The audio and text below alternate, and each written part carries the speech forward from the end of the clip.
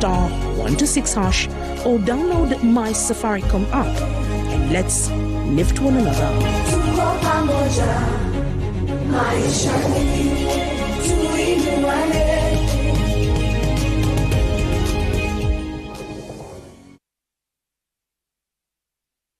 My family is blessed. My children are blessed. My job is blessed. No weapon fashioned against my family will prosper. My children will reach their full potential. We will not die before our time. We shall eat the good of the land. We shall prosper. Diseases are not our portion. Good health is our portion. Riches and wealth are our portion. Amen.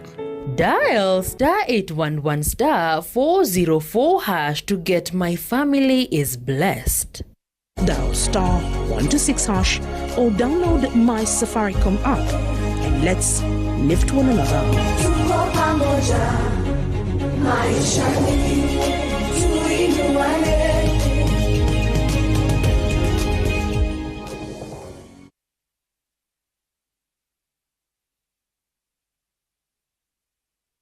Enjoy View Travel affordable holiday packages. Kenya's #1 travel agent and online booking platform, View Travel offers wide variety of local flights, hotels, transfers, holidays, activities, and so much more. Whether traveling as a family, couples, chama, church groups, friends, or even going for trips to Mombasa, Diani, Malindi or Watamu, Masai Mara, Naivasha, Nakuru, or staycation in Nairobi. Call 0703-254-254. This is Kenya. Dream, explore, discover. Powered by CitizenTV.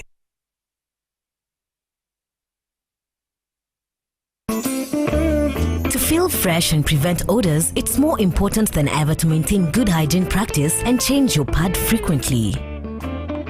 Soft Care Petal Care has a floating design that perfectly fits. It reduces 70% friction on skin, absorbs fully, and blocks leakages from both sides. Soft Care, yeah.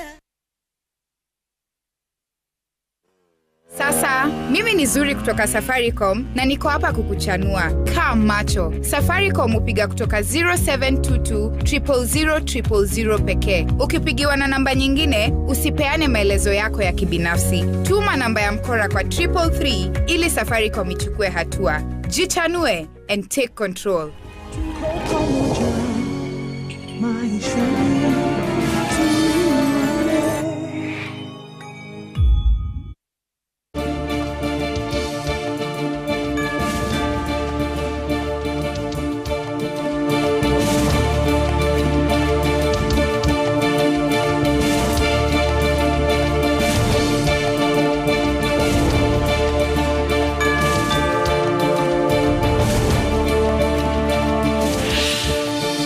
Sunday, the 14th of August, and welcome to Kenya's Choice 2022. Citizen Television's continuing wall-to-wall, back-to-back coverage of the general election. I'm Jeff Koinange.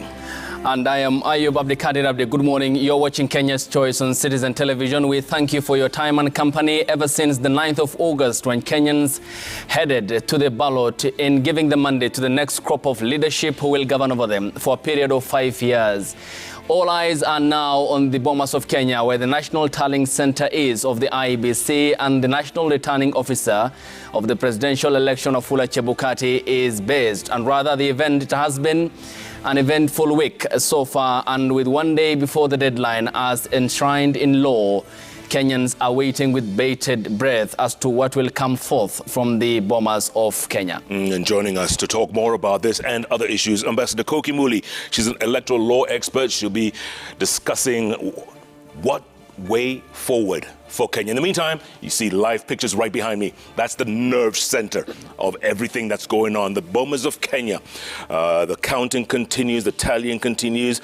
It's been non-stop, literally, for the last 5 days, and we'll be going there live in a very short time. In the meantime, let's go to the Kasarani, the National Tallying Center in Kasarani, where we find our very own Joroge Gatete. Joroge, I know you've got some news for us. What's the latest from there?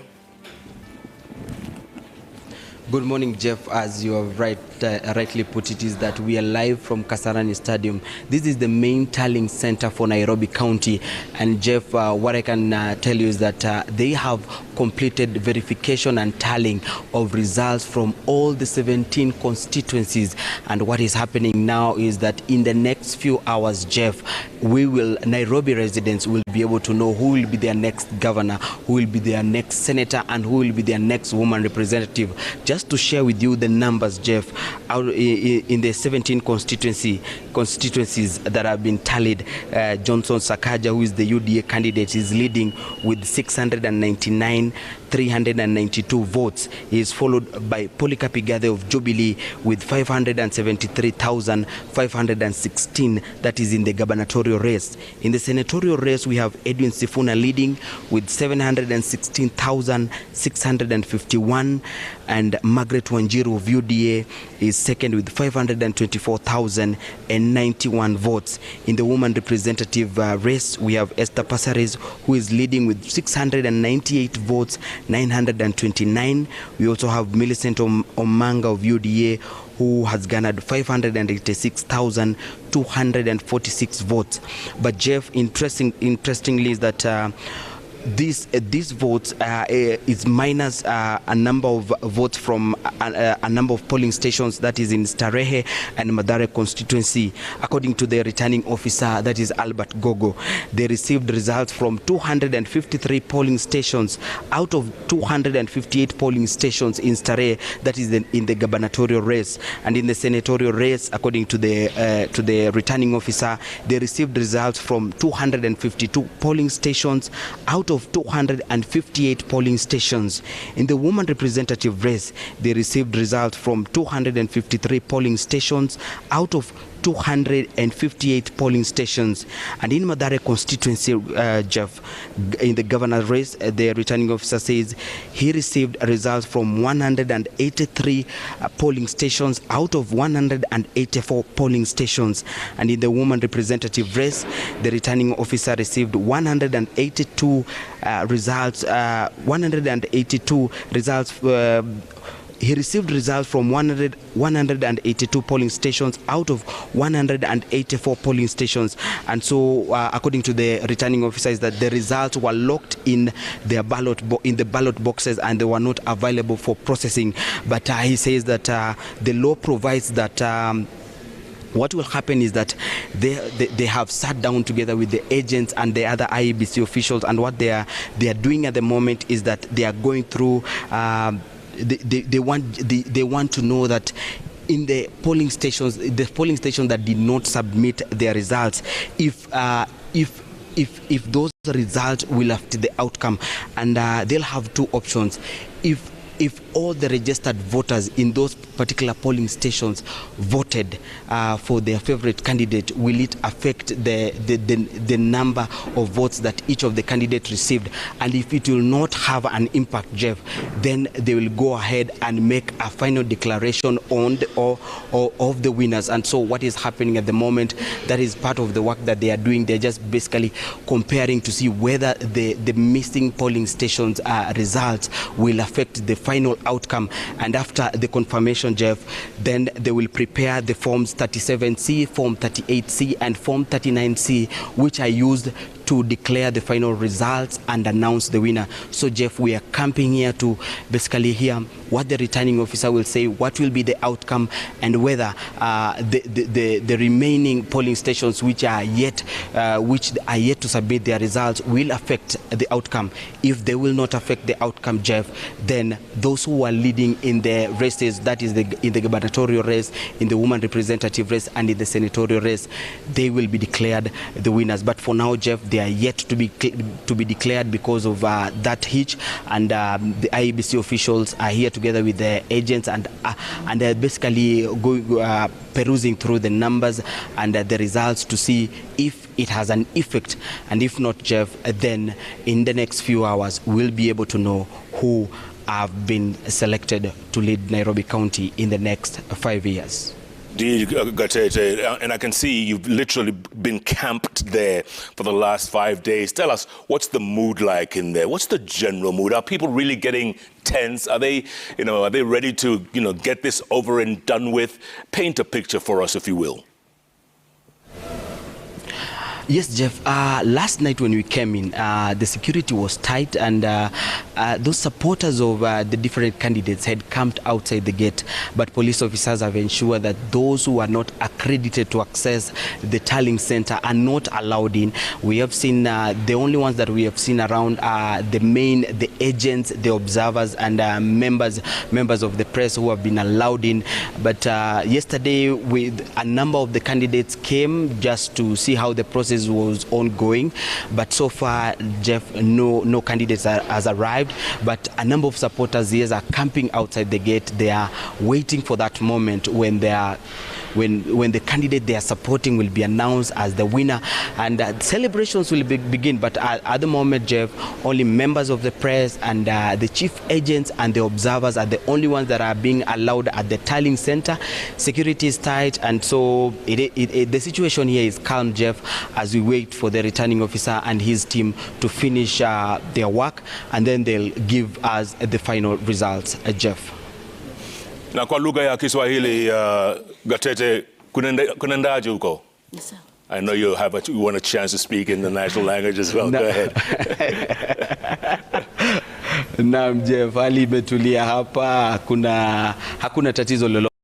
Ni kweli tumekita kambi hapa usiku kucha, na hali imekuwa shwari, hakujakuwa na tatizo lolote, kwa maana wale wafuasi wa wagombea wa viti mbalimbali ambavyo ni vya ubunge, vya ugavana, useneta na kiti cha mwakilishi wa kike wameweza kuzuiliwa kule nje na maafisa wa usalama ambao wamekita kambi hapa kuhakikisha tu wale ambao wanaruhusiwa ndani ya kituo hiki cha kujumlisha kura zote kutoka kaunti ya Nairobi ni wale ambao wamepewa ruhusa na tume ya uchaguzi, yani IEBC. Kwa hivyo wale ambao wako hapa ndani ni wale maajenti na pamoja na wanahabari na wale ambao tu washikadau ambao wanaitwa observers, ambao tu wanatazama vile shughuli nzima inaendelea. Kwa hivyo kwa sasa Jeff, hakuja kuwa na hali ya mshike kama vile ambavyo kumeshuhudiwa maeneo mengine. Ni kwa ajili polisi wameweza tu kuwazuilia wale wafuasi kule nje, lakini tunasikia ndio wanapiga kelele,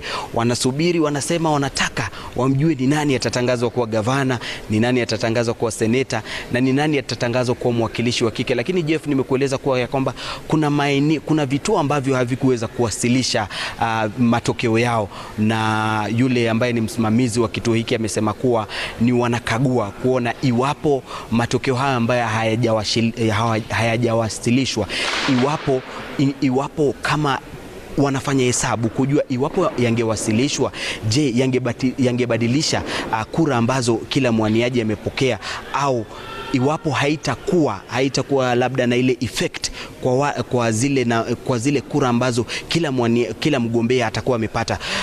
Basi msimamizi atakuwa na budi ila kutangaza yule ambaye atakuwa kiongoza, wale ambao watakuwa kiongoza katika nyadhifa mbalimbali, katika wadhifa wa ugavana, wadhifa wa useneta na pia katika wadhifa wa mwakilishi wa kike. Kwa hivyo Jeff, hali ni tulivu hapa, bado tunasubiri. Pia wale wagombea bado hatujaweza kumuona hata mmoja. Ni jana tu tuliona yule mgombea wa useneta Edwin Sifuna aliyefika hapa kutazama vile shughuli nzima inaendelea, lakini hii leo Jeff hatujaweza kuona yeyote, kwa ajili tumekita kambi hapa usiku mzima. Lakini kwa sasa Jeff, ni kwamba tunasubiri uelekezi kutoka kwa msimamizi wa kituo hiki cha kujumlisha kura, na baada ya yeye kuweza kutoa mwelekeo, basi tunatarajia kwamba wagombea ambao wanaongoza basi wataweza kufika hapa, na kwa muda usiokuwa mrefu, labda wa saa moja ama saa mbili hivi, wakazi wa Nairobi wataweza kujua ni nani ambaye atakuwa ni gavana wao, ni seneta wao, na nani ambaye atapatiwa wadhifa wa mwakilishi wa kike wa kaunti ya Nairobi. Jeff. Shukran sana Gatete, as always. Thank you. That's our very own Njoroge Gatete there, live at the County Tallying Center, Kasarani. He'll be bringing us more news as it unfolds, and the final winners are declared later on. From the County Tallying Center to the National Tallying Center. This is the Bomas of Kenya, the nerve center, where the IEBC is tallying the votes from around the country. These are live pictures that you're seeing here right now. Pictures we'll be bringing you throughout the day. Any announcements, any numbers being called, we will be live over there. You can guarantee that. In the meantime, we have guests in the studio. Ayub, Victoria, take it away. Thank you, Jeff, and good morning to you, Vicky. Good morning, gentlemen. This is a very rare occurrence to actually come in after you.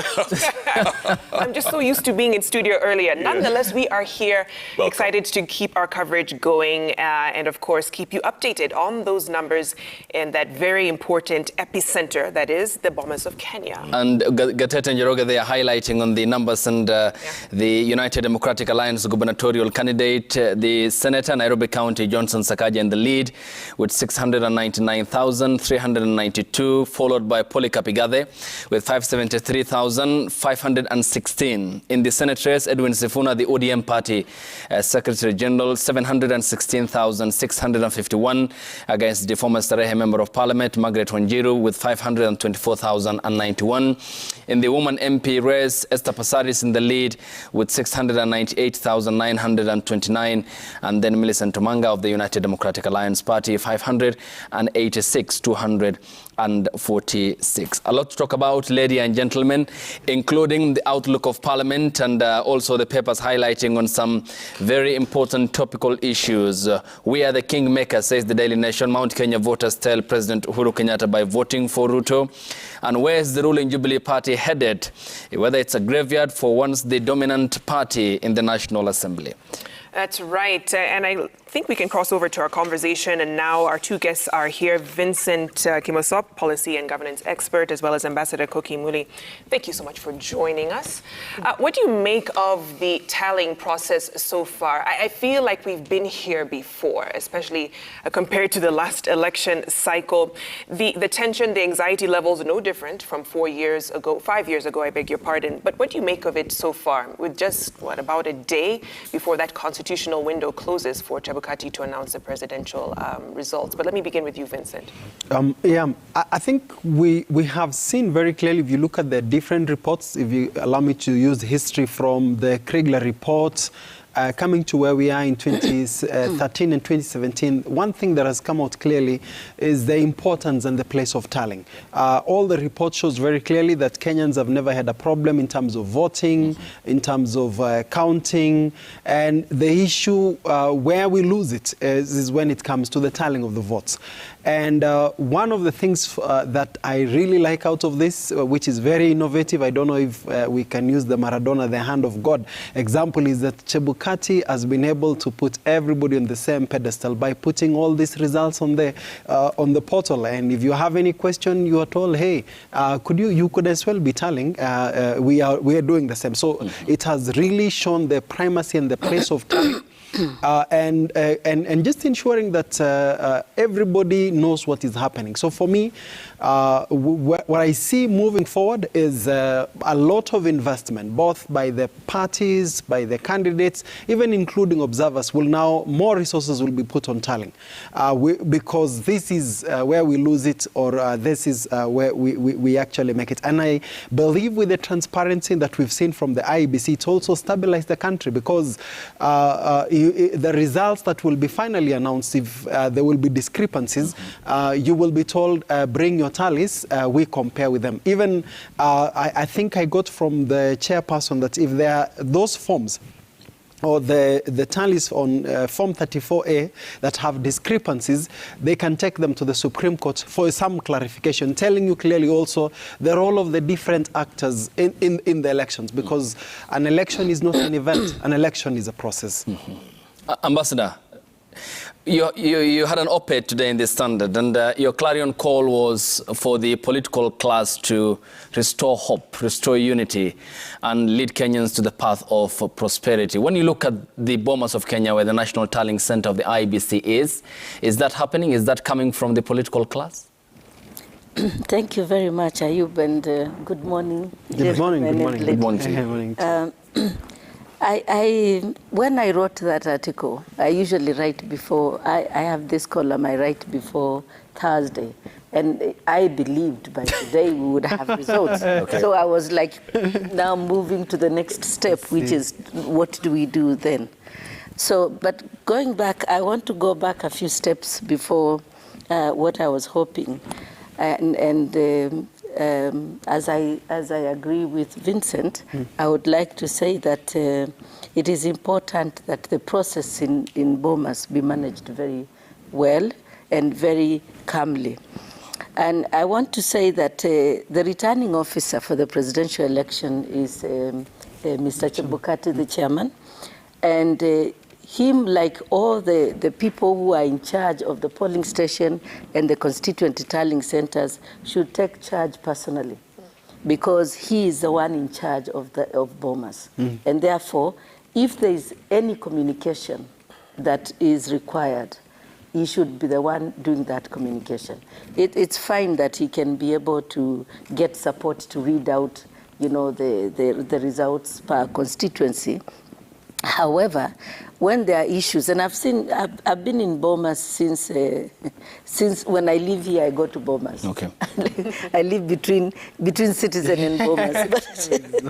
But what I witnessed last night was not very comforting.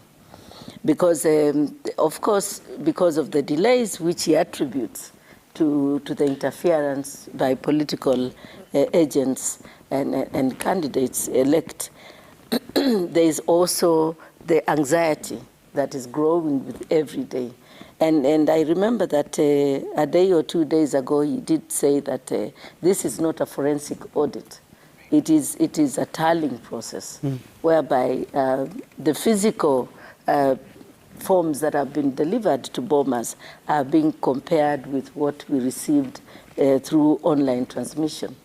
And I would like to say on the outset that management of elections, good management of elections, is not just about the voting, the counting, the transmission of results, and the tallying and the announcement of results. It's also managing expectations. It's managing emotions, and so on and so forth. So there must be a balance between what the Electoral Commission is doing through its chairperson and also what the agents are doing through what political parties and contestants are doing through their agents. Personally, for the last several days before last night, there was relative calm in Bomas. And I think that the presence of elected members is actually sort of not messing up, but sort of creating more anxiety. Because last night, as we were waiting to see what was going on, members of parliament that have been elected, and I don't know, they were not agents when we started this process of tallying. They joined, and they started shouting and demanding for UV light, for example, so that they can be able. It is a legitimate request, but there are ways of demanding this. The people in Bomas have such incredible responsibility, because Kenyans are watching what is happening in Bomas, and it is what is making Kenyans respond to that. And therefore, people there must be extremely responsible and calm, project an image that everything is okay, and we are all, waiting patiently. Yeah. I saw the chief agent of one of the coalition grabbing the mic and saying, this is a crime scene. I mean, what can you imagine if you are in the village, waiting and watching and hearing that? And that is your coalition. You start panicking. And therefore, I would really expect that people in Bomas are calm. Those people who are not supposed to be there, they should just leave quietly, respect the process, allow the IEBC and the IEBC chairperson to work through this process and speed it up and finalize, so that then emotions are not reverberating in the outside the studio. Okay. Yes, Jeff. Ambassador, you mentioned a very critical theme here, and that's important to highlight. Vincent talked about the management of the poll process, citing the Kriegler report that was in the aftermath of the elections we had in 2007. You had, Ambassador, pointed out that it's now all about the political establishment, and we have seen the scenes at the Bomas of Kenya. Then how can we address that trust issue? Because it still is unaddressed, and that's majorly what's leading to what we're witnessing at the Bomas of Kenya, the more or less, number one, scuffle, and then two, the delaying in the tallying of and verification of the Form 34As that are physically delivered by the returning officials. Thank you very much, Ayub. We can say, for example, that, like I said earlier on, that the voting was peaceful, the counting at the polling station was also peaceful, and Kenyans came out and voted and went. But the process has been, and Ayub mentioned, Vincent mentioned this from the start, that one of the biggest problems that we have in Kenya has been trust deficit. And that is why we have transparent ballot boxes. That's why, for example, we have all the security features on both the ballot papers and the transmission forms and so on. So because we don't trust each other, the processes through the Supreme Court have been, the transparency of the processes has been enhanced through these decisions and through amendments of the law. But we can't legislate trust. We also cannot make decisions around trust. So it really has to come from us and from the way we conduct ourselves. We must start as Kenyans to trust our systems, we must trust our processes, and we also must start trusting our institutions. It's very important, and this is actually requiring the leadership from our leaders so that they can be able to demonstrate to to Kenyans, because we take the cue from them. Ambassador, you're absolutely right about trust, and also speaking of patients wearing thin, Narok is one of the counties that hasn't announced the results. And yesterday there was a bit of fraction going on. Let's take a look at those pictures. What happened? Police had to use tear gas to quell the crowds because people are getting impatient, like we're saying. This is day 5. People are getting very impatient. Let's take a look at some of those pictures from yesterday in Narok.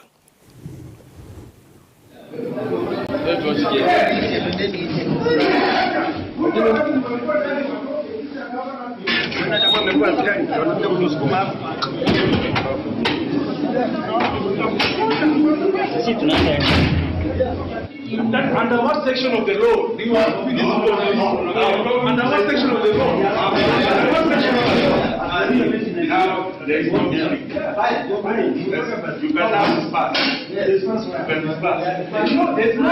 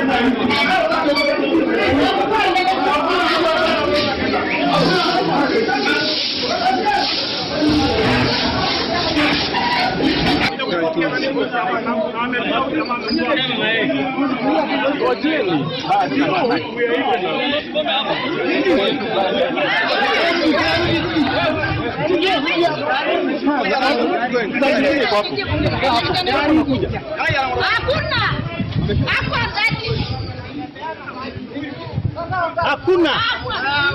Wewe.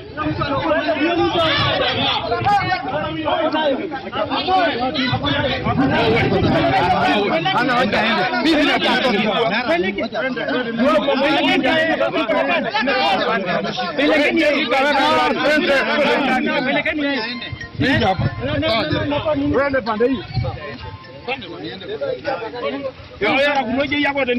Mimi wewe wachana hiyo.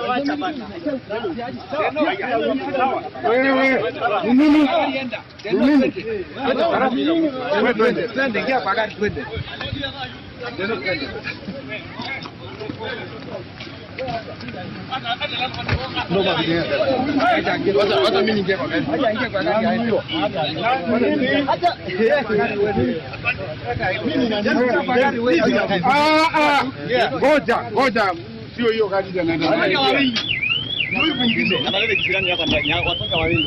Watu wawili nje. Wewe unachukua nani hapo hapa? Haraka ndio waje mimi Korea.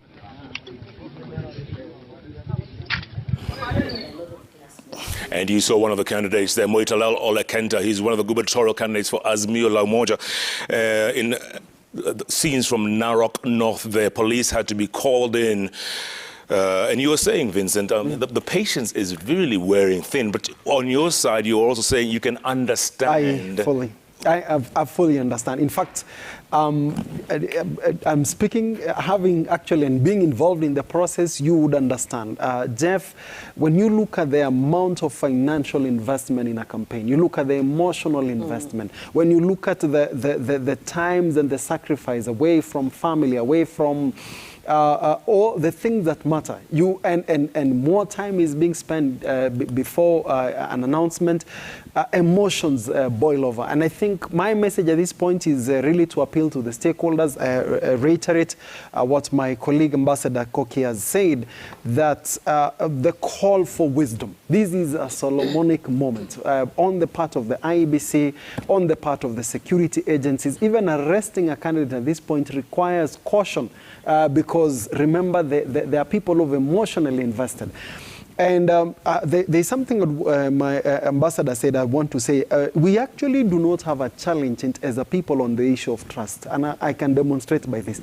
We never have times to question the central bank, where they're printing the money. We print our money along Thika Road, on Delaru, and it tells you very clearly that when I go to the DCI and I apply for a certificate of good conduct, I don't go questioning where will it happen, when will it come. So there are places where you can see clearly Kenyans have demonstrated trust to the process. The difference, however, when it comes to the political process, is the opportunities that are attached to political positions.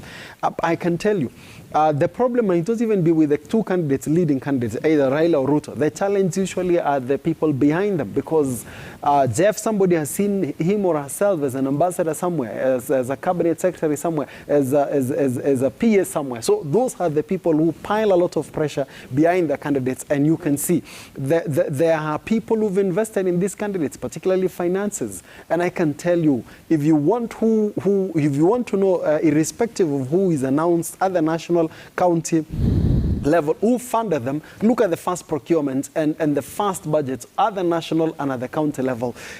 In between those lines, you will see clearly who has financed, who financed the campaigns, because the first people to be taken care of usually are not the members of the public. Unfortunately, it is those who financed the campaigns. You know, I want to kind of stick on that point of the anxiety levels, because the displays of frustration and anger we've really seen from the political class. Yeah. What we've seen in Narok just now, and of course the last night at the Bomas of Kenya. You know, Ambassador, is that indicative of how the electorate feels? Because as much as people may also come on Twitter, social media, that's still a bubble in terms of people showing their frustration there. The IEBC tried to be as transparent as possible this time around, literally opening the servers, allowing us to see these numbers. Has that helped the general public in terms of the trust levels, in your view? Yes, Vicky, I would say that what is happening in Bomas and around the elections, as Vincent has said, is not actually indicative of what Kenyans are feeling, because I know out there people have been extremely patient, they have been extremely sober and demonstrated incredible levels of maturity as voters. And you saw them going out to vote, queuing and waiting, Kim's kids even failing, and Kenyans, you know, voters just stayed and waited.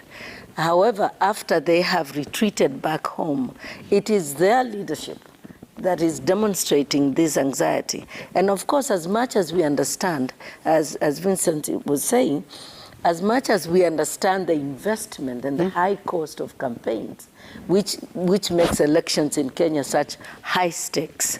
And that is where the problem is. And also, of course, the people are, and I noticed actually the difference. When we started going to Bomas, most of the elected, the newly elect members had not arrived. And therefore, things were actually calm and quiet. And even the agents were going about their business or verifying with the returning officers quietly, and IEBC officials, you know, calmly going through with everybody with their papers, just making sure everything is as they had seen it in polling stations and so on.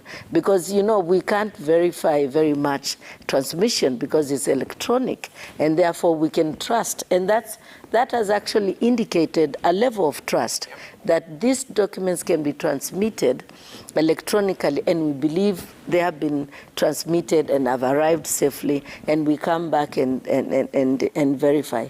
However, last night, yesterday actually, much of yesterday from during the day, when the elect members started showing up in Bomas, then even the influence, the conduct of the agents who are there, and the agents started becoming a little bit more agitated than before. And that's why I'm saying that the pressure that they must be feeling personally, they must try to exercise sobriety and patience and tolerance so that they can be able to not to influence the conduct and the behavior of the agents.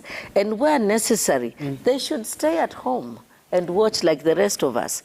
If their presence is causing this unnecessary anxiety, they should actually stay at home, watch and allow the people they have designated as their agents to actually do their work with the IEBC. It will actually make the process faster. Because as I said, Chebukati was complaining that they are beginning to behave like they are doing a forensic audit. It's not a forensic audit. Let them allow the tallying to continue. If there are any issues that cannot be resolved by the IEBC now, they can take that to court after the announcement of results. But the process must be allowed to end calmly. Because when they behave like that, the people, their supporters outside, they start getting anxious. And we have seen actually now that reports from some of our observers saying that people are beginning to leave their homes and going to rural areas, and people are becoming more anxious. Yesterday, there were a lot more people on the road. Today, there are less people on the road because of what is happening in Bomas. We really must be sober. You know, Koki, one of the things, let me put on the mind of a politician, having stayed closer to them in the past months, and this is, you have to appreciate, Ayub, that because we have broadcasting what is happening Bomas live, real time, the person who was born in their respective backyards or being declared members of or elected members, one of the things they continue doing is that now every communities have their leaders. So they want to continue showing that just as you fought for me and I made sure that I was declared winner, I am now going to Nairobi to actually ensure that I am seen to be fighting for my candidate. So it's part of the journey, Jeff, of showing what do you call it's called as in you're showing pledging loyalty. If I would say in Swahili, simuliona nilienda kupigania so and so, you can feel in the gap. So because the way our politics is done, is that there are key people, for example, there are areas when once you've gotten a ticket on a political party, it's like a sure bet. And now you have to be seen that you are showing appreciation by seeming to be fighting, for example, in Bomas. And then as you're seen to be fighting for your candidates, there are people who are cheering you on. And that is why I want to agree with Ambassador.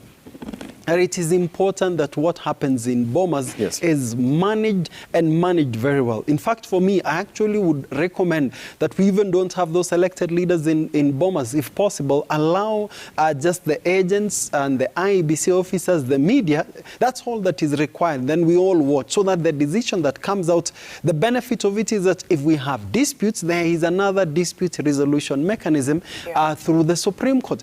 And when you know you have a recourse and you can be heard. 2017 demonstrated clearly that if you demonstrate clearly that there was a problem in the process, the Supreme Court has shown in the past that they can reverse decisions. There are also opportunities that in the event we do not have a clear winner, there is an opportunity for a rerun.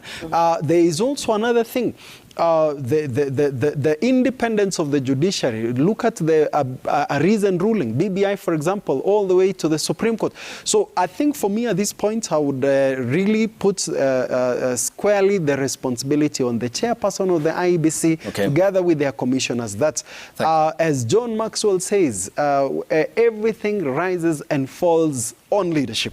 We will to paraphrase that by saying that this election at this moment will rise or fall based on the performance of Bomas. So, and you know, if Chebukati would communicate effectively, tell Kenyans this is where we are, these are the challenges that we are facing through. I say this a lot, Ayub, that where communication fails, what happens? Imaginations take over. And you know very well, we don't have control over people's imaginations.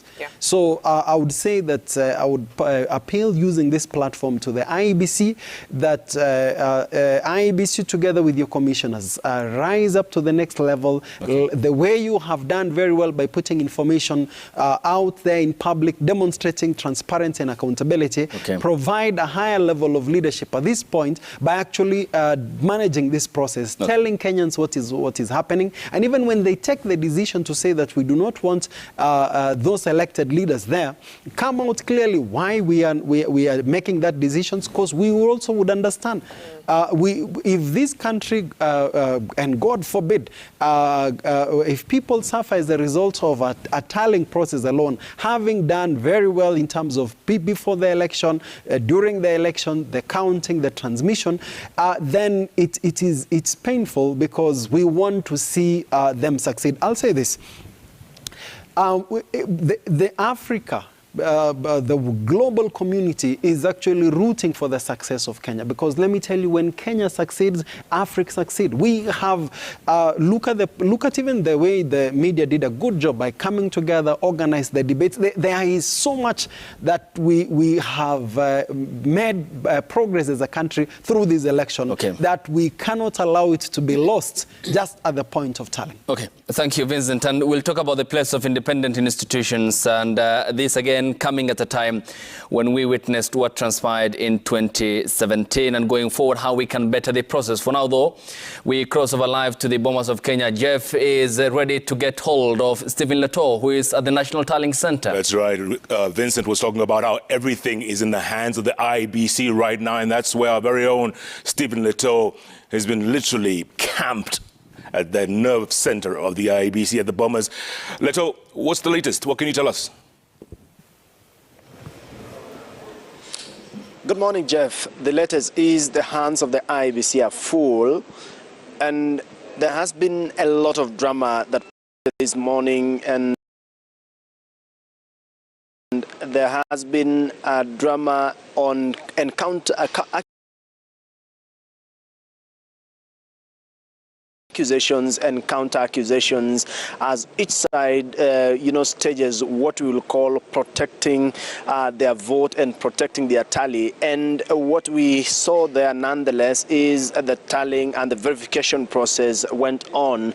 And as we speak now, Jeff, we are at about 141 constituencies and having 149 constituencies to go. That tells you that it's still, a long way to go for the IEBC and the political parties taking part in this particular process. And by the time we get to the evening, then we will be knowing how the verification process is. For instance, yesterday in the morning, we were at about 49 at an hour like this, and from that moment until this point, we are at 141. That still tells you that the process is not as fast as Kenyans expected, and it just means that the process of completing the verification process and the final announcement may take even longer than Kenyans had anticipated, because the IEBC chairman Wafula Chebukati yesterday also raised the same concern, saying that already time is putting him on a tight corner in his commission with regards to the announcement of the results days after the Kenyans cast their votes. And so it's still a wait and see. There has been new protocols that were introduced into the auditorium in terms of the access and all those who are coming into the auditorium and taking part in the exercise that is taking place on the floor. That again, the IEBC yesterday said that all the political class, the politicians who are not accredited to be agents of the presidential candidates must not step inside the auditorium because there were concerns that they are trading, the verbal confrontations and slowing the process altogether, and eventually, trying to create tension that is unnecessary inside the auditorium. And that has also informed the heightened security right from the point of entrance into the Bomas of Kenya all the way to the access of the auditorium where the tally is ongoing. And so that has been the face of the auditorium, because inside you will see a lot of security officers who are now manning each and every point, each and every section where the tallying is going on, just to ensure that the agents as well as the officers from the Independent Electoral and Boundaries Commission are given sufficient time and ample time to ensure that they tally the forms that have been presented before them and conclude the exercise before the results are relayed and announced by the commissioners in the IEBC. And so, Jeff, we continue to just see how today pans out, because since yesterday, by the time Chebukati was introducing the new measures and the new, protocols with regard to how to fasten the process, we were at about 86 thereabout. And by this morning, the team has done or has increased the tally from 86 to 141, and now 149 more to go. Will that 149 more constituencies remaining be concluded today, or it's yet another day and night wait for Kenyans and all those awaiting the results to be declared? Remember, now the commission is now trying to burn its midnight oil and ensure that they declare the results before Tuesday, where the Constitution has placed as the last day of declaration of the results. And so, Jeff, it's just a wait-and-see situation. We also will be keeping an eye to see what will be the movements like today, and of course, what will be the mood on at the Bomas Auditorium, and of course, what will be the announcement be in terms of how fast will the commission be announcing, and how many constituencies will be announced at least for the next 2 hours or for the next 3 hours or until midday, at least, so that we can be able to sum up what has been done or what has been verified all night. And now we expect the commission, of course, to give us that update. And so, Jeff, we're still waiting to see, and of course keeping an eye to see what will be transpiring in and inside inside and outside the auditorium. Jeff. I think you just nailed it when you said they're literally burning the midnight oil there. And tell us, paint a picture for us, if you will, the mood right now. Because, yes, we see the security has been vamped up. We saw pictures over there. And you are telling us politicians who are not accredited are not allowed in there. So what's the mood like right now? Is it calmer than it was yesterday? Is it less tense? It is less tense, Jeff, but of course that is on the face of it. But of course you will see a little movements, of course, from the agents that telling you that they are now trying to increase their vigilance and ensure that they guard their tally. But of course, Jeff, you will feel, or you will get a feeling that already this is a no-go zone, and that will be informed by the amount of security checks and security grilling that goes on and on from the main entrance all the way to the entry into the auditorium, where every person who is getting in must log in using a particular card that only allows one person inside. And so it's still a tense situation, because it is also that hour of exchanging shifts, because there has been teams that were here overnight, and now there is another team getting in. And so for now, the process is ensuring how to smoothen that transition between the shift that is currently in and that is now coming in, and ensure that whoever is coming in is an accredited agent of each political party or each political presidential candidate, and that you don't get again a situation where non-accredited agents make their way here and cause mayhem, or what you will say, confusion and of course confrontation, and try to cause confusion within the tallying center. Leto, I know you'll keep us posted throughout the day. Thank you so much for your work. We appreciate it. Stay safe out there. That's Stephen Leto live at the Nerve Center, Bomas of Kenya, IEBC, where he tells us 141 constituencies have been counted, and there's 149 to go. So the work continues. Are you, Victoria? That's right. The work certainly continues. Thank you, Jeff. We'll be crossing back over to the National Tallying Center, Bomas of Kenya. We've heard the progress so far, 141 constituencies out of the 290. So hopefully they start making a lot more progress. Yesterday, you could hear that Chebukati was complaining about how long it took to clear one returning officer, 3 to 4 hours in some cases. So hopefully they're able to speed that process. But let's come to our guests here. Vincent, just to kind of take us back through the history of how far we've come when it comes to elections. From the days of the ECK, IIEC, to now IEBC, we forget to where we are, to have access to Forms 34A and Forms 34B. A lot of quiet work was going on in the background, a lot of reforms. I think actually I know you're the moderator, but the person here who is more qualified to even speak on that is actually the ambassador. Ambassador, yeah. Having served as the executive director of the Institute of Education in Democracy, part of our mentors in civil society. So what I will do is that I will rise to the occasion. I will rise up to the occasion and ask my able professor to fill in the gaps. I think that will be the best use of the time.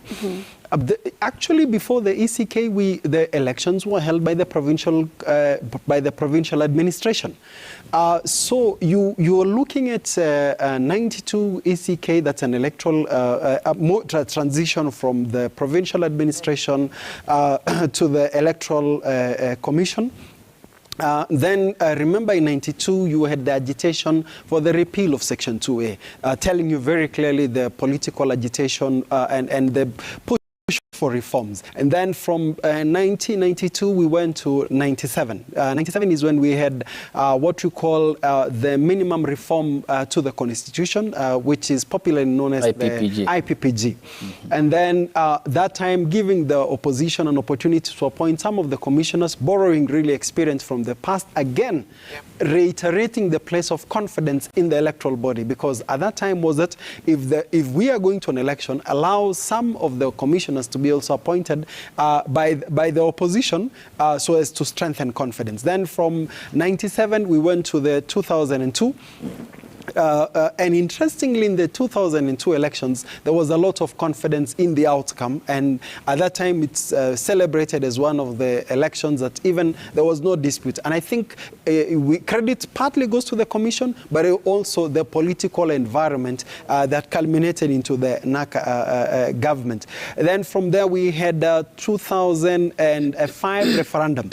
Now, the success we're seeing in Bomas needs to be seen from 2002, the promise for a new constitution that then the first draft gave us Chapter 15 commissions, independent institutions, which moved away from the political representative to the expert model that we are currently having. So 2005, we had a referendum. Remember, massive education, public education, all that. Of course, the results, that did not go through, but the investment in educating and empowering the people, we are reaping the benefits. 2007, unfortunately, we had the situation that happened.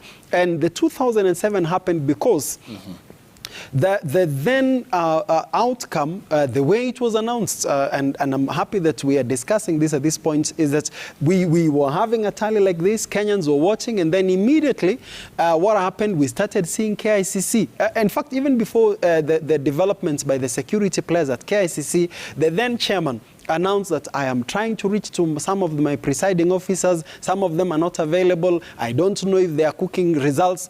I am just quoting verbatim what the chair announced. Then the person who was not declared winner says, I don't have confidence in the judiciary. So therefore, we are taking this thing to the people. Unfortunately, we know the outcome.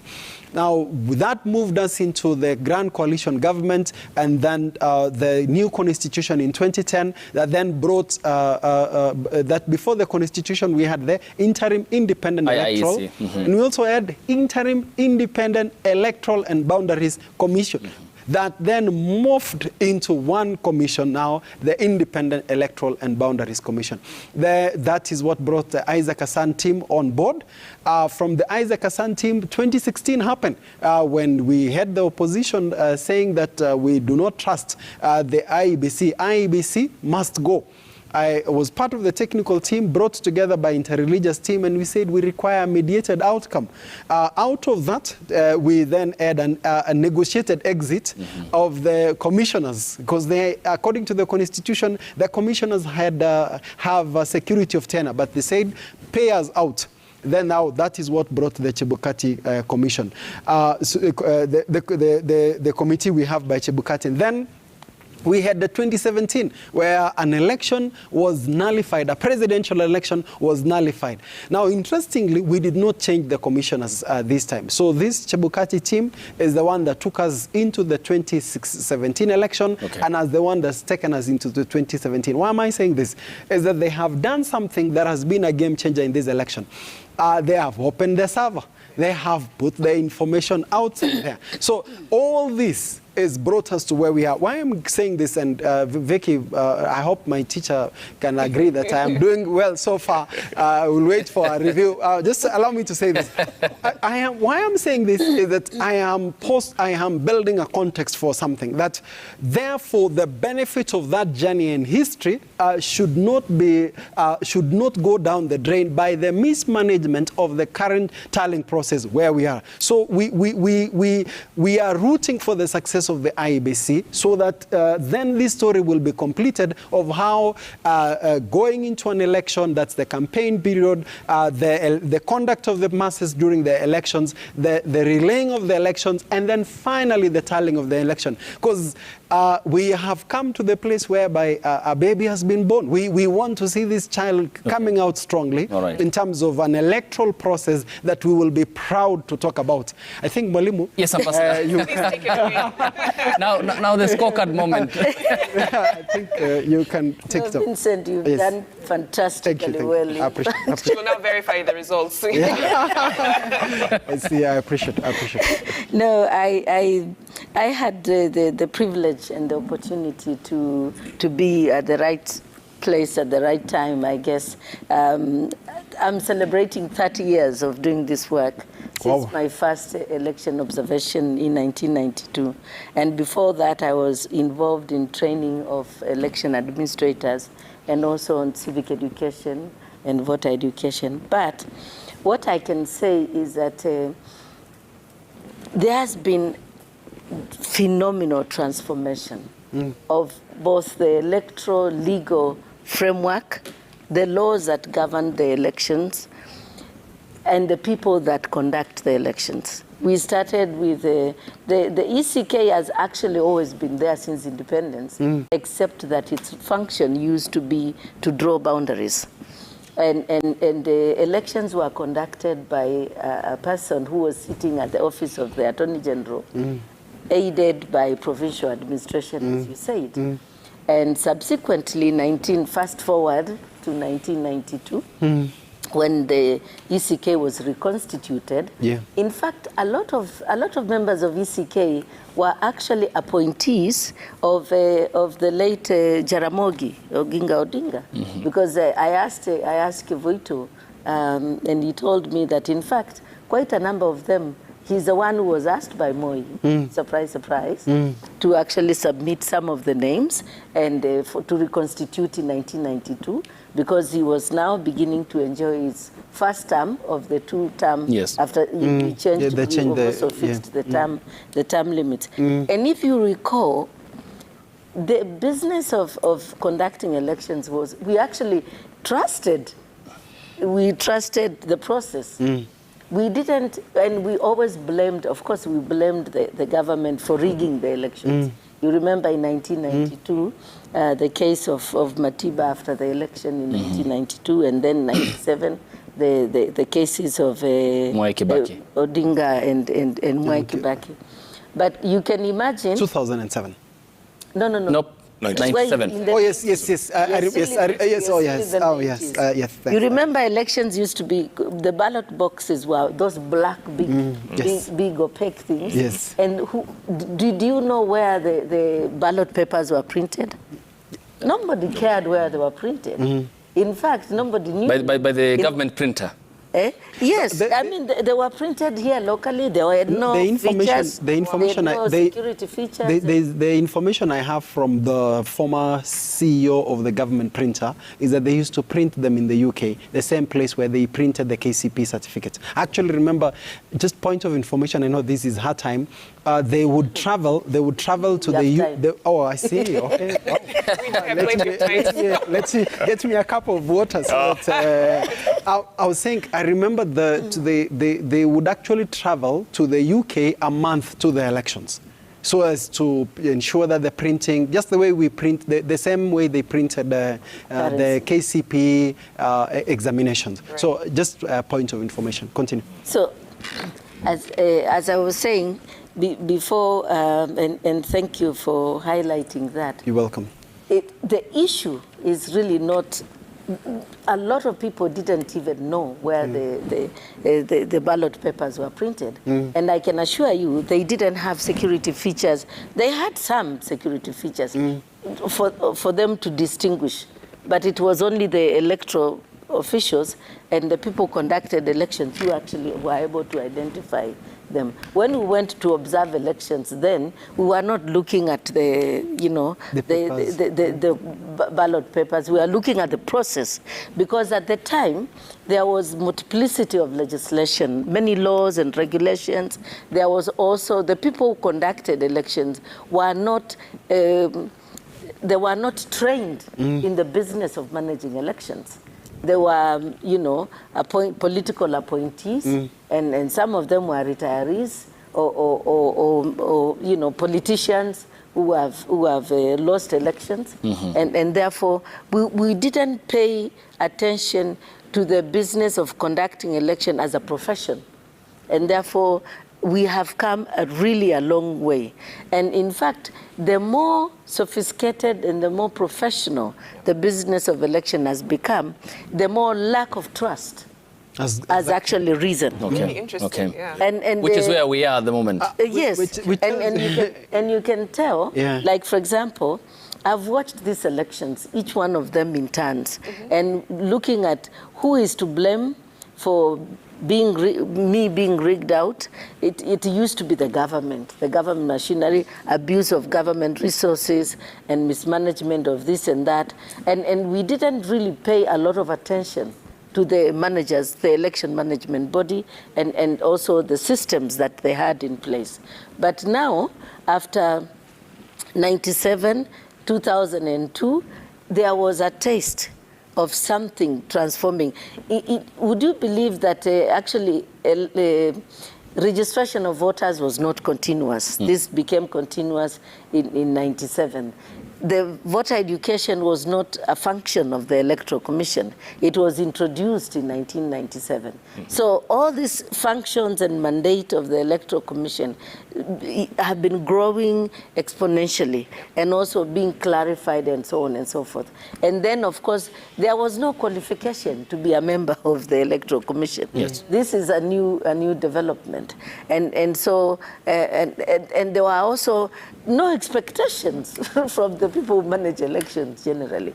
And therefore, it is just when there's, and even people, actually, when some people, the expenditure, the cost of campaigns has also increased.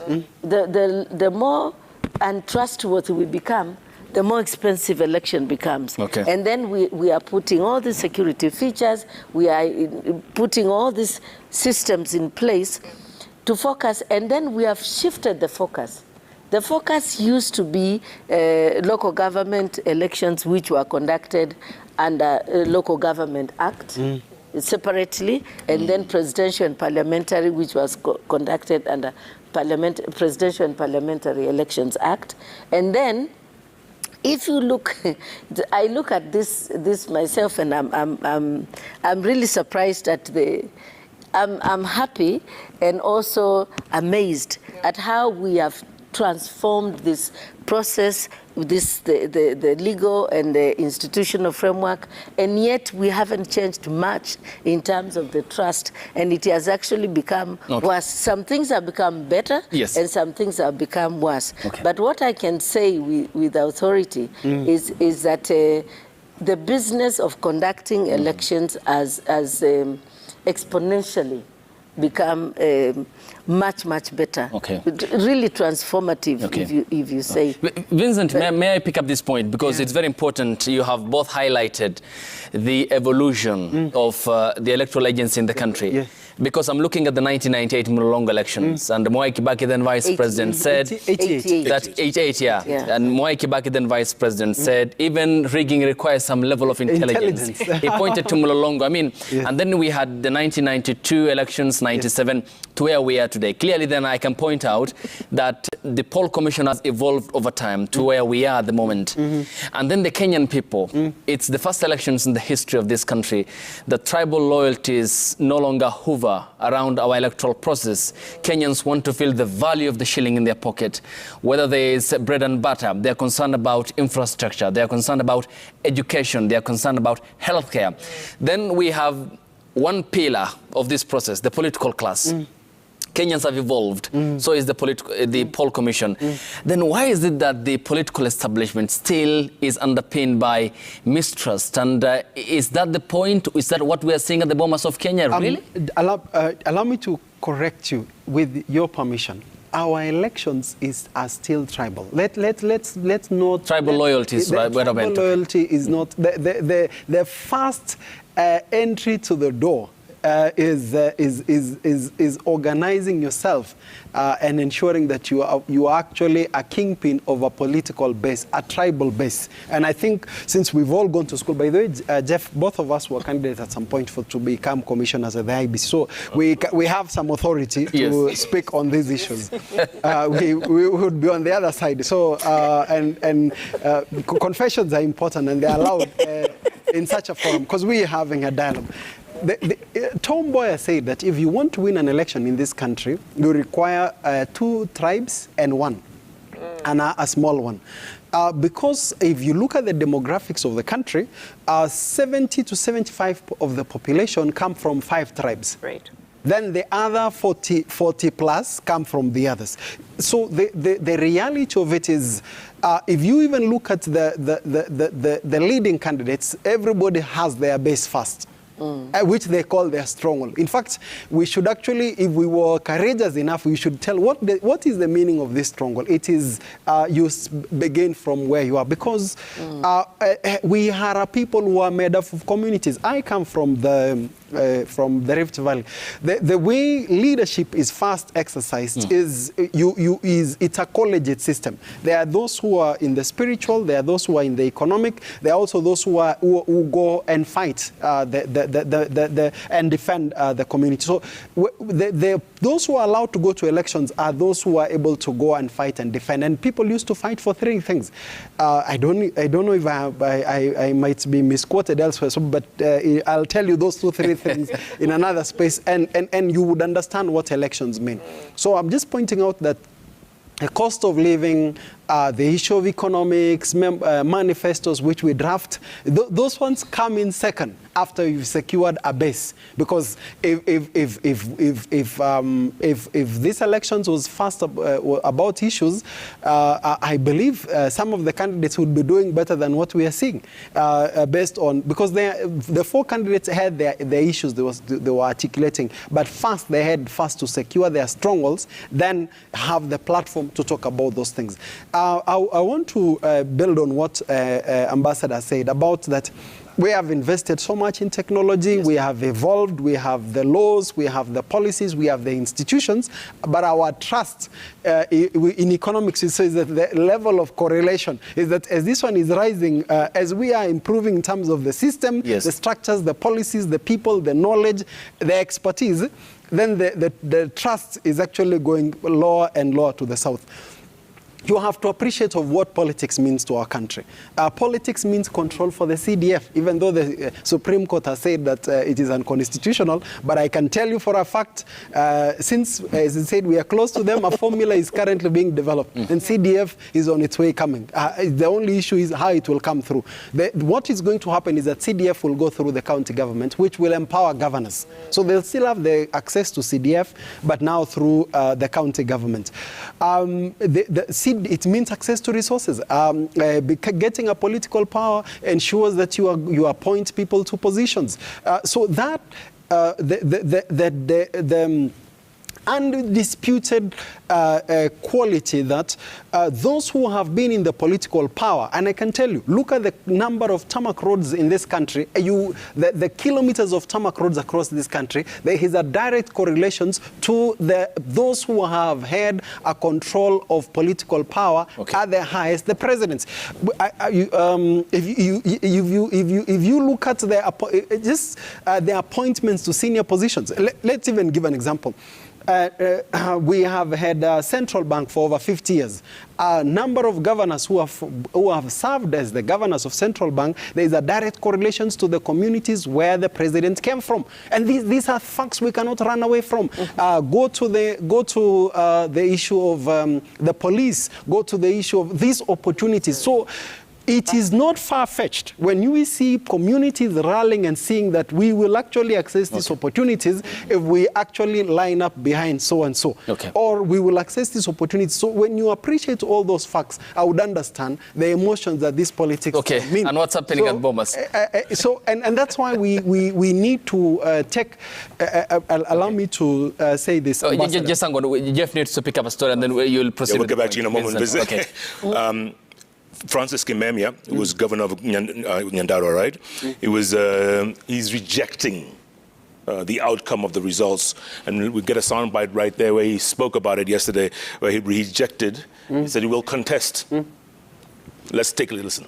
On the polling day, I was called by voters in several polling centers who had been turned away by IEBC officials following failure by the KIMS kit to recognize their fingerprints. I discovered that despite a court ruling directing IEBC to provide a manual register to address the challenge, this was not the case in Nyandarua. As a result, most of my supporters did not exercise their democratic rights in all the 727 polling stations. I raised the complaints with IEBC about this irregularity, and I treated the same in press briefing held at 11:30 on 9th a.m. on 9th August on the elections day, and no action was taken by by the IEBC. As a result, all those whose fingerprints were not recognized in the KIMS kit were not allowed to vote. And number two, our agents were denied entry in most of the polling stations on claims that they lacked the requisite authorization letters from the party. Yet these were candidate agents and not party agents. And upon raising the complaints to IEBC, our agents were allowed access into the polling stations after 10 a.m., long after the voting process had commenced, and there are reports that ballot boxes were stuffed with ballots, especially the gubernatorial boxes. There are widespread discrepancies between the votes for the gubernatorial vis-a-vis those of the women representative. And I give an example. The governor got 239,464. The women representative, the votes were 194,320. And there is a difference of 45,144. So the question is, where did the extra 45,144 votes cast come from? How would somebody walk into a polling center or polling station and vote 45,144 and then just walk away without voting for anybody else? Issue of low voter turnout, very, very important. At the end of the voting day, the voter turnout was announced as 54% by IEBC and also corroborated by the KIMS kit. But upon counting of votes, 66% was registered as a voter turnout. So this discrepancy raises questions on the authenticity of the results, and hence the question, where did the 45,144 come from, who only voted for one seen on one side and not on the other side. And once we analyze the entirety of the votes across the various cadres or the various positions, up from the MCA to the president, I'm sure these numbers will be increasing, and this will be very, very important to critique. All right, that's Francis Kimemia there, who was beaten by a man by the name of Moses Badalisha Kiarie of UDA. He is contesting those results. We're looking at live pictures here of the county tallying center in Kasarani. You can see, that's a returning officer right there. Let's listen in to what he has to say. Secondary school polling station number 2 with 690 registered voters. Pangani Girls High School, polling station number 8 with 691 registered voters. Labor Office, polling station 7 with 658 voters. Pumwani Secondary School, polling station 5 with 659. And Kariako Social Hall with 15 polling station, with 694. With due respect, you are the CRO of the entire county of Nairobi. Why are you behaving different from all the people you represent? In the entire county, all your ROs have allowed people, they have set, we were in Westlands, there were over 2,000 people in Westlands.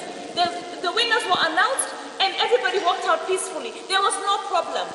Everywhere. Let me read for you the law. There were people. Give me the law. Why did they allow it in the other places? I'm a CRO. I'm not in the constituency. But the constituency allowed it. Let me read the law, please. Let me read the law, Mheshimiwa. So why do you want us to break the law?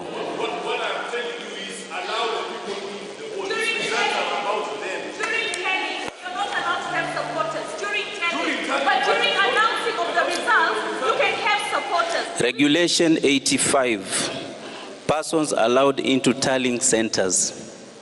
A, the presiding officers and other election officials, candidates, a person nominated as a deputy to the candidate where applicable, a member of the commission, authorized agents, a police officer on duty, duly accredited election observers, and duly accredited media persons.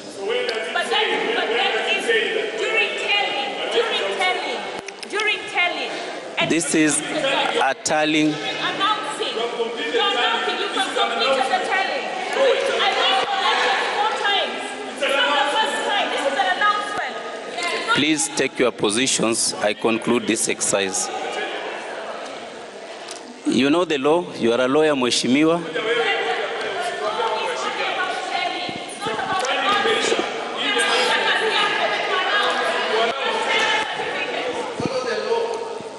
Peace, I'm in charge. Please, Mheshimiwa, sit down.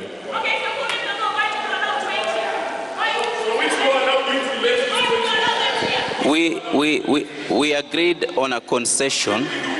Now you want to abuse the same.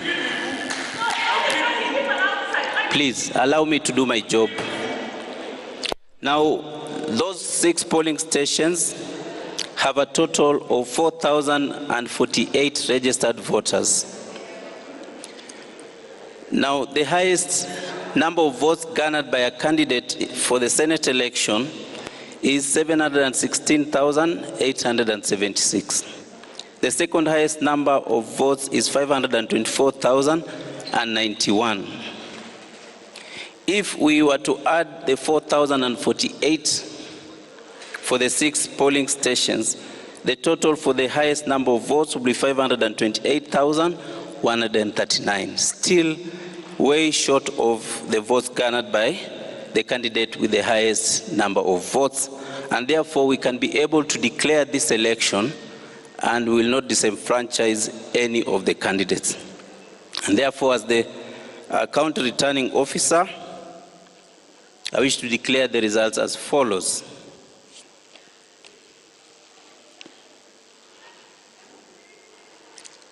For the election of Senator, Nairobi City County, code 047, there are a total of 2,415,310 registered voters.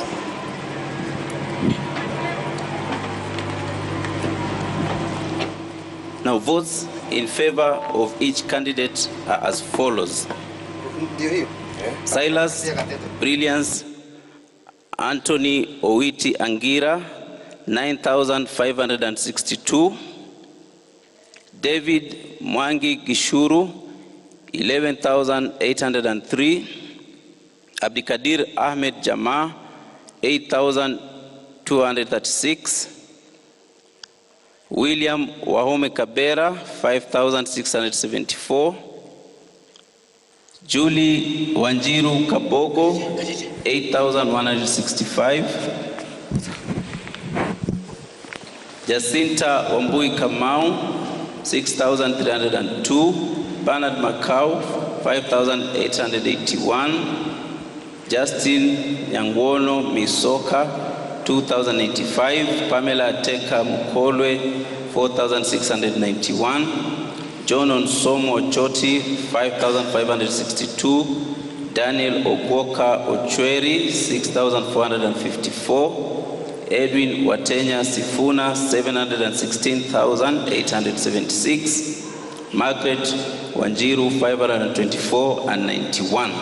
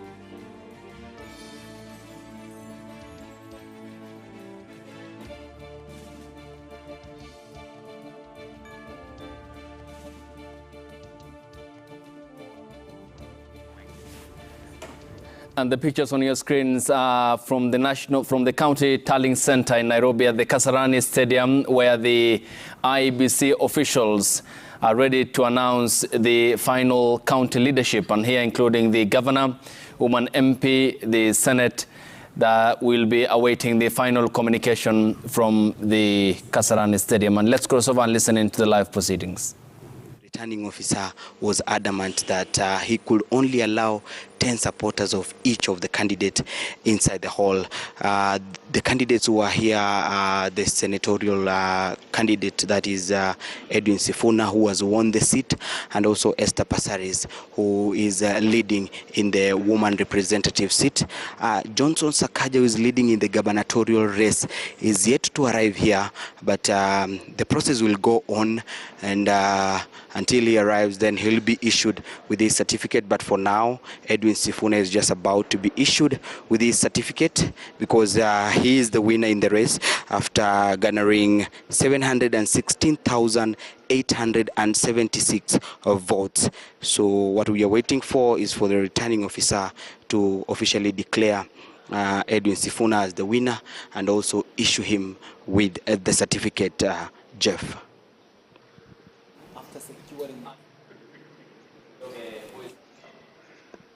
The county tallying center, the Kasarani Stadium, where the IEBC is about to officially announce the winner of the gubernatorial contest, the Senate and the woman MP position.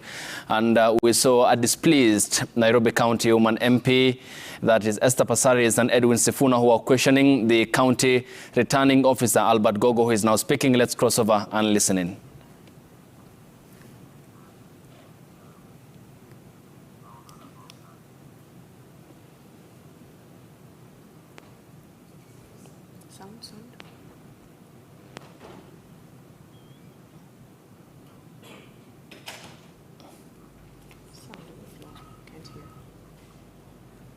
Edwin Watenya Sifuna as duly elected as Senator, Nairobi City County.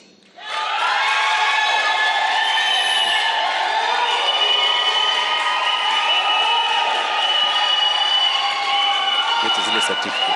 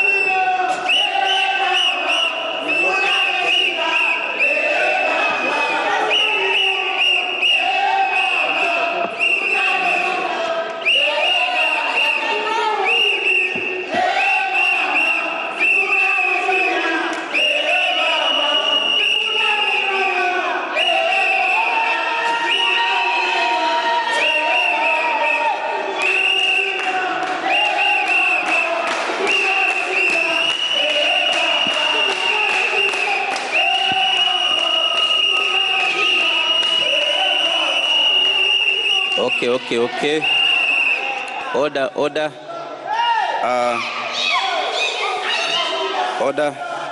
Now I'll wish to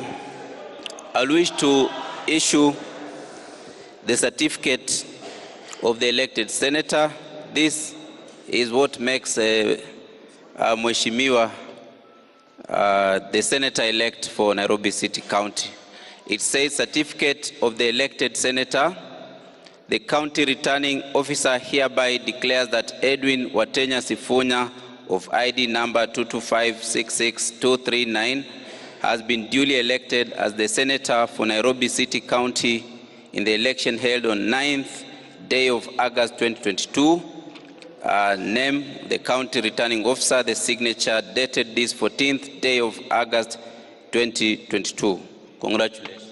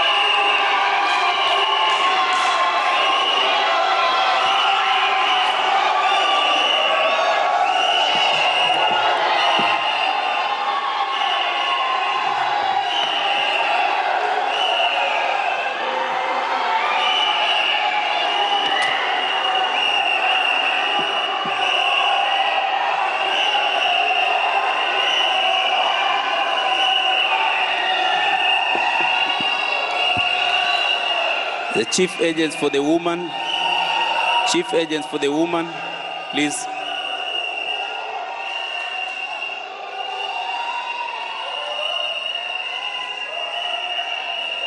Chief agents for the county woman election. Chief agents for the woman county election. Chief agents for the woman election.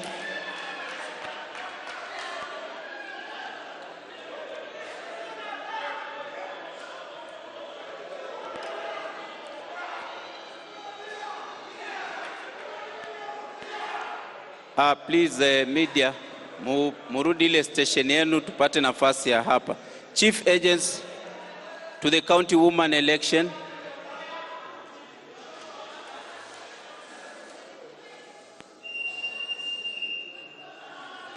Chief agents to the county woman election, please.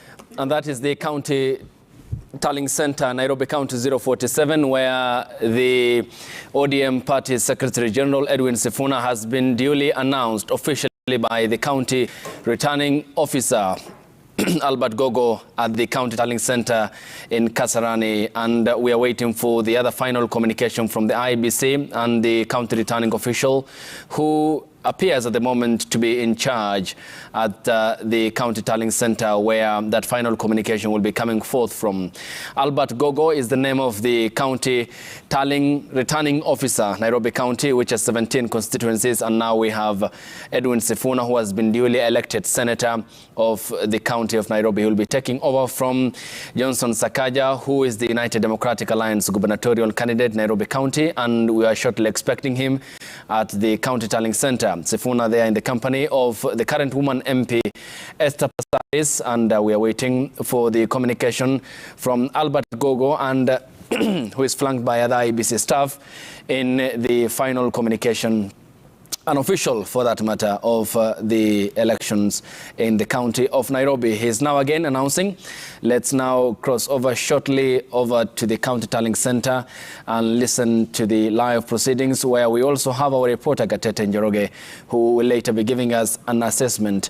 And he seems to be at the moment putting his papers into order. We expect a communication from him. Once he will be up with the mic, we'll be able to cross over there and listen to the live proceedings. There we are, setting up his mic. So let's hear from Albert Gogo, the Nairobi County returning officer. We want to go to the election of the county woman representative to the National Assembly election for Nairobi City County. As I explained earlier, for this election, we had 7 missing result forms, and the registered voters in respect to each of these stations as follows. Park Road Primary Schools, polling station 4, 656 voters. Our Lady of Mercy Primary School, station 2, 690 voters. Pumwani Secondary School, polling station 5, 659 voters. Pangani Girls High School, polling station 8, 691 voters. St. Peter Clavers, polling station 7, 675 voters. Old Madare Primary School, polling station 8, 670 voters. And Daima Primary School, polling station 6, 690 voters. The total number of voters whose results we do not have is 4,731.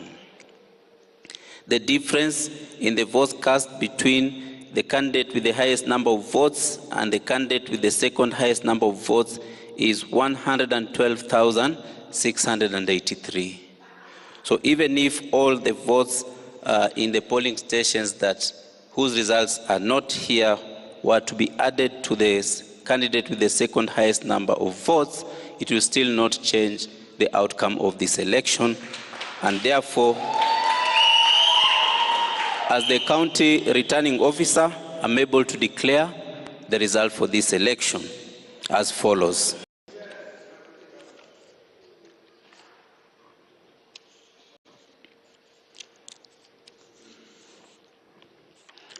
Nairobi City County has a total of 2,415,310 registered voters.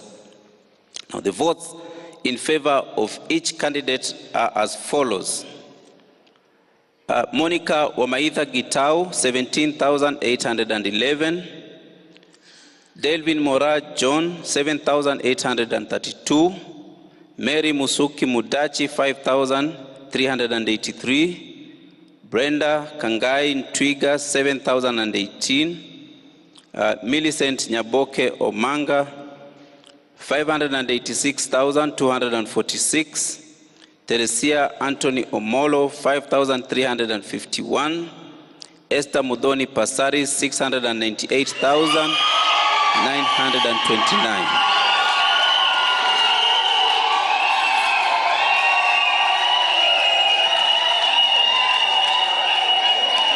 Therefore, I wish to declare as follows, that I, being the county returning officer, Nairobi City County, for the election of the county woman representative to the National Assembly, do hereby declare that Esther Mudoni Passaris is duly elected the county woman member to the National Assembly, Nairobi City County.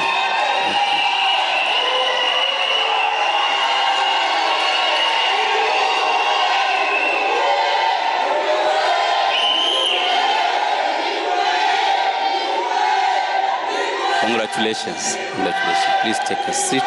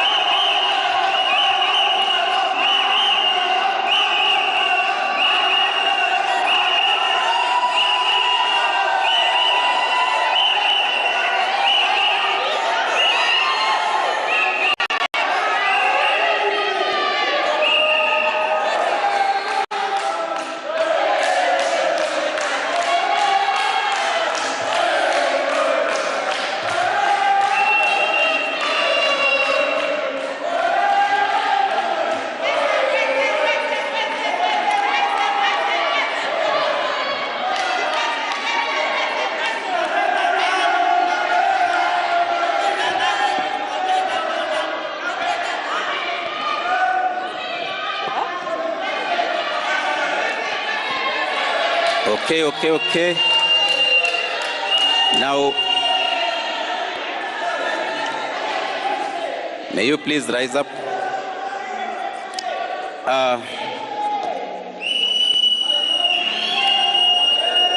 Now, I will therefore wish to issue the certificate of the elected county woman representative to the National Assembly. The certificate reads as follows. Certificate of elected county woman representative to the National Assembly. The county returning officer hereby declares that Esther Mudhoni Pasaris of ID number 8619088 has been duly elected as the county woman member to the National Assembly City County in the election held on 9th day of August 2022. There's a seat.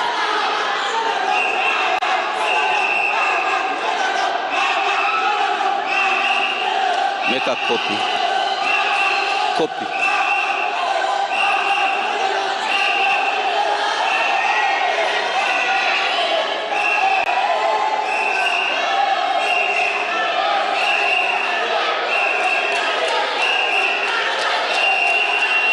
Unaleta certificates.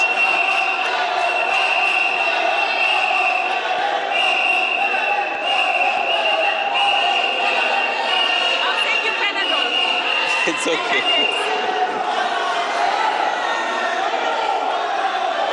So I'm going to issue the certificate to the winner, said County Returning Officer, dated this 14th day of August 2022.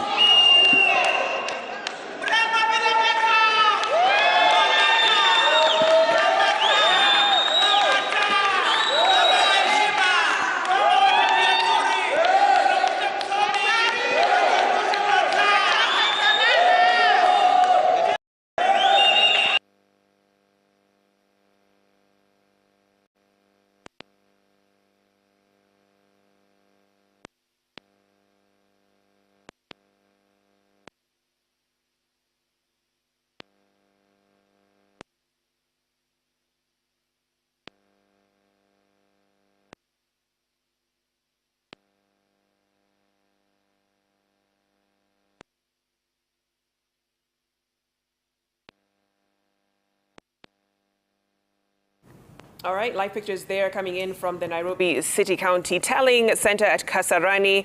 The newly elected, retaining her seat, Esther Pasaris, woman representative for the county. And out of the 2.4 million registered voters of Nairobi, she garnered 698,929 votes. Her closest rival, UDA's Millicent Omanga, with 586,246 votes. Now, this is in lieu of the fact that 7 missing result forms were not tabulated in those results. But I want to bring in Ambassador Koki to kind of explain that, because that will not be the case for the presidential race. Why is that? Thank you very much, Vicky. First, I should actually clarify that there is a big difference between the progress in the 5 elections and the presidential election. Right. For example, the transmission of, we use, as I mentioned earlier in another time, that we use technology 3 ways in Kenyan election. The first way is through registration. The second way is identification, biometric identification of voters. And the third way is transmission of only presidential elections.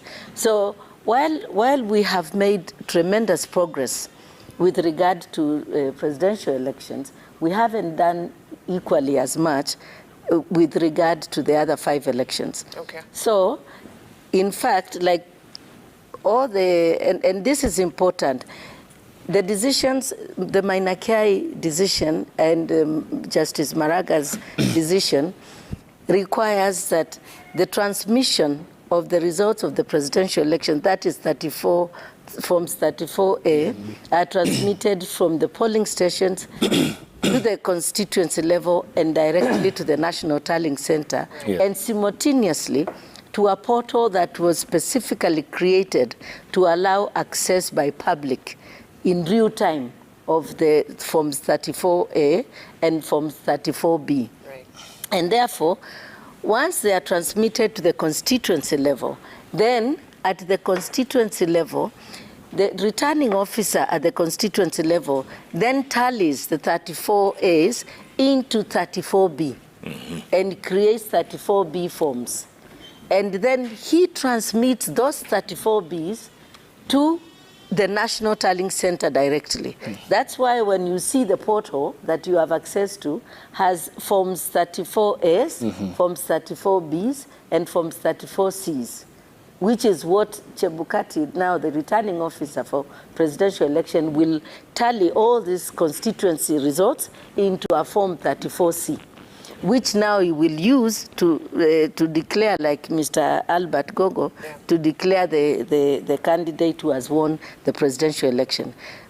What that means, because of all these decisions and all these amendments to the law, last-minute amendments, some of them, require that, unfortunately, the returning officer for presidential elections must wait for all the physical forms 34Bs and forms 34As to arrive at the National Tallying Center so that he can have the same verified in front of the agents of the candidates, observers, media, and foreign diplomats and so on.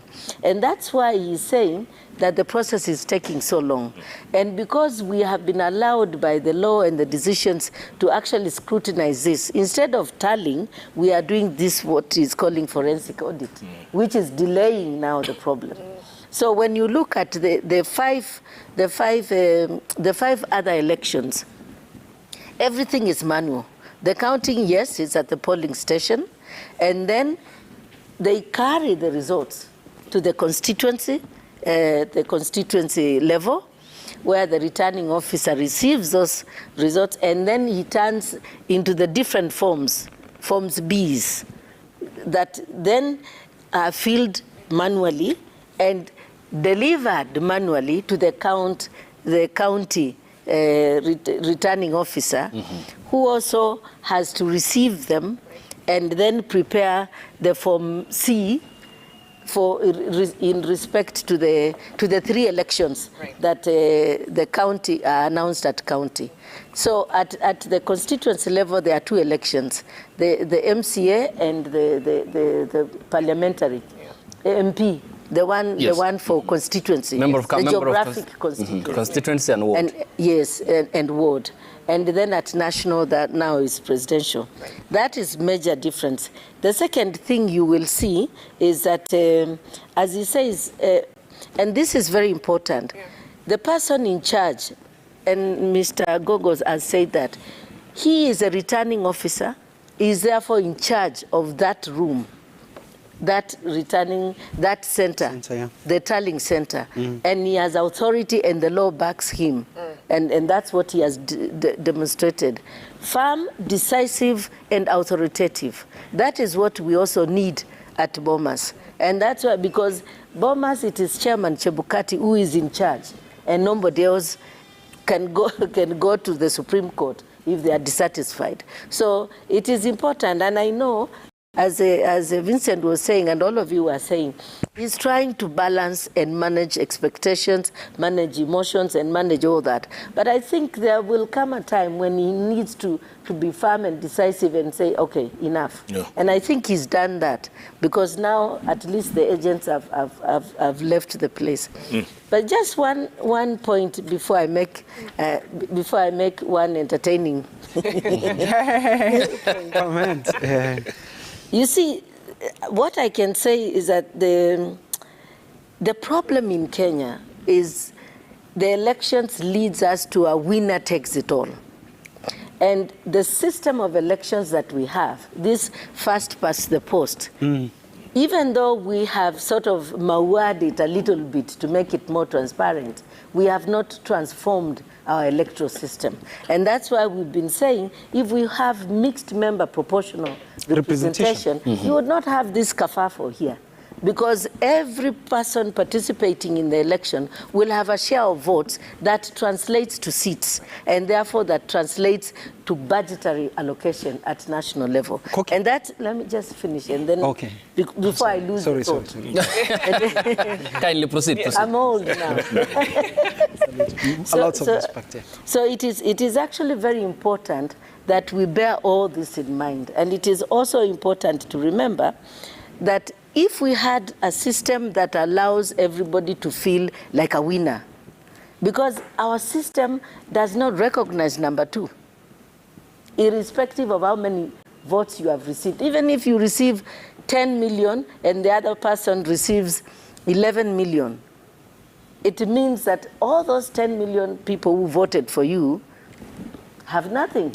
And that is a problem. And it is important to bear this in mind while we are looking at the reasons why this is such a high stakes election.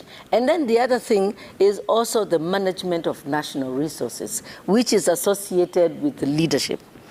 Our Constitution of 2010 was supposed to create an equalization of capitalization and usage of our national resources. Okay, yes, I'm going to Ambassador. We're going to go back to the tallying center in Kasarani, where returning officer Albert Gogo is about to make an announcement. Let's listen in. Governor, Nairobi City County. I wish to announce as follows. For the election of Governor, Nairobi City County, we had 6 forms not there. Park Road Primary School, polling station 4 with 656 voters. Our Lady of Mercy Primary School, polling station 2 with 690 voters. Pangani Girls High School, station 8 with 691 voters. Pumwani Secondary School, polling station 5, 659 voters. Highway Secondary School, polling station 9 with 626, and Kiboro Primary School, polling station 2 with 664 voters. The 6 polling stations have a total of 3,986 registered voters. Now, the difference between the candidate with the highest number of votes and the candidate with the second highest number of votes is 125,876. So even if we were to compute the 3,986 to the 576,516, we will get a total of 577,502 votes, still way short of the 699,392, and therefore, as county returning officer, I'm able to declare the election of Governor, Nairobi City County. And therefore, I wish to declare the results for the election of Governor, Nairobi City County 2022 as follows. There are a total of 2,415,310 registered voters in the county. Valid votes are in favor of each candidate. Harman Singh Grewal, 10,521. Polycarp Igade Kamau, 573,516. Agnes Kagure Kariuki, 10,086.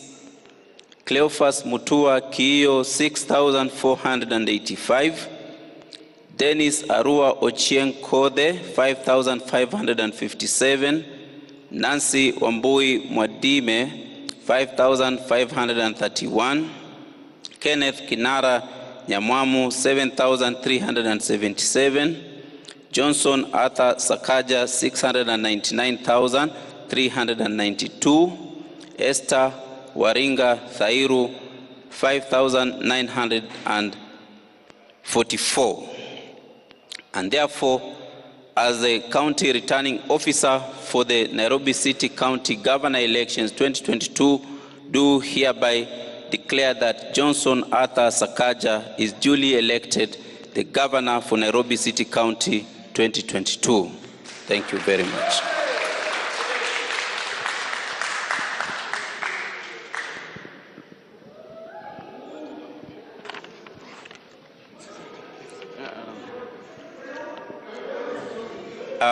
The certificate of the elected county governor reads as follows. The county returning officer hereby declares that Johnson Arthur Sakaja of passport number A1627553 has been duly elected as the county governor for Nairobi City County in the election held on 9th day of August 2022. County returning officer Gogo Albert Nguma, signature dated this 14th day of August 2022. Thank you very much.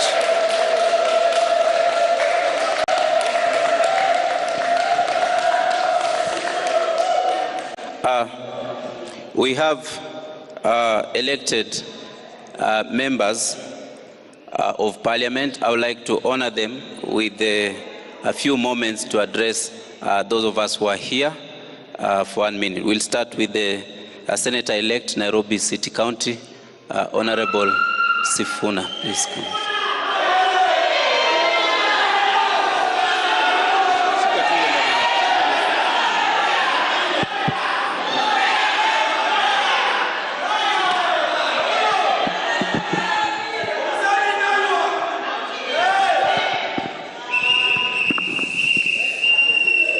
Thank you so much, Bwana CRO. I know that we are all under a lot of stress. Thank you so much, Bwana CRO. We have been waiting for these results, and mine is just to say that we are all under a lot of stress and pressure, and that when you see us raising some of these issues, it is not personal, it is just because people have been waiting for these results for a long time. First, I want to say thank you so much to the Almighty God who has allowed us to see this day. We have had very peaceful campaigns in Nairobi, and everybody agrees.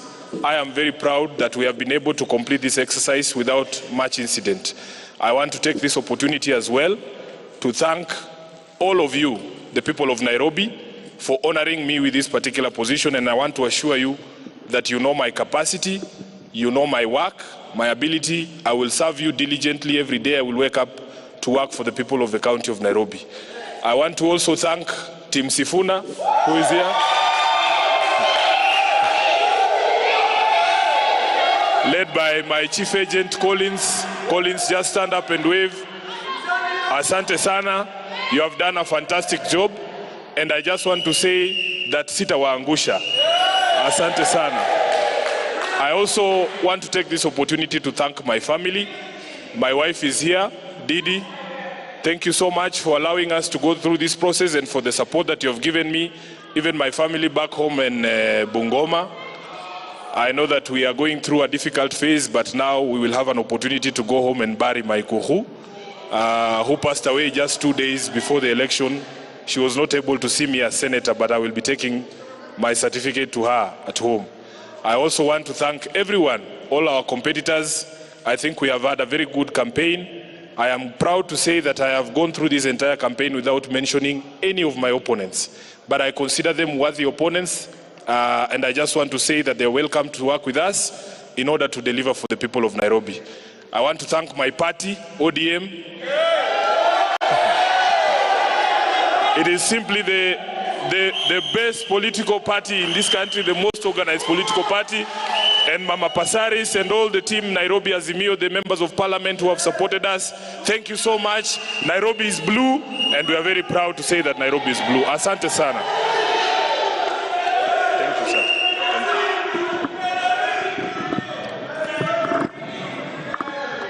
Thank you, Mheshimiwa Sifuna.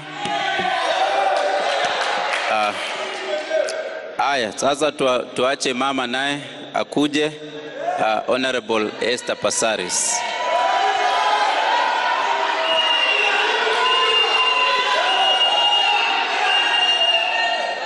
Now, how do I carry on?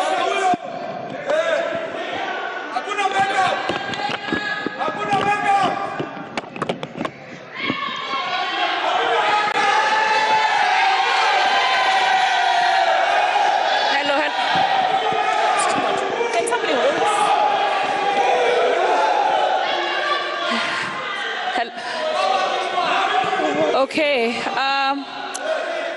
CRO, Mr. Gogo and your entire team, the entire IEBC team of Nairobi, the people of Nairobi County, the citizens who voted, even those who didn't vote, because we will serve all of you, my team,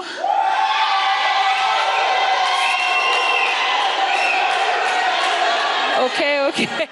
My team, my campaign team, my Azimio family, from Baba all the way down. I want to say thank you. The biggest glory goes to the Almighty who has kept this country together.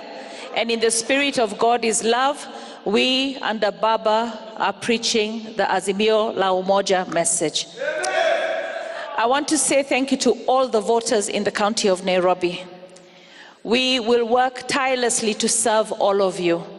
When we get into office, we don't care which party you are, we don't care whether you voted for us. What we care is to deliver on the promises, and we are guided by the manifesto of the Azimio family. We are very grateful to all of you for maintaining the peace during the campaign period, and we pray that that same peace will be maintained after Baba is announced as the 5th.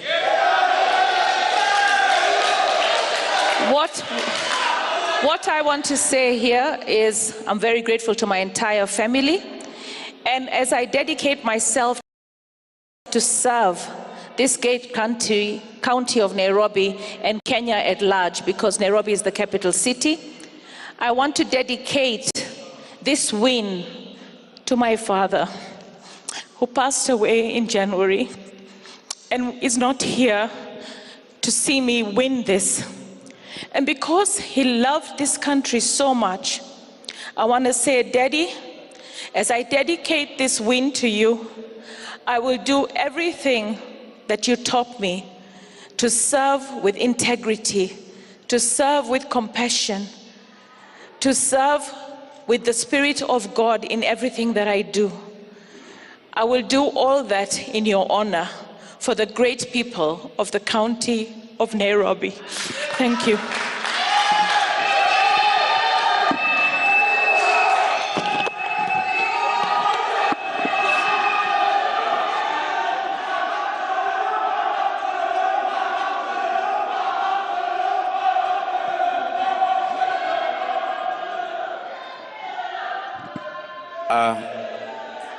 Lastly, I want to thank everyone.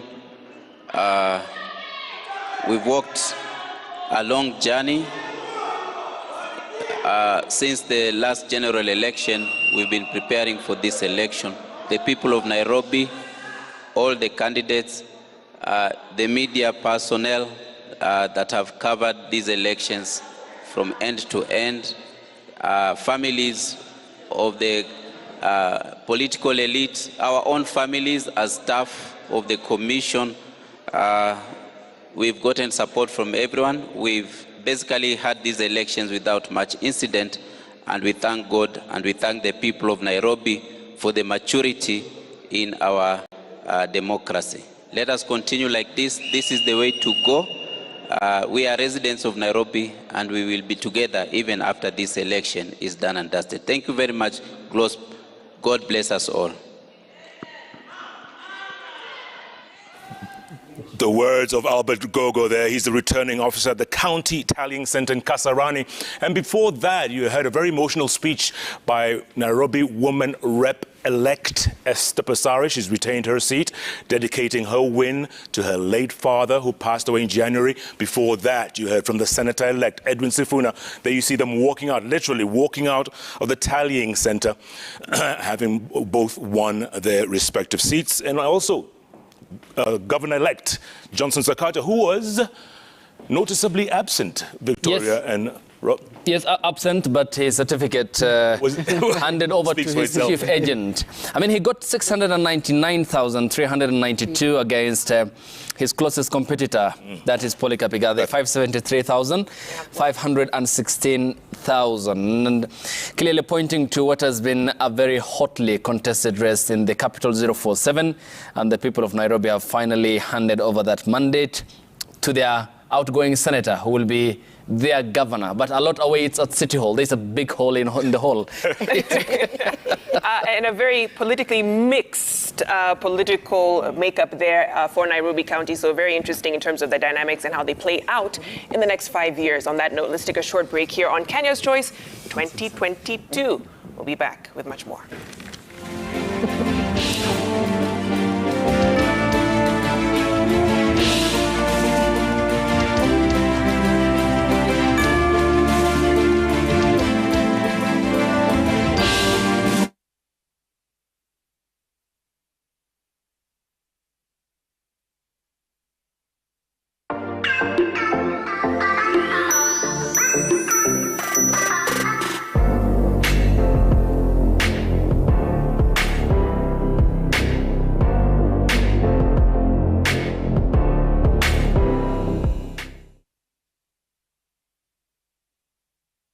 My family is blessed. My children are blessed. My job is blessed. No weapon fashioned against my family will prosper. My children will reach their full potential. We will not die before our time. We shall eat the good of the land. We shall prosper. Diseases are not our portion. Good health is our portion. Riches and wealth are our portion. Amen. Dial *811*404# to get My Family is Blessed. New South Ultra Concentrate is my mom's choice. 1, it is 4 times more concentrated. 2, it's ready to use, no need to dilute. 3, it's packed with 4 times more fragrance. And it smells so good. 4, 1 bottle gives you 40 washes. That's 4 times more washes. New South Ultra Concentrate is 4 times more concentrated. For 4 times more washes and for 4 times more fragrance. Nyosha shilingi zaidi na zaidi. Sasa unapata ofa juu ya ofa ya kuwa 100% data bonus leo. Alafu piga *544# au tembelea My Safaricom app kununua bundle na kupata target yako. Safaricom is for you.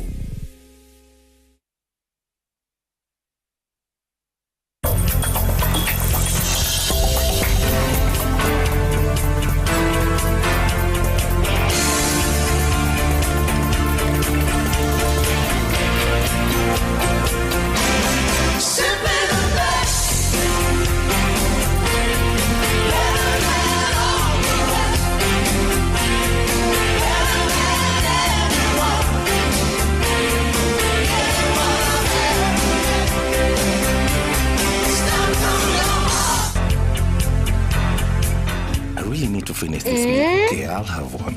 Aha! First you twist it, and then you lick it, and then you dunk it, and then you eat it.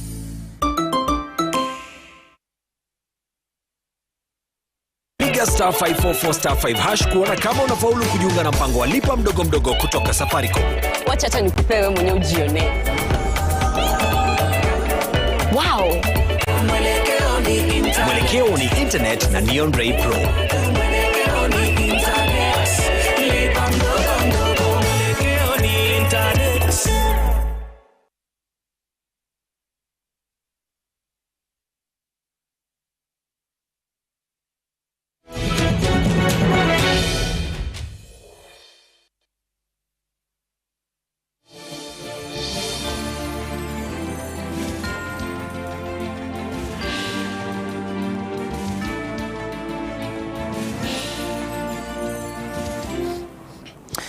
Welcome back. You're watching Kenya's Choice on Citizen Television, and we are giving you an update at the from the Bomas of Kenyan here at the national, that is the county tallying center in the county of Nairobi, where we have just had the official communication from the county returning officer in announcement of the governor-elect, the senator-elect, and the woman MP-elect. But Vicky has a statement from the religious leaders, the men of cloth and the men of God. And what are they saying, Vicky? That's right. This is from the Kenya Conference of Catholic Bishops' statement just coming into our newsrooms, basically calling for patience and understanding as we wait for the presidential results. A few key points that they raise in this statement. The first being, beware of fake news. This going directly to Kenyans who are following the results and that process. And they say at this critical time, we must guard against falling victim to all manner of fake news, especially on social media. There are people bent to cause unnecessary panic. Therefore, they say we ask for you to treat any suspicious or alarming text, image, or video you receive on your social media with great caution. They go on to say, cross-check messages you doubt with mainstream media, and let us join hands in preventing any form of incitement. The second point they raise in this statement is for the IEBC to pick up pace in the tallying process. And they say the palpable anxiety building due to the long time it is taking to complete the presidential vote tallying could generate unnecessary tensions, rumors, and hard feelings amongst Kenyans. They go on to say that we understand the need for IEBC to be thorough in ensuring the process is credible. Now, while we commend this effort, they go on to say, we also encourage IEBC to do what it takes to conclude the tallying process. I won't take you through the full statement, but the other points touch on preparing ourselves for a peaceful presidential results, and of course, for patriotism at this time, for the love of our country. And they have a special message to the young people, which allow me to read that at least. You have a future to protect. Please do not be used to bring skirmishes or cause violence. The contenders have a way to solve any dissatisfaction in the process through the courts. We remind you that engaging in unlawful acts does not help you in any way in building your future. Negative behavior because of political differences will hurt you, your neighbor, and your country. Be wise, stay focused on protecting your future. That statement from the Kenya Conference of Catholic Bishops, duly signed there by Most Reverend Martin Kivuva Musonde, Chairman of the Kenya Conference of Catholic Bishops. There we are, the clarion call from the men of cloth and a key stakeholder in the country.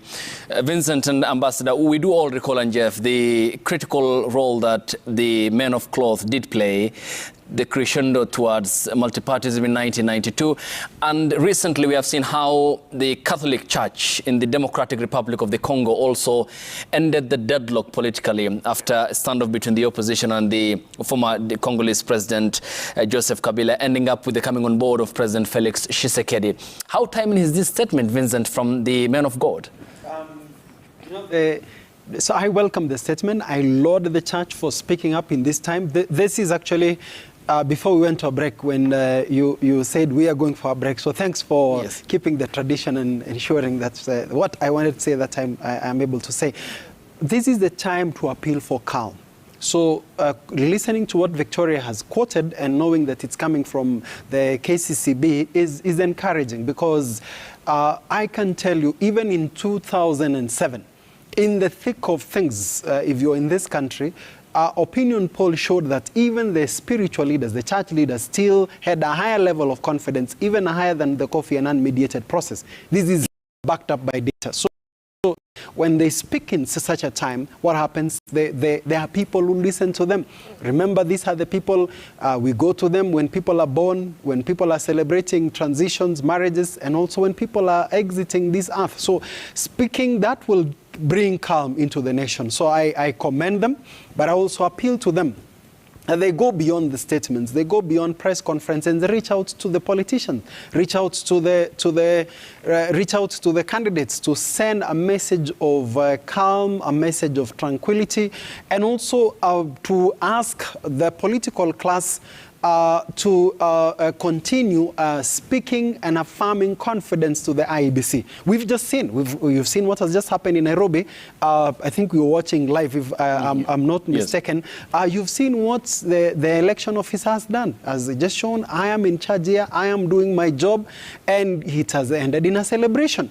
So when we support them, when we give them the support that is required, when IEBC succeed, everybody succeeds. I think for me, that is the message that I would want to appeal. I actually even appeal this to the media, like to all these stakeholders, that even as you inform accurately, as you speak, do it with courageously, but let's have the higher responsibility of speaking this country up. Because the truth of the matter is that we are going to have an election announced. There will be a winner of this election. And just looking at the map, you can see very clearly that there will be a section of this country that will feel that we have won. There is a section that will feel that we have lost. And you remember I wanted to intervene to the ambassador's sentiment when she was talking about the mixed member representation.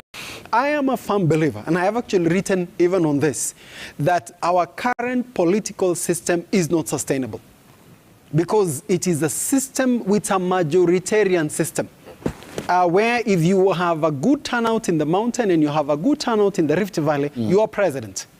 And the challenge with that is that it is an exclusive and not an inclusive process. I am saying this as a professional because I believe firmly that there is a place for the leader of opposition in our politics and in our current arrangement, where they have facilitated and paid by the taxpayer, and they also appoint a shadow cabinet so as to present the opposite side of government. Because I can tell you, no one has all the answers and all the wisdom to take this country forward. The ability to have an alternative narrative is what propels us. So I actually would appeal. I know there were issues around BBI and all that conversation. If you remove the politics and you objectively look at where there can some wisdom in it, there is a place for a well-facilitated opposition in our politics. So one of the things that I would actually say, if we can get so that, because this is a historic moment, so allow me to say this. Okay. Believing, praying, and hoping. Remember those three: believing, hoping, and praying for IEBC to succeed in their current tallying. The next assignment that will be required is actually having a facilitated opposition do their work. Because you've seen, when we move our theater of politics from parliament to the streets, we lose the country. I can assure you the journey of reforming, building, and forming our country will be complete when we have a facilitated opposition, which is funded by the taxpayer. The arrangement that we have currently in Parliament, whereby the leader of majority is not the person who was on the ticket. Sorry, the leader of the minority, the opposition, is not somebody who was running at the ticket at the presidential level. There is an element of legitimacy that they don't have. If you compare, for example, the former leader of minority being John Mbadi, if that mandate was exercised, for example, by Raila Odinga, there is a level of legitimacy. In fact, even the media, you could still continue to refer the former prime minister as the official, opposition, a leader of, because there is a legitimate role that they play. Because look at these numbers. You can see very clearly, based on the tally so far, the leader might just get 51 or 50 plus, just based on the projection so far, telling you very clearly that the 49% that will be outside would want to feel a part and a stake. So for me, I would just buttress. I have concern on the mixed member representation because Ambassador Koki, throughout the constitutional making journey, Kenyans kept on saying we want to elect our president. There was an element of the person who becomes president, that transfer of power, people felt they want to do it themselves. So I would combine that by saying if we facilitate the opposition to do well and perform their function, because we will have an opposition nonetheless, we will complete our governance grid. Okay. Currently, there is one element that is limping because of the system, the pure presidential system that we've adopted. Okay. Ambassador Koki, do you agree? To an extent, but I would say that when you have pure proportional representation, that's when you don't have direct election of the president and other candidates, because you elect political parties through the list and so on, like in South Africa. However, when you have mixed member proportional representation, it means you marry the best of the two systems. I see. And therefore, you have the system that elects directly the president through the whole country as one constituency, geographic constituency, and then it also has geographical constituencies for some other members of parliament that are directly elected through their electoral districts. Then you have specifically those that come in through proportional representation. That balances the situation so that the democratic situation of a country is actually strengthened. It also strengthens political parties because the engagement of politics then, it is through political parties. And I wanted to say something about the same. For example, I believe if we had mixed member proportional representation marrying the best of the two systems, the two popular systems, first past the post and then proportional representation, it would actually enhance not only democracy, but also reduce tensions. Because there is a correlationship between elections and elected leaders and national resources and how equitably they are shared. And we know in Kenya, that is why opportunities go to the winning party. And these opportunities are not shared equitably, even as much as the Constitution says. If you look at most of the appointments are made on the basis of who is making them. And there are certain, in some places, some of these appointments don't look at credentials and qualifications. And that's why I come back to the point of a strong leader of the opposition. You remember, this position was created just before the election of 2002. And in fact, a lot of money was put in the office of the leader of the opposition. You recall in 1992, the late Jaramogi was 94 before he died. 92 actually, and 97 there were positions of the leader of opposition. And in fact we had shadow cabinets, and that position was even enhanced and more money invested into that office in 2002 when President Uhuru lost to President Kibaki. And in fact, the purpose of that office is, it's a very important office because it creates the capacity of political parties in the opposition and provides accountability to the government. They hold the government of the day to account. It in relation to allocation of national resources, budgeting, oversight, and all sorts of things. In South Africa, for example, I remember when President Mbeki was president, when he left to go for official trips, he left the power to Buthelezi, who was not in the same... Wasn't that Mandela? Yes. That was Mandela. That was even he. Even Mandela? Even Oh, I see. Because I remember. And because they have and they have proportional representation. Yes. And it also allows building of trust, building of confidence, and electoral integrity because of the leaders that we have. Ambassador. In my view, coalition governments are good for governments, for those people in power, but they're actually not good for democracy.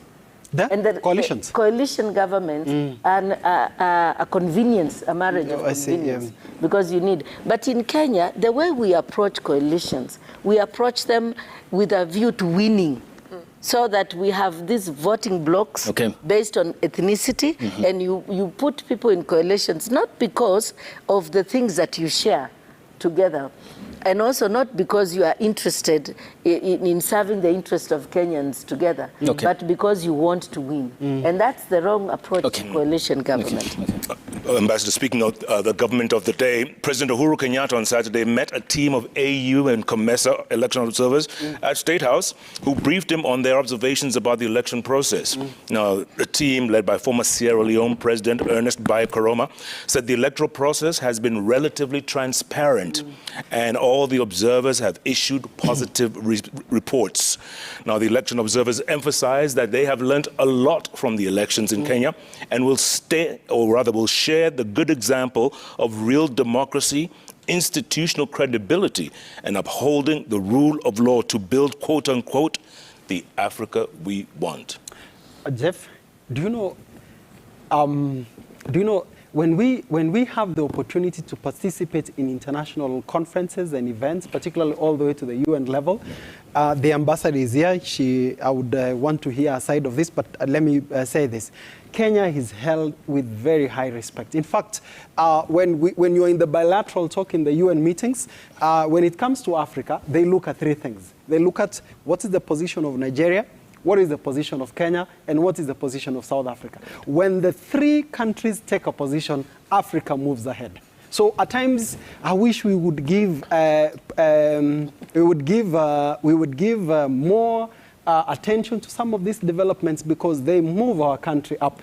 There are some words, today I'm very patriotic, allow me to say this. Go ahead. The words of our national anthem, the second stanza that says, "Let all and one arise and build this country together." So that element of, I was going to ask, if you look at the wins in this election alone, even before we go to the conclusion of this tally, the joint presidential debate by the media, in partnership with the Media Council, for me that was a plus, because coming together, giving a platform to Kenyans, and even the way the informing, educating Kenyans, there is a lot to be celebrated.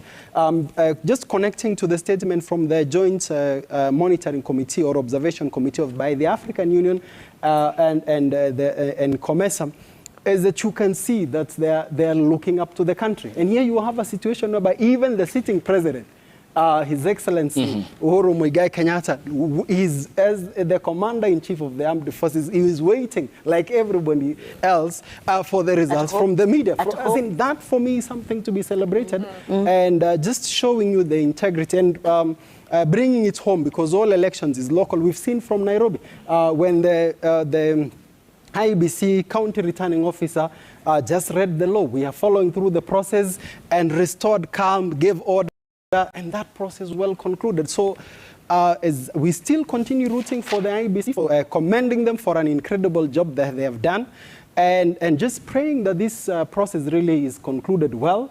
How I wish, Jeff, that after this election, we can even have a recording of the winner calling the person who has lost, the way we see it in other countries, and if it can be done live, commending them and wishing them that they would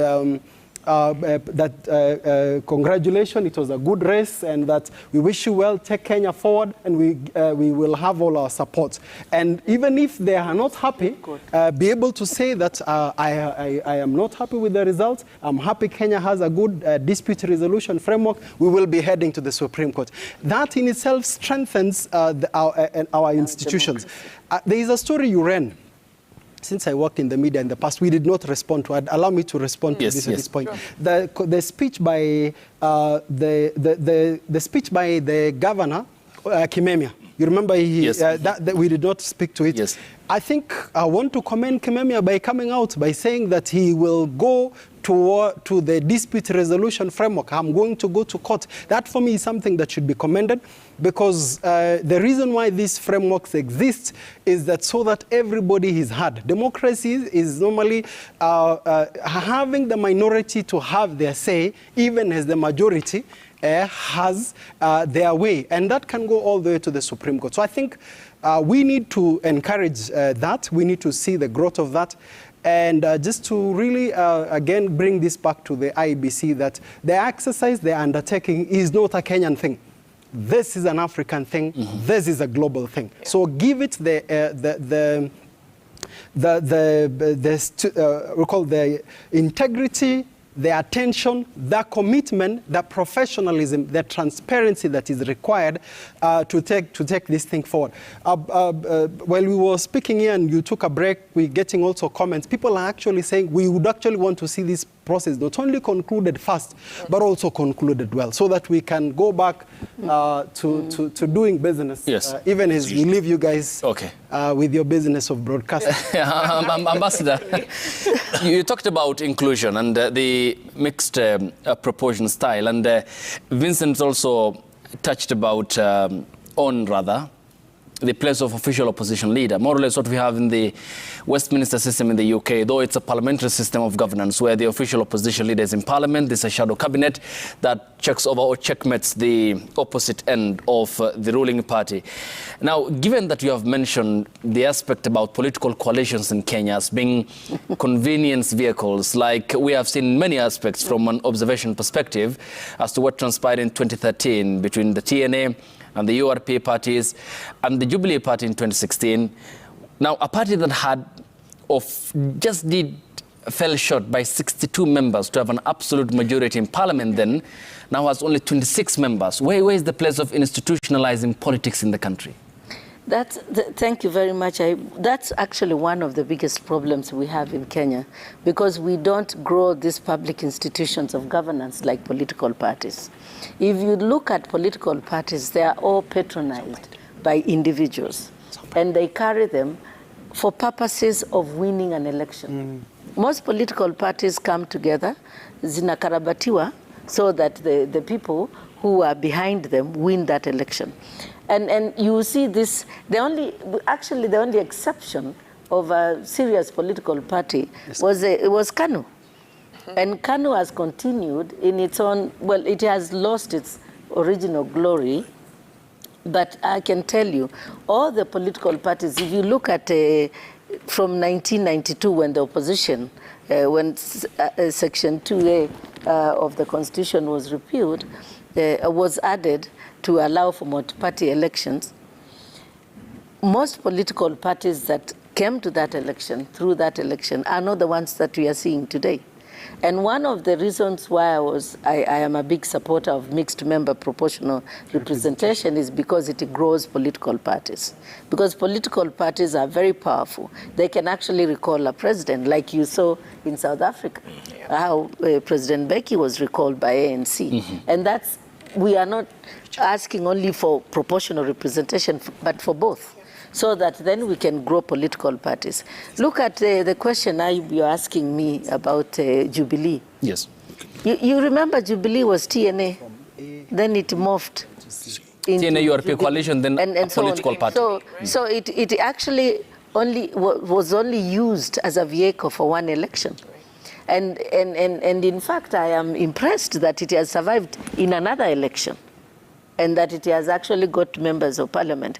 Because if you look historically, all the political parties, especially in the opposition, none of them has done as well as Jubilee. For example, look at 2002.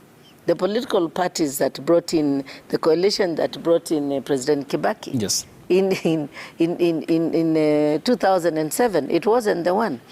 The Orange Democratic Party was born out of the orange and the banana referendum in 2005. And they forgot all the other political parties that they had used in 2002, and then went in 2007 with this ODM, Kenya ODM and so on, and so on.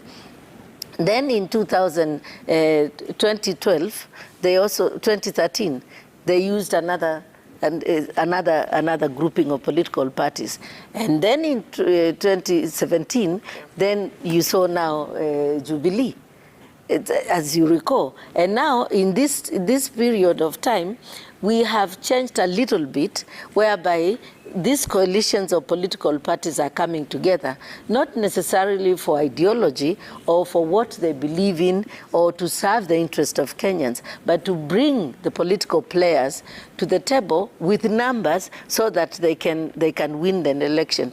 You recall how both coalitions were wooing His Excellency Stephen Kalonzo Musyoka, because they knew he would be the game changer in any side. And you saw, even after he joined Azimio, the other coalition was going to his area and other places, you know, praising him and saying how wonderful, how badly he has been treated, and can you please, you know, if you come to our side, we'll treat you well. But you think they were treating him because his wiper is in dalliance with theirs? No, they wanted his numbers because they know he would make fundamental difference. And indeed, if Mheshimiwa Kalonzo Musyoka was on the other side, we would have, whichever side, they would have a huge majority. And that's what they were counting on, and so on and so forth. I don't know the result, of course, because it has not been announced. But one thing I can say for sure, all this, the transformation of presidential elections through the court cases in the Supreme Court decisions and the amendments to the law have made it much more difficult to rig presidential elections, but not impossible, because Kenyans are very ingenious people. And I can tell you for free that all sorts of weird things have been tried in this election, because of course our eyes are only looking at the presidential elections. They are looking at that portal, and we are looking at the returning officer Chebukati. But in the meantime, there's a lot of other stuff that could be going on, and that's why it is important for us to be vigilant and to look before we go. I just have a small comment to make about the interfaith intervention. I agree absolutely that the interfaith group has played a phenomenal job since the Molo clashes and so on. Of course, with varying degrees of success during different periods of time. And their role in our society is critical, because Kenyans are very religious people. And therefore, they respond favorably to their religious leaders. So their call is important. It's not just timely, but it should also be continuous. Ambassador, sorry to cut you off, but you know, you guys, both of you, have been talking about competition and not being sore losers, you know, accepting defeat. Exactly. Listen to Bolika. The decision of the people, no, actually not defeat, accepting the decision of the people. But for them, it's defeat. Yes. It's more palatable way. Absolutely. Listen to Polycarp Igathi just now on Twitter, 11 minutes ago. He says, I accept the decision of the people of Nairobi and thank all our supporters. Wow. Then he went on to say, the governor of Nairobi is His Excellency Johnson Sakaja. Congratulations. Fantastic. God bless Kenya. Wow. That's wonderful. Actually, I give you, if you have his number, call him for an interview. One of these days, because one of the ways, one of the, sorry, I'm interfering with your work, no. But I'm saying one of the, I'm not the producer, Go ahead. I know the media. Vincent, you're great, go ahead. Because we have seen what leadership does. We remember a few minutes ago, we were watching the two people I would want to recommend for an interview here is the county returning officer of Nairobi. We need to hear his side of the story, because we highlight good things. I think also we need to hear Polycarp. That kind of leadership is what this country requires, because as a result of those sentiments, Jeff, Nairobi moves on. Johnson Sakaja we require him to write a tweet commending him for a good race that they did, and also calling calling for his support so that we can rally Nairobians to get Nairobi working. Nairobi has contributed significantly to the GDP of this country. When you have the right signal like that coming from the top leadership, that is good for this city. The other thing that I also want to point out is that people also need to know that it is not a war. It is just an element of, you know what elections is all about? An election is a very simple thing. It is a competition between individuals on who has best ideas on how to manage our taxes. Because the truth of the matter, if Raila is declared president, he will not execute his agenda using his own money. It will be our taxpayers. The same case to William Ruto. The execution of his agenda will be based on our taxes. The same thing to the governor of Nairobi. So when we have that kind of a thing, it needs to be celebrated. It needs to be appreciated. There's something I wanted to say. I had pointed out, point of information, my teacher is here. We have identified one thing that is common that's coming out, the issue of trust deficit. Jeff, if there are people who are not doing their job and doing it very well, one of them, and I would want to point out, are institutions like the NCIC. I think it is important to actually reflect back and ask ourselves, why is it that we don't trust each other, and what can we do to rebuild trust? Because that, for me, will be one of the things that I would want to hear from the NCIC, that the issue of just monitoring people around hate speech, elections, bill and norma, there is more that needs to be done. What can we do to restore harmony and cohesion in our country so that our life does not fall and rise on who is in power? The only issue of strengthening our devolved units of government so that we start hearing stories of good surgery success stories in Wajir, in Mandera, in Garissa. We start hearing good stories in Makueni. If we can get that working, I think that is a plus. The other thing that also we need is getting a government that reflects and mirrors the face of this country in terms of gender, in terms of youth, in terms of even regional representation. Then finally, Jeff, I think I would also want to say that if there are good stories that are coming out there, let them be highlighted by institutions and media like this, because there is something called it's called the feel-good factor. The feel-good factor contributes immensely into how our country progresses. Just allow me to say this, Jeff and Tim. If you look at our GDP growth, and I'm speaking as an economist here, every time we went for an election from 1988 is that immediately you have an election, you have a dip in our economy. This happened in 92, this happened in 97, this happened in 2002. It also happened in 2000 and was from 2005. In fact, immediately after the referendum, if you were to see the graph, you see there was a sharp growth of GDP, but it started declining from 0.5, telling you what the referendum did, and the 2 years to the 2007, hitting a low in 2008. So one of the reasons why we want to see this election working is that we will come out faster out of the current economic situation. And the truth of the matter is that Jeff, Vicky, and Ayub, the people are going through a tough time economically at the moment. The cost of living, and with you have parents who have children at home, a high level of unemployment. The faster we can get back to working and getting this economy working, even the better, not only for our country, but for the families at home. Absolutely. Vincent, just to recap, in case someone is just joining us right now. Okay. Competition, you know, someone who's a good competitor. I'll read the tweet again. It's worth another read. Okay. Polycarp Igathe saying, I accept the decision of the people of Nairobi and thank all our supporters.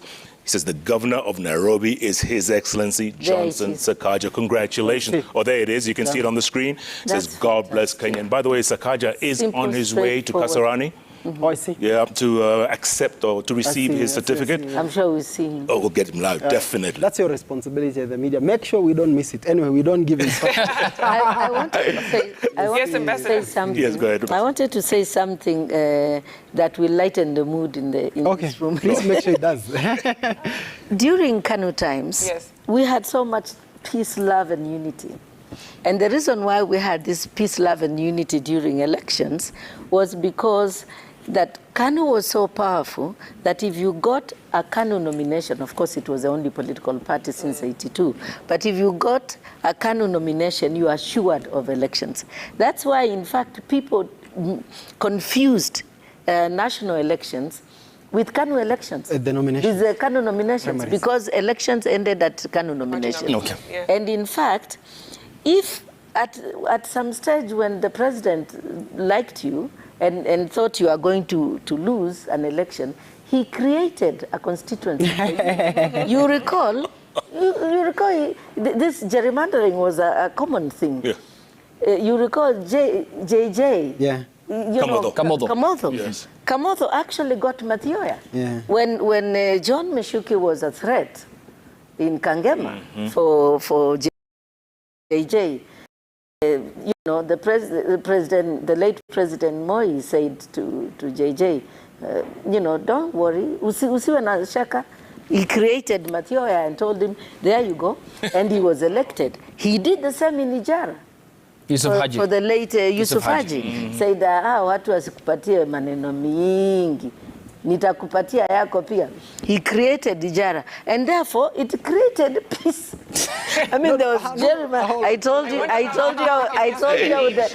I would entertain you. But seriously though, I'm not saying gerrymandering is a good thing. Yes. I'm just saying that the wise old President Moi, and we used to call him the professor of politics. He wasn't called professor of politics for nothing. And so if you look at his history, a lot of people agree that it was not democratic, the way he did things. But you must agree it brought a lot more It moved the country, it kept the country together. Yeah. Exactly, and kept us together. This, and I want to say, I know there are situation rooms by religious groups that are looking to try to bring people together. I know a few people who I've spoken to are telling me that one thing I would like to say, elections is not a life and death issue. And we try to literally make it a matter of life and death. We must really stop to do that. And this has to come from our leadership. Because we follow and conduct ourselves the same way our leaders conduct ourselves. Because if you see, we have been coexisting as neighbors. And one of the point that Vincent raised was the role of constitutional commissions. And the National Cohesion Commission, for example, and other constitutional commissions, we have the Human Rights Commission, the Gender, and so on. It is important that they are not only respected, they are trusted by people. And that's why when National Cohesion speaks, there is a segment of Kenyans who don't trust them. They think they have been assimilated into the state. And that is what is wrong with our institutions. It is important that we cultivate trust and confidence from Kenyans, and we focus our service delivery to Kenyans, not to any individual, and not to allow interference. And that's why Kenyans, we need now to embark on not just uniting ourselves, your initial point, not just uniting and embracing each other, but also creating more civic awareness and the responsibility of citizenship, what it means to be a patriot. Sure. Do you agree that what Polycarp just did on Twitter, will that calm the nerves? Will that cool the temperatures? I have given you an assignment. I'm not your boss here. Other than to call him. Okay. And I'll leave my number here. Yes. So I'll keep checking because, Jeff, one of the reasons why I quoted the presidential and the gubernatorial debate in our that was held before the election, it was the best of Kenyan media coming together and giving Kenyans a platform. Jeff, I celebrate you guys because you're the best, as in you're doing your best to inform Kenyans, and that's why we come in this platform. When the best among us is seen, we have the responsibility to celebrate it and do it in public. So what Polycarp Igathe, irrespective of our political persuasions have done, is something worth being celebrated. And that's why I'm saying it is good to come and hear, listen to him. Yeah. It tells you very clearly as that he ran the race. And as I said, we normally don't use the term that he lost, just that his votes did not amount, were not as the same number of votes. So by and what's the duration? It is 11 minutes. It was 11 minutes, yeah. And if you count the time that the announcement was done, it's less than a duration of 1 hour. Yeah. So when we increasingly have that, it sends a signal, because the signal there is that, therefore, it gives Johnson Sakaja an opportunity to be the greater person here. So one of the messages that I would expect from my friend Sakaja is that, and we normally draft speeches for politicians, is that you may not have voted for me, but I will be the governor of all of you. That in my government, every person who is a resident of Nairobi will have a place. We may not agree of everything, but I will give you the opportunity to present your position, rallying the members of the county assembly, speaking a message of confidence to the employees of those in Nairobi County, because they play a significant role, that I am going to be your manager. I am going to give everybody the space to do their work. You know what, Jeff? Sakaja will not sweep our streets, but we need our streets to be clean, done by somebody. Sakaja will not bring water we will not come and fix the pipes, but he needs to create the space for those people to do their work. And we've seen very clearly from, I keep referring to what we saw in Nairobi County, where his leadership, people will notice. In 6 months' time, the people of Nairobi will know very clearly if Sakaja is providing the leadership that is required. Because leadership is about trust. Where a leader is, people will know that. So it's the message now, the responsibility are shifted from Igathe to Sakaja. And as we know very well, chapter 6 says that leadership is public trust that has been entrusted to you. So John Sakaja, 5 million Nairobians are looking up to you. And not only 5 million people are looking up to you, the other regional cities, Kisumu, Nakuru, Eldoret, are looking up to Nairobi. When Nairobi rises up, the standards are set to the other. So, and that's the message of goodwill that we send to Sakaja. And hopefully that is what we will hear from his speech as we watch. Yeah, it's certainly interesting to see that even in the face of defeat, but not clinching the seat, I'll use your words, Vincent, not to say that he's a loser, that he can exhibit leadership. Yes. And we've seen that emerging trend in this election cycle of several election losers conceding defeat, congratulating the winner, and also agitating for peace as we move forward. I understand now we do have the audible statement from the Kenya Conference of Catholic Bishops. If we can listen to that briefly. I beg your pardon. Let's cross over now to the Nairobi Tallying Center and the newly elected Governor Johnson Sakaja making his way there to Kasarani. He was announced as the winner by Albert Gogo, the returning officer, county returning officer. And of course, now he is able to receive that certificate that solidifies his win. Some 611,000 registered voters in Nairobi voted him as governor, now leaving his seat as senator to take on the gubernatorial seat in Nairobi. Of course, this is extremely important considering the place Nairobi holds in the country. Let's listen into what he has to say to the press as he walks in, looking very excited and deservedly so once that win was announced a few moments ago at the Nairobi County Tallying Center. That's right, Victoria. You're looking at live pictures. There he is, the governor-elect of county number 047, Johnson Arthur Sakaja. He's arrived at the Kasarani Tallying Center. He's about to receive his certificate, and he's being congratulated there by a whole host of Kenyans. He's going to make his way into the tallying center. There he goes. He's being directed as we speak. Well, with his deputy, that's right, yes. Njoroge Mushiri. That's one. He's about to receive his certificate, and officially the governor-elect of county number 047, Nairobi County. And there we go, the governor-elect, Nairobi County. He will be the fourth governor of the city of Nairobi, the city county. First under Governor Dr. Evans Kidero in 2013. Then Governor Mike Sonko took over after the tenure of the first pioneer governor expired. He never got the mandate of the people. Then Governor Mike Sonko was impeached by the County Assembly of Nairobi, that subsequently upheld by the Senate.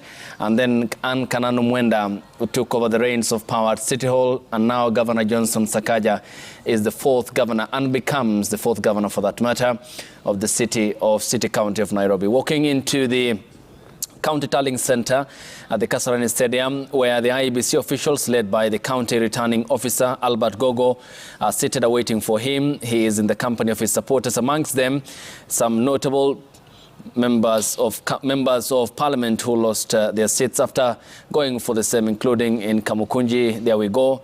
And the UDA fraternity in Nairobi County welcoming him as he happily walks into the county tallying center. There's the handshake with Albert Gogo, the county returning official, and in his company is his deputy, Njoroge Mushiri, who he plucked from the corporate sector, and he said he will be managing a lot, including the merging of all the different licenses in Nairobi County to harmonize the paying of the taxes by the people of Nairobi to ease business doing in the city and to better the lives. And the theme in his political banner was, "Let's make Nairobi work." Of course, a strenuous exercise awaiting him, a city that largely, in the eyes of many, with the involvement of the Nairobi Metropolitan Services and the handing over of the four key functions by the former governor, Mike Sonko, in many aspects painted its leadership not in the right paintings, but Governor Johnson Sakaja has pledged to breathe life into City Hall and a tenure that will expire in 2027. They are seated with him, members of the UDF fraternity in the county of Nairobi, are waiting for the handing over of the official certificate from the county returning officer. Certainly several promises coming in during the campaign season, a grueling campaign season, at least between the two front runners, Polycarp Igathe and Johnson Sakaja, who has come out on top. The senator committing to various activities to Nairobi residents, including committing to a model and equip the vocational training centers and technical and skills hubs within the county. He promised to build 17 centers for children with special needs and to establish community libraries and offer free early childhood education. He further said he would establish an 850 million shilling Wezesha Biashara Credit Guarantee Fund for the youth, women, and other groups within the county. So, of course, these are markers from which we will hold him accountable once he takes office. Let's listen in to the county returning officer, Albert Gogo.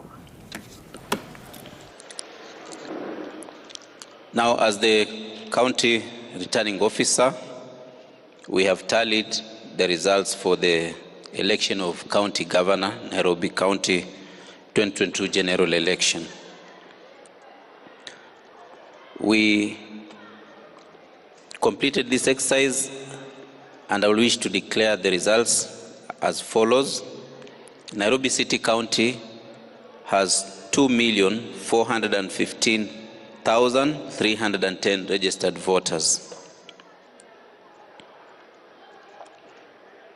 The votes garnered by each of the candidates are as follows. Herman Singh Grewal, 10,521. Polycarp Igathe Kamau, 173,516.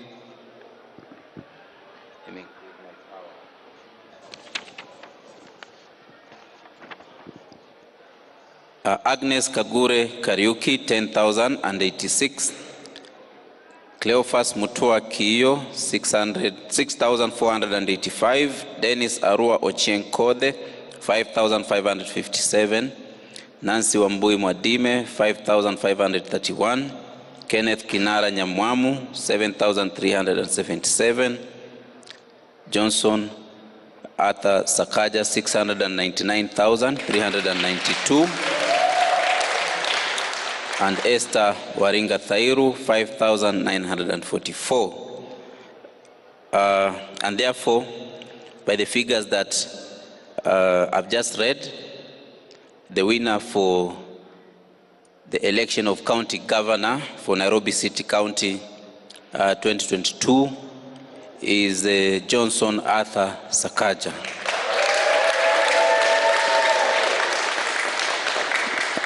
For garnering 699,392 votes.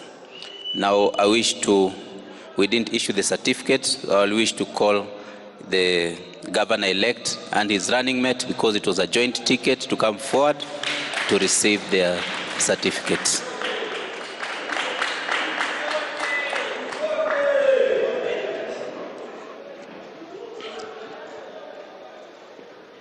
You may stand here, the governor-elect and the running mate next to him. This is what the certificate says. Certificate of the elected county governor. The county returning officer hereby declares that Johnson Arthur Sakaja of passport number A1627553 has been duly elected as the county governor for Nairobi City County in the election held on 9th day of August 2022. The county returning officer signature dated this 14th day of August 2022. Congratulations. Thank you so much.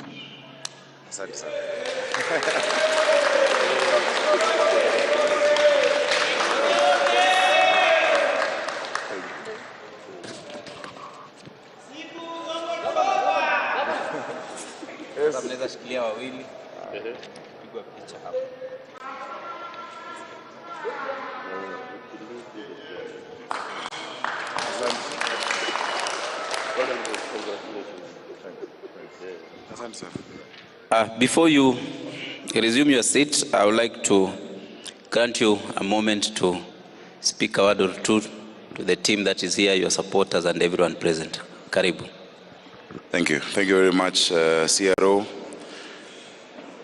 My supporters have been locked outside. If you could allow them maybe just to come in and stay on that side, if it's okay. Is it okay? Ama tazungumza nje ili waje vizuri.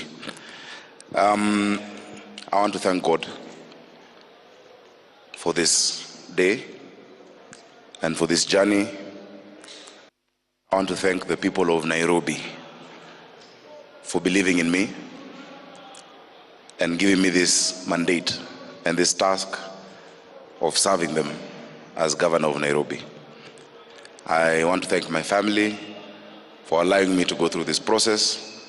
Of course, my deputy governor, my good friend, Njoroge Mushiri, a man whose capacity I believe in, I trust, and I want to tell the people of Nairobi, you're in safe hands with Njoroge Mushiri as my deputy and with myself as governor of Nairobi. I want to thank my team, starting with my chief agents, David and Kerich, Priscilla, Gitau, everybody, Muzia Wakili Nyamu, my entire team across the city, Team Sakaja, Team Nairobi, yes, siku zote, and the millions of Nairobians. The result of this election speaks volumes about our country. In the last election, Bwana CRO, I had 840,000. There were 1.7 million voters. In this election, there have been more voters, but a lower turnout. This country is yearning for leadership. And this country is yearning for inspirational leadership. That is a task before us, because this time, the turnout has been much lower. Another thing is that, if you look at the elections in Nairobi, the elections in Nairobi have spanned political divide. People from across have been able to vote in a resolute manner. That is a message that anyone who is looking keenly needs to take note of. I really want to thank my party leader, William Samoei Ruto. His Excellency William Ruto, I want to thank you for believing in me. I want to thank especially Musalia Mudavadi and the entire Kenya Kwanza team, Rigathi Gachagua and Wetangula. It has not been an easy journey. Many did not want me to be on the ballot, leave alone the ballot. The last 5 days have been sleepless nights because of many things. But we look forward as leaders. I want to acknowledge and thank my worthy opponents, especially my main opponent, Paul Kapigade, who is a friend, who is a man I respect, who I have known. I want to thank him for his gallant efforts and that he held true to what we believe in, siasa safi. That politics is not enmity, siasa sio wadui. And that the people of Nairobi realize that no matter our different tribes, no matter our different parties, we have the same challenges. There is no Kikuyu hunger different from Luo hunger. There's no problem that faces the Luya that is different from the Kalenjin or the Kisii. We have the same challenges. And we realize that invariably, everyone wants the same thing: to go about their lives peacefully, to make something out of themselves, and to guarantee their children a future. To the people of Nairobi, I will not let you down. To the people of Nairobi, you can look forward to a new Nairobi, a city of order, a city of dignity, a city of hope and opportunity for all. Ultimately,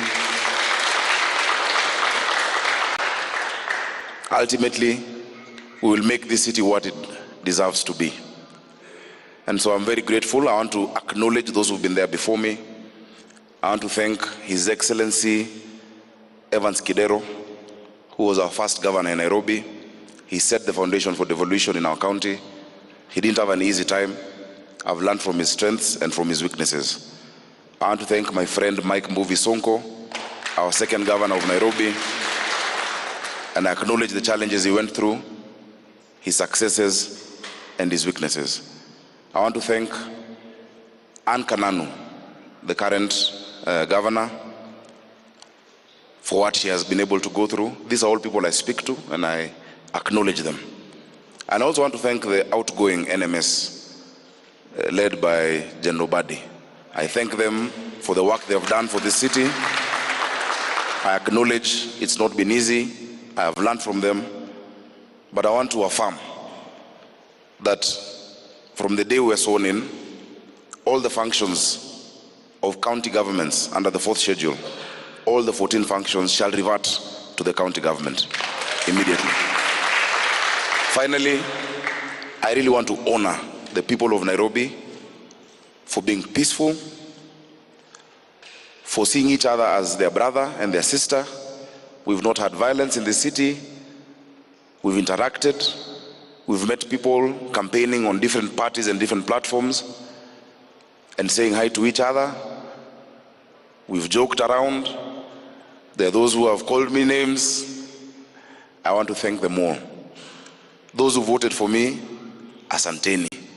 Those who didn't vote for me, thank you for expressing your political rights under Article 38, and I will prove you wrong. I will work for all of you. I want to give my DG, Njoroge Mushiri, an opportunity to just say something as well. Then I close CRO, if that's okay. Yeah, speaking after the governor, I would want to also thank all the people of Nairobi for placing their trust in us. We will work for you. We will deliver for you. We will keep our promises. I assure you that what we said we will do. And today, I want to celebrate everybody who came out to vote, to express their opinions about who they should want to be their leader, and in particular to say that they chose His Excellency Governor Sakaja and myself to be their leaders. Thank you very much. Asante sana. Finally, Nairobi is the most important county in this country, East and Central Africa. It's the biggest population. I want to take this opportunity to appeal to all the people of Nairobi, even as we wait for the announcement of the presidential election. Let us stay calm. Let us know that whatever the outcome, And of course, you know the outcome I want. But whatever the outcome, we remain as Kenyans, we remain as Nairobians. Jirani yako ndio ndugu yako, whoever it is. Please let us remain peaceful and let us teach this country what we're made of. Thank you so much, and may God bless you. And allow me to thank you, Bwana CRO. I know what you've gone through. I know the pressure your team has been under. And not just over the last few days, for many days before that.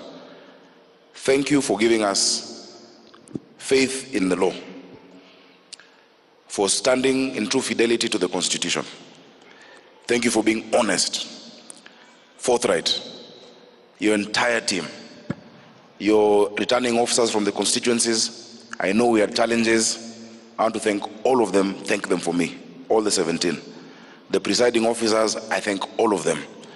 I think we give too little credit to the hard work that you do. It is not an easy job. And of course, the chairman of IEBC and the commissioners, this time, there's something to write home about the IEBC. God bless you all. Thank you.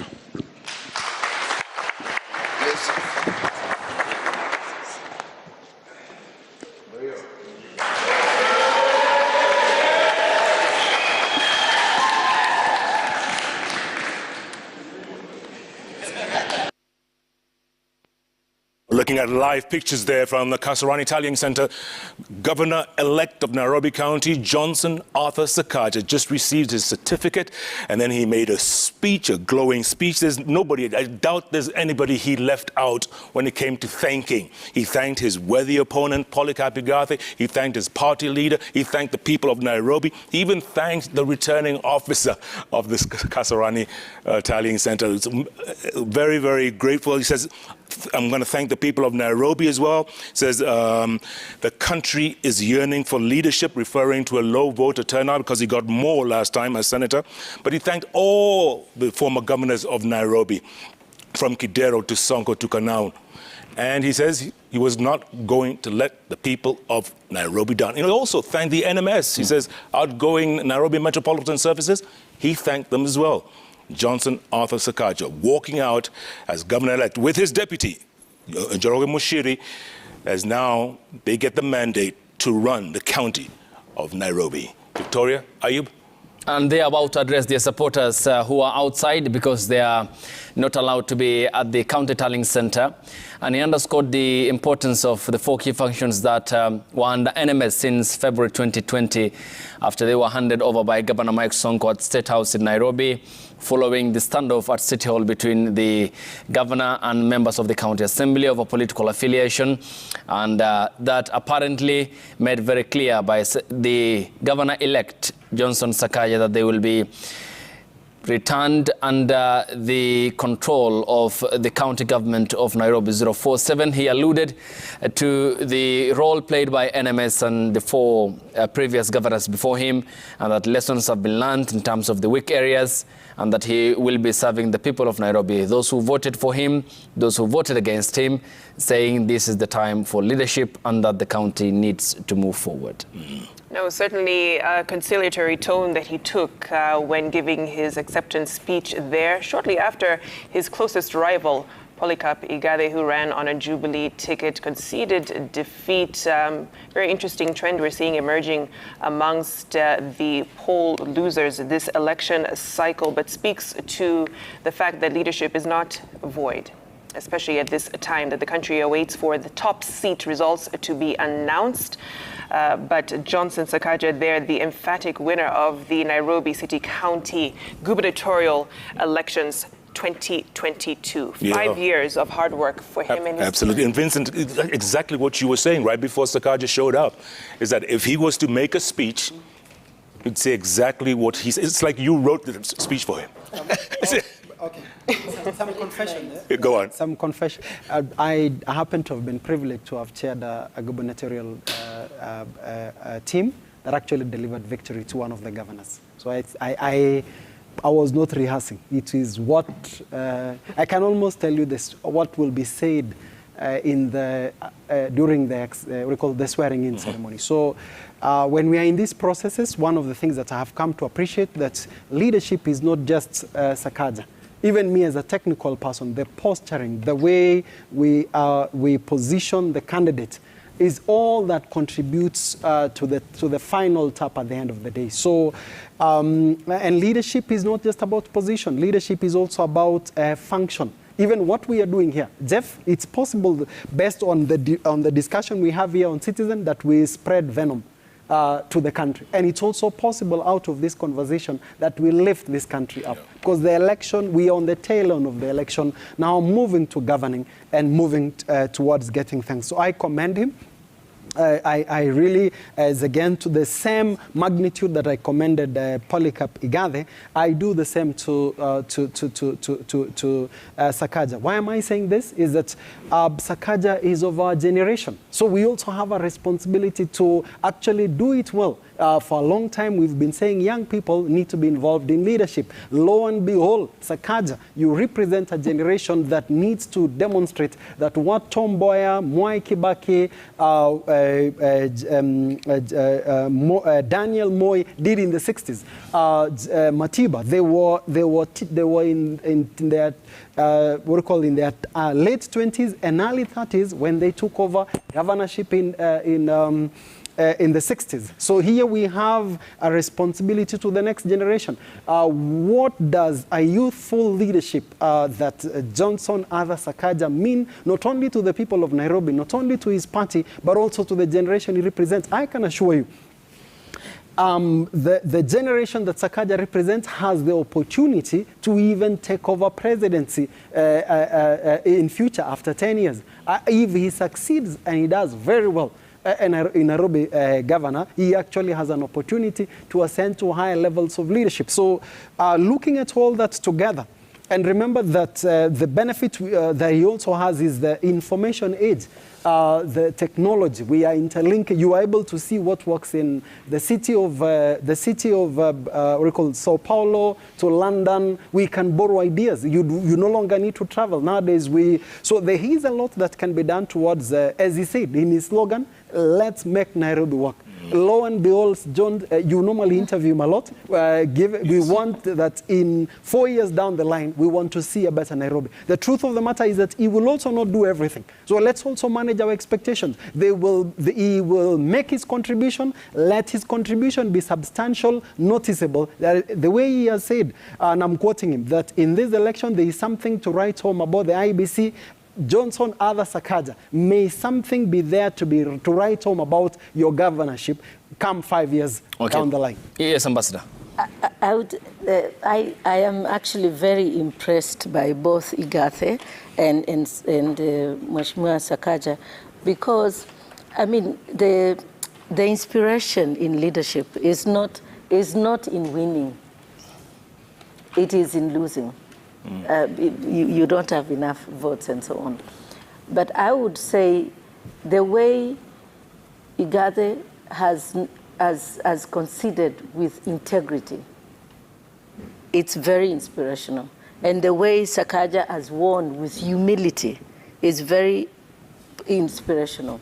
And I think it is very important to have this as the standard, as the inspiration to all the others, because Nairobi candidates for governorship are setting the bar a little higher. And I think that's what leadership is about. And they are embracing all the others. And you have heard Sakaja saying, for those who didn't vote for me, it's okay, they are expressing their right under Article 38 of the Constitution. But I'll prove them wrong in the sense that they will want to elect me next time, because I'm going to serve everybody, and that's what is really important. And just to follow on a small point that Vincent was talking about, that in 10 years maybe, or in 5 years, whatever, if he does an excellent job, he could be president. You know, the mayors of Paris have actually been consistent with the president of France. Yeah. And that's because that also brings to bear the importance of the city of Nairobi. It's not just our metropolis, the capital of Nairobi. It is also the headquarter, the only headquarter of United Nations in the global south. Yes. And it plays a critical role worldwide. It is a seat of United Nations and the capital of environment in the United Nations. And therefore, it is being watched. Everybody is looking at the leaders of Nairobi, beyond, far and beyond. And it is actually, sometimes is more important than even the presidency. And therefore, it is very inspiring to get the new leaders that are coming in, sounding the way they are, expressing reconciliation, embracing everybody else, wanting to unite, promising to deliver on their promises. And I was very happy with what the deputy governor-elect said as well, that we are going to deliver for you as much. And finally, the firmness with which governor-elect has said the roles and schedule, the 14 functions of the city of Nairobi will revert to them on the day they are sworn in. And it is a stamp of authority, but also reassuring Kenyans, you have a leader that you can trust. Jeff, allow me to add two things. And mine is now speaking to, since he's governor-elect, that lead this city in ways that it will be seen and noticeable to be the headquarters of a UN capital. So you're looking at Vienna, you're looking at Geneva, you're looking at New York in terms of the benchmark of UN capitals. Number two is that from a resource mobilization perspective, it means, therefore, it will not only be looking at resources that come from the exchequer and are collected domestically. If Sakaja does a good work, for example, being the home of the capital of UN environment, it is possible to mobilize resources because even the UN itself would want to see what is it that has been done. So may we see a leadership that rises beyond, that is globally acclaimed and noticeable. There are times I see the CNN, they normally have this CNN African journalist of the year, where they award, even the BBC have a program whereby they, I think Vicky, if I remember, you got BBC one. Focus on Africa. We want Sakaja to be, when we are quoting best governance index, best managers managed cities, he can get an award on that score because he has everything to deliver on that. So I just wanted to point out those two. I think finally, I'm also impressed the way the mandate of Nairobi has been, the members of the public have actually pointed out. You remember before Sakaja, we had the women rep together with the senator coming up from the Azimio wing. So telling you very clearly that in terms of what you are, I remember the issue of mixed member representation, that in terms of the bouquet of ideas, here you have an opportunity where the county leadership benefits from the cross-pollination of ideas across, because the leadership is not, the image and the picture of Nairobi is not just Sakaja. It is Sakaja, what is the Senator Sifuna, the women rep Pasaris, together with all the other members of parliament elected. So may we have a rainbow city.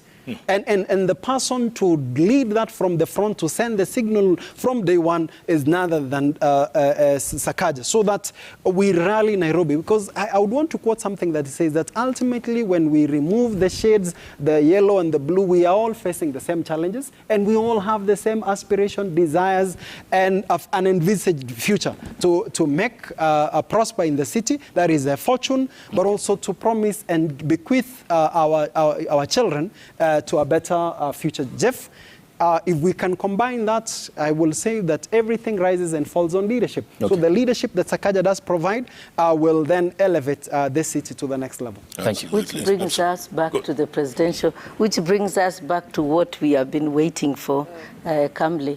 It is our belief and faith that when the announcement for the presidential election results is made, we expect the same standard. Yeah. Even if the one who has not gained enough, or the loser, plans to go to the Supreme Court, let them embrace this kind of peace and calmness, and also political maturity, and also their supporters especially. Say, whatever your complaints that might arise, lead up to that dispute, let it go to the Supreme Court in the manner laid down by the law, and calm everybody in Kenya, so that we can be able to go back to our lives as these decisions are being made. Certainly, Ambassador. And keeping on that note, we heard religious leaders earlier on release a statement, the Kenya Conference of Catholic Bishops, urging for peace and patience on the part of the electorate, but also for the IEBC to speed up that tallying process at the Bomas of Kenya. Let's listen in to that statement. We very much understand the anxiety and the entire nation is experiencing in this moment.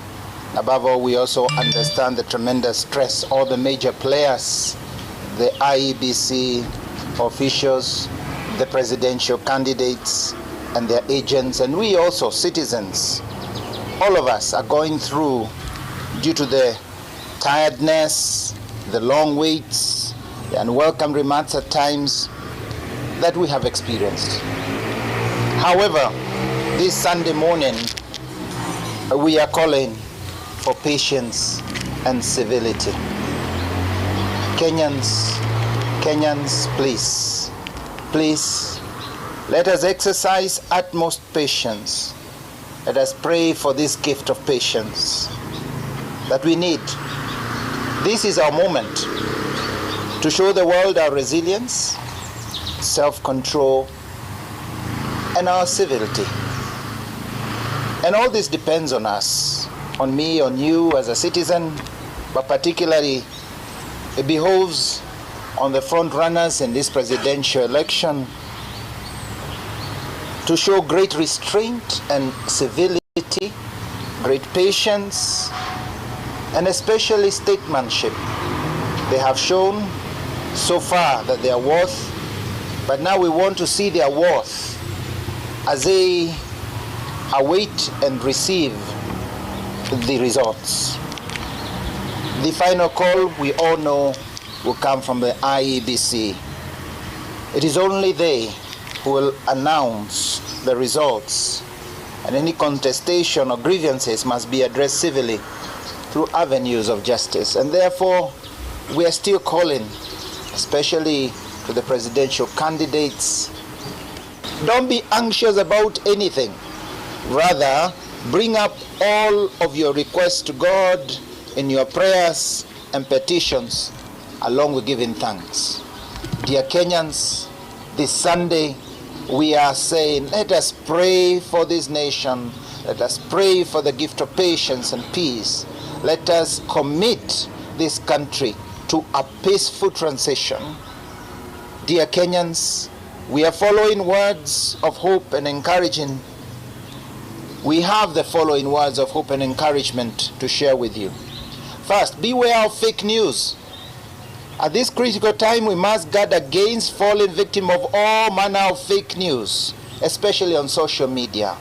There are people bent to cause unnecessary panic and confusion. We ask you to treat any suspicious or alarming text, image or video you receive on your social media with great caution, especially those claiming to have results. Cross-check messages you doubt with mainstream media and await the IEBC results, verified results. Area there with the clarion call to the Kenyan people and to the poll commission IEBC, as all eyes are now set on the commission with a deadline of on or before Tuesday to announce the next president of the republic. Just a quick one here, Jeff, Vicky, and to our guests. This is from Millicent Omanga. She was the United Democratic Alliance woman MP candidate in the county of Nairobi, and she tweeted some 6 minutes ago. I want to thank the people of Nairobi County who voted for me and those who did not. I accept the results even though they are not in my favor. Esther Passaris has won. She deserves our support and prayers as she steers the office of the woman rep for the next 5 years. God bless our country. Wow. She added, and also our county too. Because, you know, no, this is really, as in Nairobi has moved on. Yeah. Nairobi is now beyond, the Nairobi County is beyond the... Even if they went to court to challenge, I mean... This is a good signal. The most important thing is that they are calming everybody. Yes. All their supporters are listening to this, they are watching Twitter, and they will move on quickly because their leader has said that. That let's move on, let's congratulate the winner, and let's live to fight another day. And that's the spirit. And that's exactly what you've been saying, Ambassador. You and Vincent all morning long, that elections are not a life and death thing. Exactly. Life goes on, and it will go on. Yes, and the reason why we have made all this investment, as I said, you remember I said that we both I and Ambassador at some point wanted to be involved in this election management. So that responsibility still remains, that you do not need to be, when you get the opportunity and the platform to continue speaking to the process. And if we have the IEBC succeeding in finishing this process speedily, and we have the candidates coming up and saying for those who are not happy with the results that they will go to look for justice elsewhere, as Bishop Muheri of Nyeri, I think he's spoken very well even this morning. That is now the mantra. And what it does also, Vicky, Ayub, and Jeff, is that you start beginning having a groundswell when the pattern begins to be established. That Polycarp Igathe lost, he commended the winner.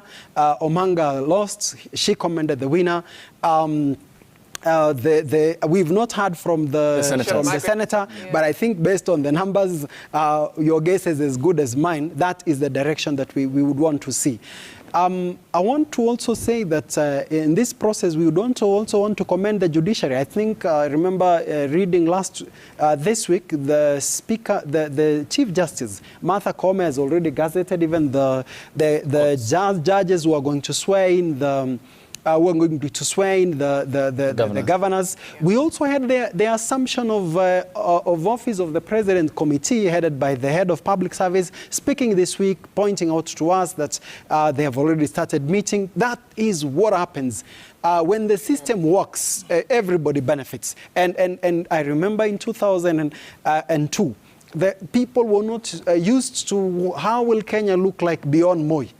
But today, there is no conversation as to whether the current president will exit. It's a question of when. And it's not a major issue. Actually, the conversation at the moment, and I really am a great optimist of this, is that we transition well. Get the results out and get the candidates either conceding or, if not, saying we are headed to the Supreme Court, which is a framework that exists. If we do that, I think that is good for this country. Not only for this country, good for the continent, but also good for the African people. I'm a firm Afro-optimist. We believe that better, greater, and more inspiring stories can come from this part of the globe. And we are doing this not that we have proving a point, not that we do not believe in ourselves, but because this is who we are, Jeff. That's right. You know, I remember a friend of mine, we had a discussion, and one of them says that we were having this conversation. It says that we borrow a lot of technology from the West. We borrow a lot. We are using their cars. We are speaking their language. What is it that Africa contributes to the world? And this was the answer. The Ubuntu philosophy, that I am because you are, and because you are, I am. And I remember an inspiring story from Uganda, where a family shared, and some young people did not have anything to eat. They only had a bean, the one from, groundnuts. And the two of them split it and shared. And they joyfully celebrated. So we need more stories, and I hope that when we come next week, those are the things that we'll be speaking about. Okay. Yes, Vicky. So certainly, let's take a look at that tweet once again from the woman rep competitor for Nairobi, who was running on a UDA ticket. Millicent Omanga says, "I want to thank the people of Nairobi who voted for me, and those who didn't. I accept the results, even though they're not in my favor." She then, of course, calls out Esther Passaris and saying that she has won. She deserves our support and prayers as she steers the office of Woman Representative for the next 5 years. May God bless our country. Yes, go ahead, Ambassador. Jeff, you will have many guests on JKL. I'm telling you, my producer is right here. Governor-elect. The concession edition. The CRO. CRO, yes. Go. Number. Go, yes. And also, I think we would also want to hear from the ordinary Nairobians. What do they feel when their leadership is sending this kind of a signal? Ambassador, there's one word that just came to my mind right now: magnanimity. Exactly. That's exactly what we're seeing out there. What we're seeing there. You know, and I believe that this also spotlights the election management body, because I realize that we haven't actually had anyone thank the people who have been managing the elections and recognize and appreciate what they have had to go through. And it is always important because they always think that it is a thankless job. And that magnanimity yes. that they have has been expressed by all these candidates and those who have won and those who have lost.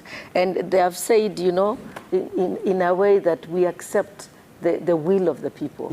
And that's what democracy is all about, accepting the will of the people.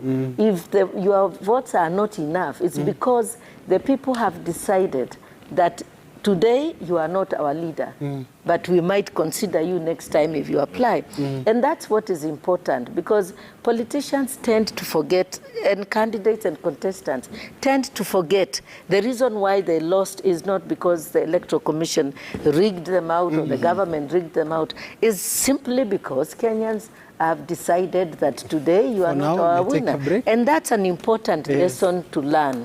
It is important because these are the people who they have interviewed you, they have found you have certain qualifications, but they have found you may not be the one that we want. And it is important to focus on those, because the delivery of services, they are the employers, and the delivery of services that. And the final issue I wanted to speak about too is the issue of voter turnout. There is a subtle message. If it is subtle to some people, but it is loud to others. People have not come out to vote, yet they were out there during the campaigns.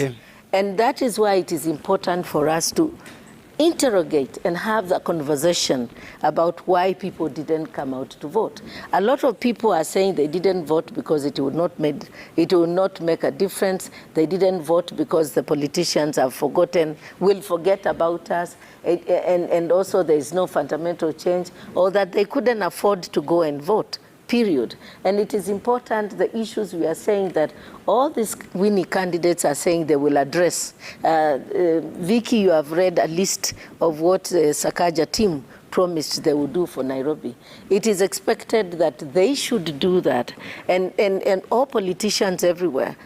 Nairobi is 047. We have 46 counties out there. And the reason why devolution was introduced, and we have all these governors vying for this position, and MCAs, is to devolve service delivery to the lowest possible point, so that people don't have to leave Kitui or Turkana to come for services in Nairobi. Those services must therefore be available. The opportunities for infrastructure, roads, electricity, water, and all, education, and all the services, the agenda, the big four agendas that the President Uhuru and his team began. This is the way to go, because Kenya sat in United Nations in collaboration with Hungary and delivered for the world. The SDGs. The Sustainable Development Goals. We have only, they are expiring in 2030. Yeah. We don't have a lot of time. And Kenya has been the example that is looked up to in Africa. Therefore, it is important for our leaders in our devolved units down there to be able to show this leadership and to stop politicking for the next 5 years so that we can move Kenya forward. But you, in terms of, when you also want to look at it, Ambassador, one of the advantages of having an election, even with the voter turnout having been a challenge, is that we have a breather as a country. You know very well that the maximum, if you have a good leadership, the maximum it will go in 10 years' time, there is an opportunity to renew leadership. And that element of always going back to the people, I was saying the maximum you can go is 10 years at the executive level, and every 5 years, that element of renewing mandate is important. There is a group I belong to in Baringo called the Aurora Nation, and they were asking some questions during this debate that what about when are we going to have the presidential? They still want to move us to the presidential. One of the advantages of having this conversation, colleagues, is that it is important to see that it's not just about the presidential. There is these other elections, and they also have the weight they carry. Actually, at times, Ayub, the MC has a bigger impact in the city to your life on a day-to-day basis than even the president himself. So giving focus to all those is also important, Jeff. Speaking of Baringo, you see live pictures there, former Senator Gideon Moore. Oh, wow, it's my senator. He's your senator, yeah. I come from Baringo. These are live pictures from Karen. Oh, yes. Is it? Karen. We're in Karen? Yep, Karen. Karen, okay. Yeah, we expect Raila Odinga to also be attending with his running mate Martha Karua to attend a church service at St. Francis ACK Church in Karen today. Of course, it is Sunday when Christian people head over to church. This is why this is happening. The days have all kind of come together this week. But we should have given a small devotion here. You know, anyway. But a great conversation. We have a convoy. Thank you. Let's look at who is arriving at the moment. We are seeing the chase cars and the cars that are part of the entourage. Presumably the Azimio la Umoja One Kenya coalition political party presidential flag bearer, who was also served as the former prime minister during the Grand Coalition government. Let's yes, there we go. Here is Raila Odinga, and he will be attending the church service. We expect also Martha Karua to show up. And here he is shaking the hands of the church leaders before the starting of the Senate. There's the Court Secretary General, Francis Atwoli, and the Member of Parliament-elect, Langata constituency, Jalango, and also Gideon Moi there.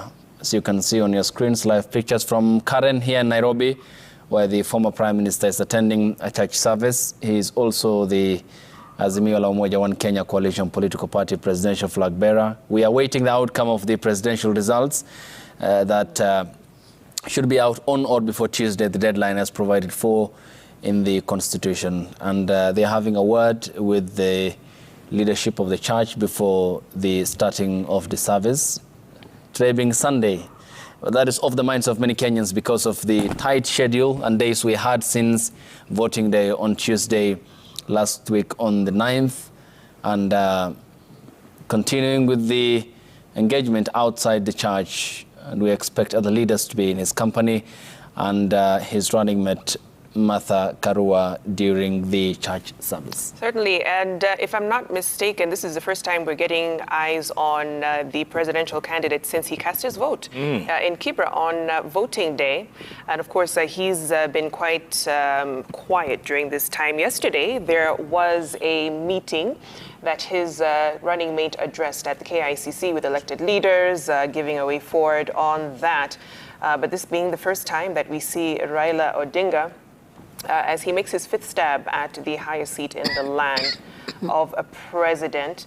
and of course, many waiting with bated breath across the country, across the region and the continent, as we've been discussing throughout this morning, the importance and significance that Kenya holds, not just economically in the region, but also diplomatically. Yeah, absolutely. And you can feel the mood, Ambassador Koki and Vincent, you can feel the mood. There is a mood of peace, there's a mood of tranquility, you know, the way it should be. Yeah, it should be like that, because like now after because, you know, there's no one who is a visitor in this country. When we all appreciate that this is our land, it rises and falls based on our efforts, that's the message we should be sending to Kenyans. And also, one of the advantages of showing this is that you show that the candidates are well, they are okay. That's a message to their supporters. It is a plus for this country. If we can, I wish we would know where all the other candidates, here also where Wajakoya is, here where Maure is, here where Ruto is.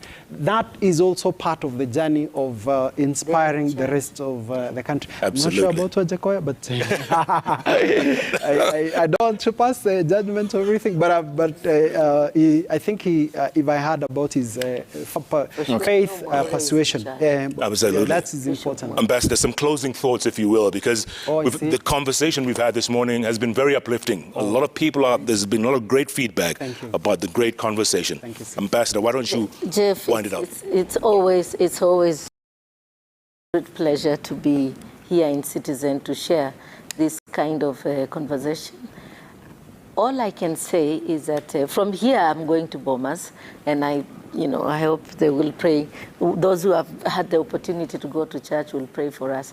But I have incredible faith in our system and in the work that the IEBC is doing. I know people have been saying that I praise them a lot, but I do praise them because I have been around for the last 30 years and I've seen how elections have been managed in this country and other countries. And I can tell you that when I say we have made progress, we have made progress. We may not be there yet, but I have hope that we are getting there. All I can say is that the Electoral Commission is going to do their job. Let's allow them the space and the peace to expedite this process.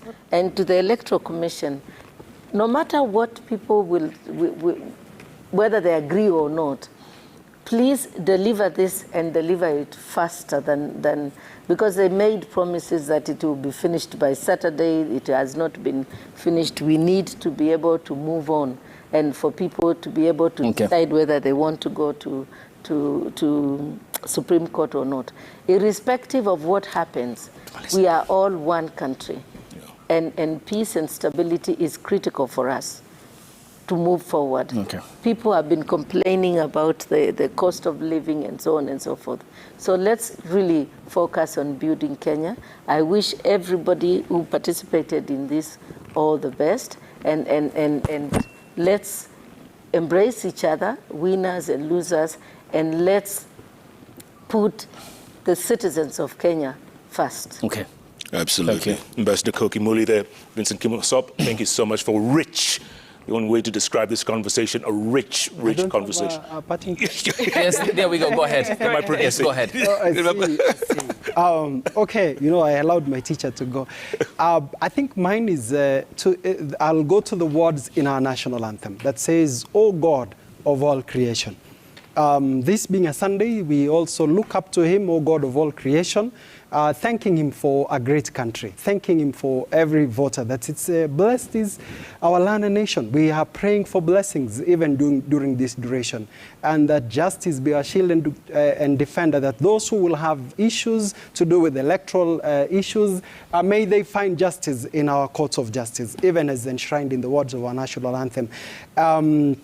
And then justice be our shield and defender, and may we dwell in unity. May there be unity, tranquility, cohesion during this period, and plenty be found within our borders. That this plenty will see more Kenyans afford a decent living, the current issue of high cost of living, so that then we can have the country that we can be all proud about. Jeff, there is something about being American. If you talk to, if you go to the US, they have something being American.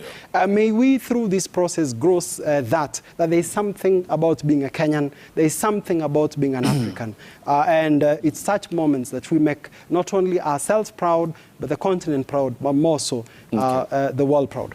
Thank you. Absolutely. Great words. Great words. And the curtains come down on this edition of Kenya's Choice. Thank you, Vincent. Thank you, Ambassador. Your time is all appreciated. Many thanks. And we leave the scene to Trevor Mbija, Lilian Mule, Babu Solo. And Bwana Hamisi Hamadi. We pass the baton, thankfully, and we are very excited to hand that over. Yes. But it's been an absolute pleasure to have Vincent and Ambassador Koki with us in studio. A wonderful history lesson as well on how far we have come. And one more time, we take the live pictures from the Bomas of Kenya, where the IEBC is at the moment underway with the verification exercise of the forms that have been physically delivered by the returning officials from the 290 constituencies. And though the sort of fracas witnessed, the commission says all is on course. 141 constituencies done by the last time we spoke with Stephen Leto, and we expect more and the process to be concluded on or before, because that is the time frame within which the commission must announce the President of the Republic of Kenya. Our team will be getting hold of Stephen Leto. From me, Jeff and Vicky, the next team will be briefing you as to what's happening across the country and majorly at the Bomas of Kenya. Good morning. Yeah, keep it locked, folks. Kenya's Choice 2022, right here on Citizen Television. Thanks for watching. Have a great day.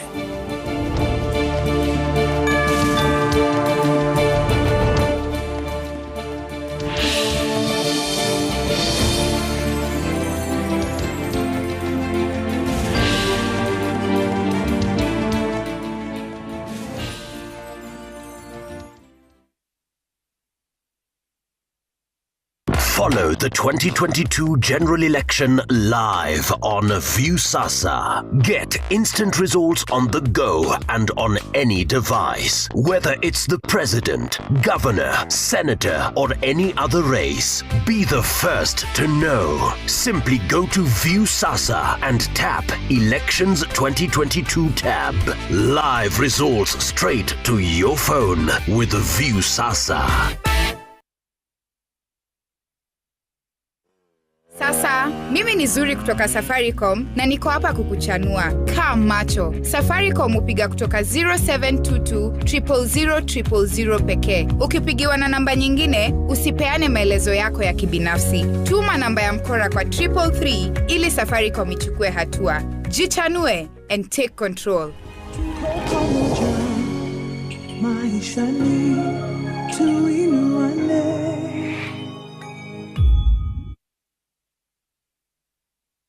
When seconds count, experience makes the difference. The Nairobi Hospital Accident and Emergency Center is situated in close proximity to the laboratory, radiology theaters, labor ward, cardiac catheterization lab, and the critical care units. With a network of labs, you are guaranteed of accurate medical test results. The Nairobi Hospital is a center of renal excellence, providing cutting-edge technology through more than 10 dialysis machines. As a patient, you are certain to get quality medicine at the best possible prices at our fully stocked pharmacies.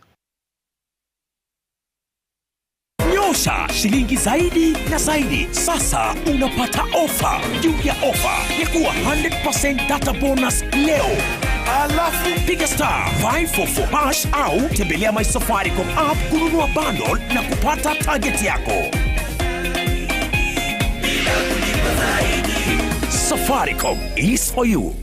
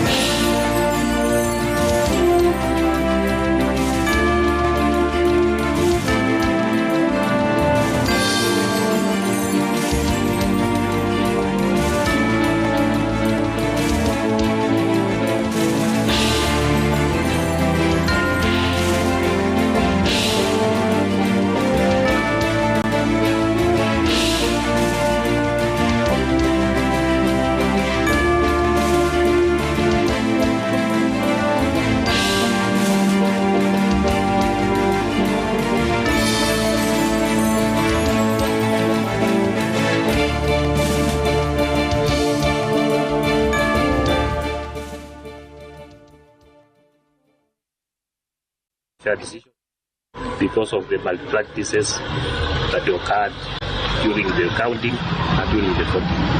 And that's why Chepkati should come in and handle this issue himself, because it's an IEBC issue. Because of the failure of the IEBC officials, now it is becoming a security issue. And that's why as a county security team, we cannot allow people to lose life, property to be destroyed because of incompetence of the IEBC officials. Thank you. Maybe as the chairman of the security committee now, what's your position? Because you have said there are a lot of malpractices. Maybe. All right, thank you for staying with Kenya's Choice 2022, the world coverage right here on CitizenTV. My name is Trevor Mbija na sipo peke yangu. Mwanamisi yuko hapa pia. Na bila shaka Trevor, tuko nawe kuanzia sasa mpaka wakati gani vile? Mpaka saa 10. Saa 10 mtazamaji. Kwa hivyo hakikisha kwamba popote utakapokuwa unakwenda unategea tu runinga ya Citizen, manake hapa ndipo ambapo utakuwa tunakupatia matokeo kadri yanavyokuwa yanaendelea. All right, for now let's cross over back to Narok, where the county commissioner was addressing the press there. Isaac Masinde is currently speaking. Let's listen in. Depend on how IEBC headquarters will move. If they decide to move fast, they can give results even today in the evening or tomorrow. It will depend on how they will move. Okay, and are you ready to handle any cases that will come after the announcement of the results? Because at the end of the day, it's going to be one person who's going to win. And secondly, how many police officers have you deployed more to ensure that everything is safe? Okay, let me respond by saying that we are ready to handle the situation. We have enough security personnel. I don't want to mention the numbers, but we have more than enough to handle the situation. So let the IEBC move fast and solve the issue. We will handle, because there must be one governor. But he must be a governor who has been elected fairly by the people of Narok, and he must be acceptable by the people of Narok. Another follow-up, I'm Emmanuel Tobert from Hygiene. The security team seems to have taken a position that it is the returning officer who is bungling this whole process. Is that the case?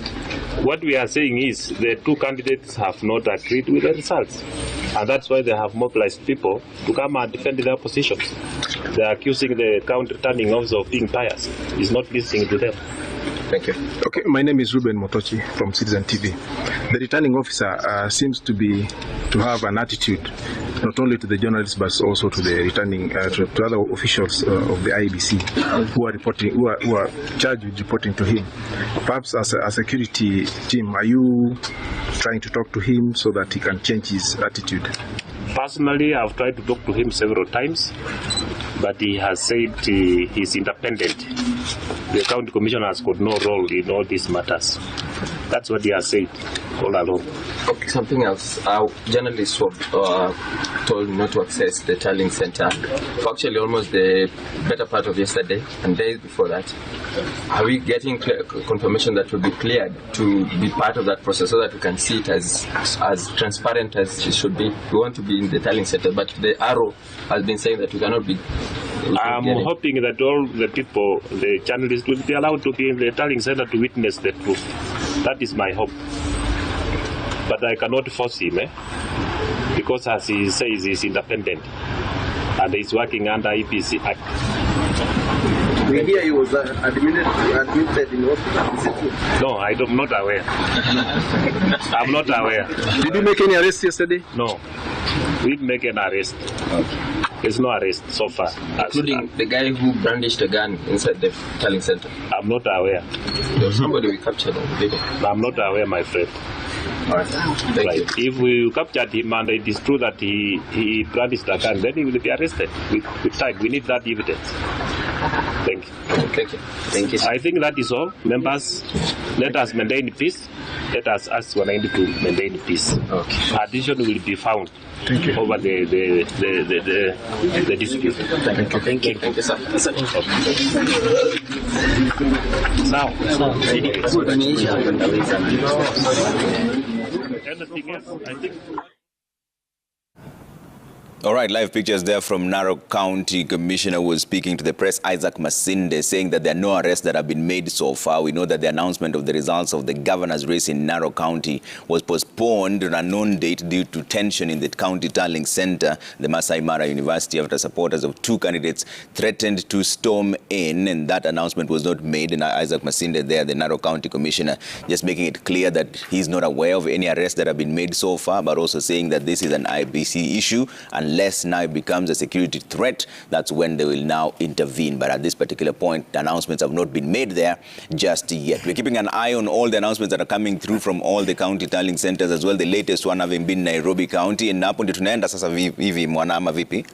Na bila shaka tunaungana sasa na mwanahabari wetu Gatete Njoroge ambaye kama alivyosema mwenzangu Trevor yuko hapa jijini Nairobi katika kile kituo kikuu cha kujumlisha kura za Nairobi ambapo ni Kasarani. Awali kulikuwa na picha pale tumeziona gavana wa Nairobi Johnson Sakaja akikabidhiwa cheti chake. Kumbuke kwamba Sakaja ameibuka mshindi kwa kura 699, halafu pia kuna Edwin Sifuna ambaye amepata kiti cha useneta kwa kujizolea kura 716, na Esther Passaris ataendelea kutumikia wakazi wa Nairobi kama mwakilishi wa kike baada ya kupata kura 698. Nampokeza sasa Gatete Njoroge atupashe mengi tu. Pengine hivi sasa mambo yako namna gani? Manake awali kulikuwa na mbwembwe nyingi pale Sakaja alipokuwa anapokea cheti chake. Na Mwanahamisi, vile tu ambavyo umesema ni kwamba tuko katika kituo kikuu cha kujumlisha kura katika kaunti ya Nairobi, na kwamba hapa hali ni tulivu, na hata sisi wanahabari tunafunga virago kwani tushapata gavana wa Nairobi, seneta wa Nairobi na yule mwakilishi wa kike. Viongozi hao ambao walifika hapa hapo awali wakiandamana na wafuasi wao wameweza kuondoka, wakiongozwa na gavana Johnson Sakaja ambaye ndiye gavana mteule baada ya kujizolea kura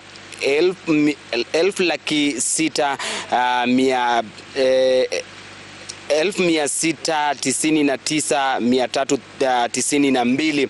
Hizo ndizo kura ambazo Johnson Sakaja alijizolea ili kuwa gavana mteule katika kaunti ya Nairobi. Sakaja alifika hapa akiandamana na yule ambaye ni naibu wake mteule Njoroge Mushiri, na akawapongeza wakazi wa Nairobi kwa kumchagua kuwa gavana wa 4 wa kaunti hii.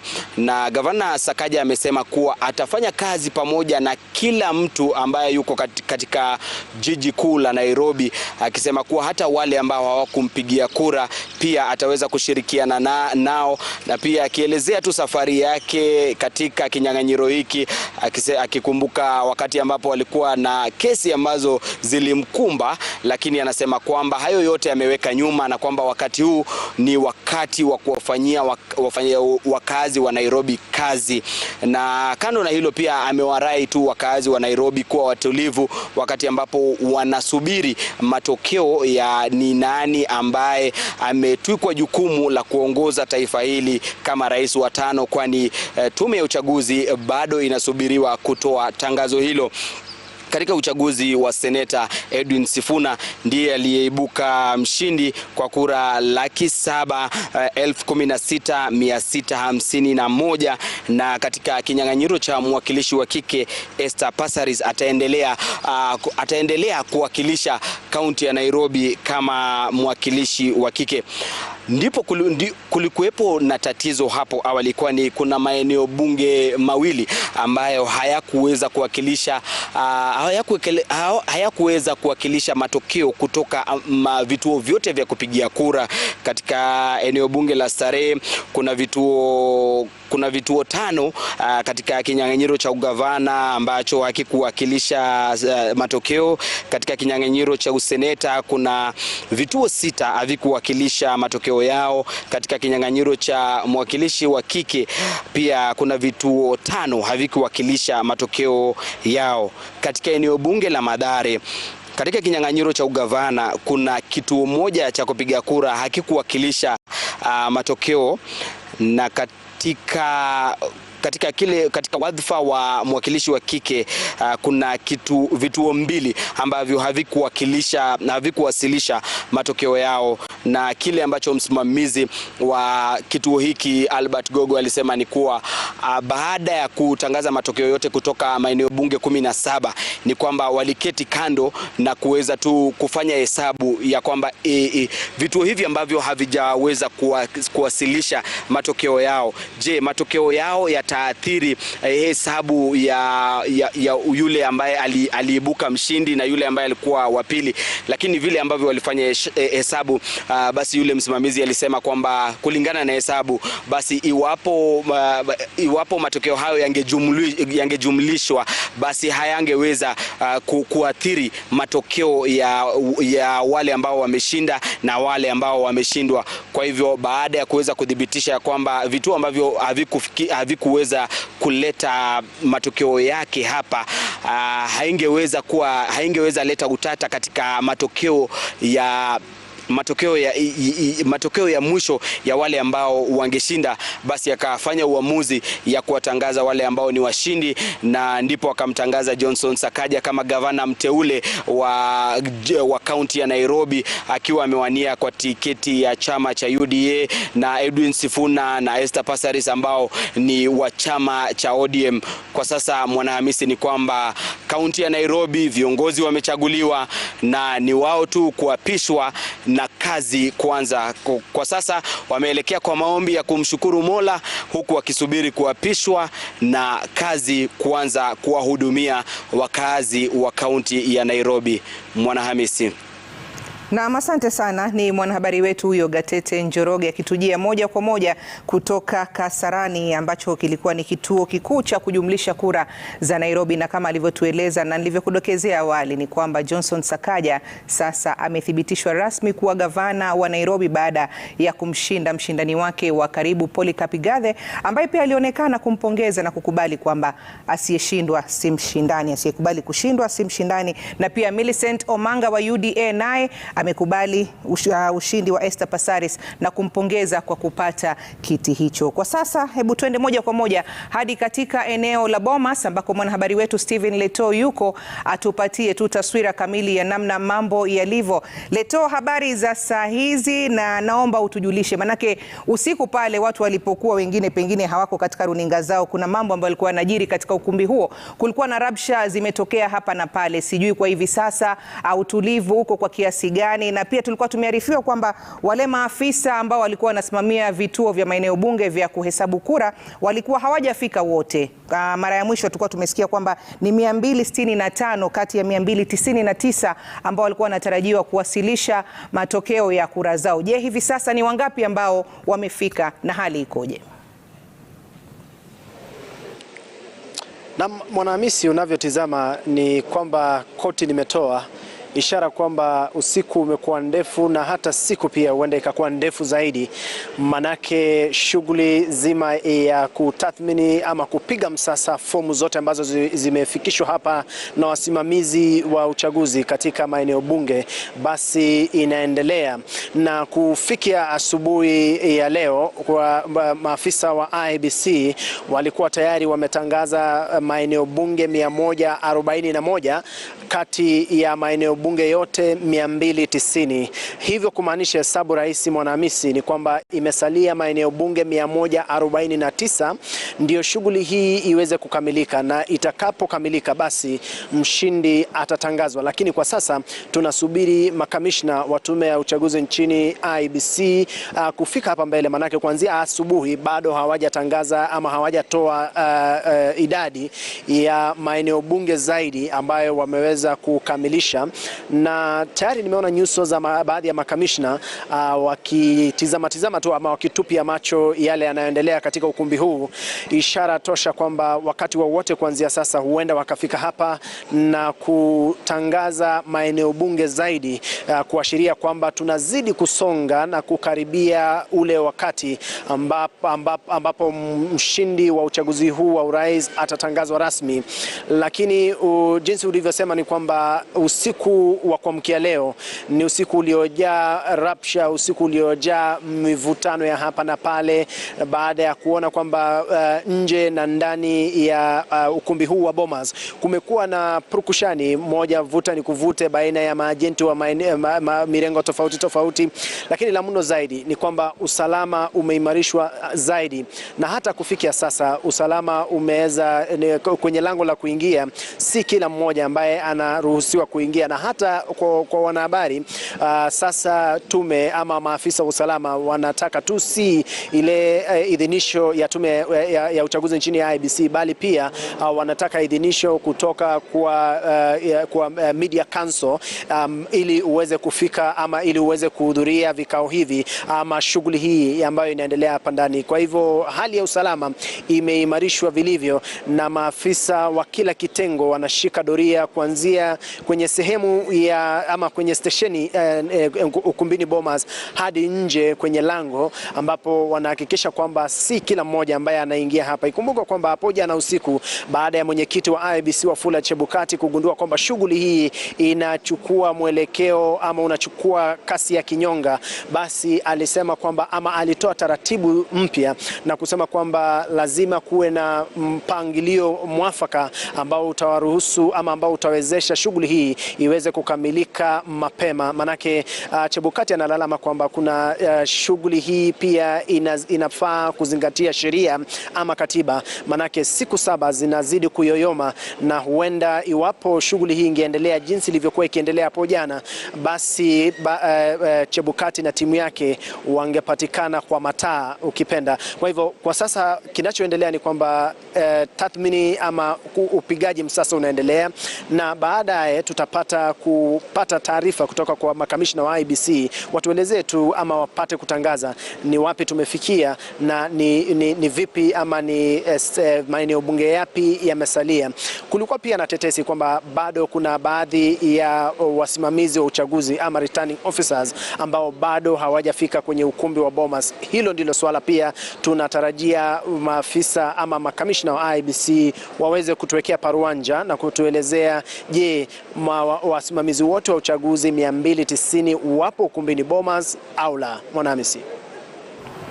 Na shukran sana mwanahabari wetu huyo Steven Leto akitupatia tu taswira ya mambo yalivyo katika ukumbi wa Bomas. Na kama tulivyoanza kusema ni kwamba hapa ndani ya studio hatuko peke yetu. Niko na Trevor Mbija, na Trevor pia ana wageni wake ambao tutakuwa tunazungumza nao kadri tunavyokuwa tunaendelea na shughuli hii mchana wa leo.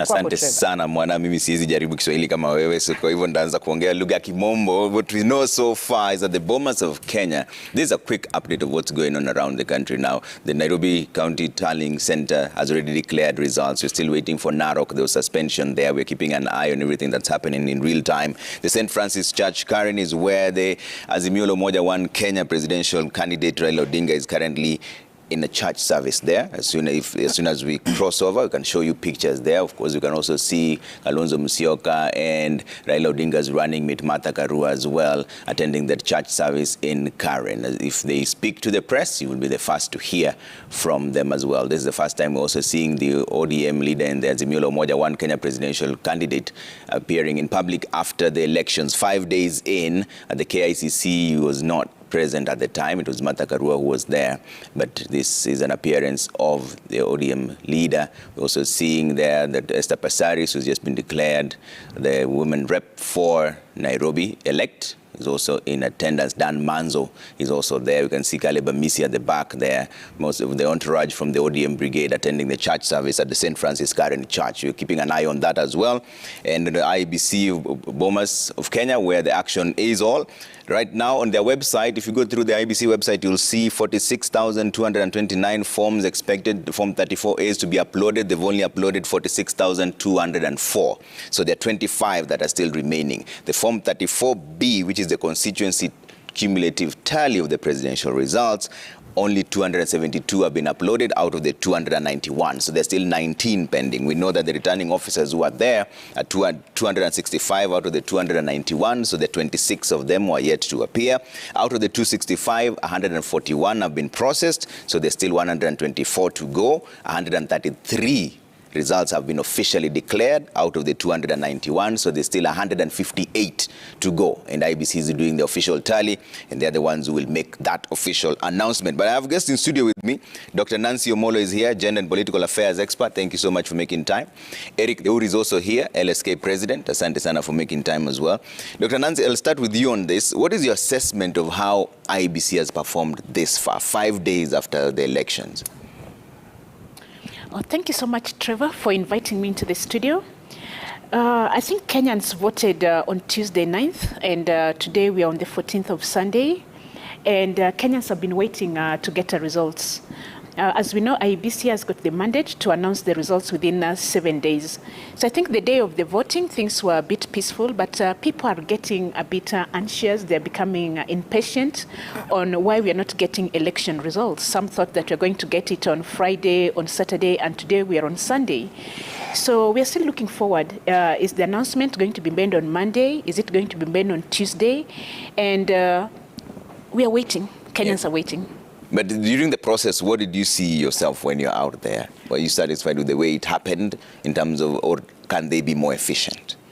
I think there were some issues because on the election days we had, just a day before the election, we were told that Mombasa and Kakamega, we could not, people could not vote the governors for these two counties. At the same time, we saw some counties whereby, for example, one of the presidential aspirants, Professor Wajakoya, could not find his name and was not able to vote. He was there before 10 a.m. and he was voting in the afternoon.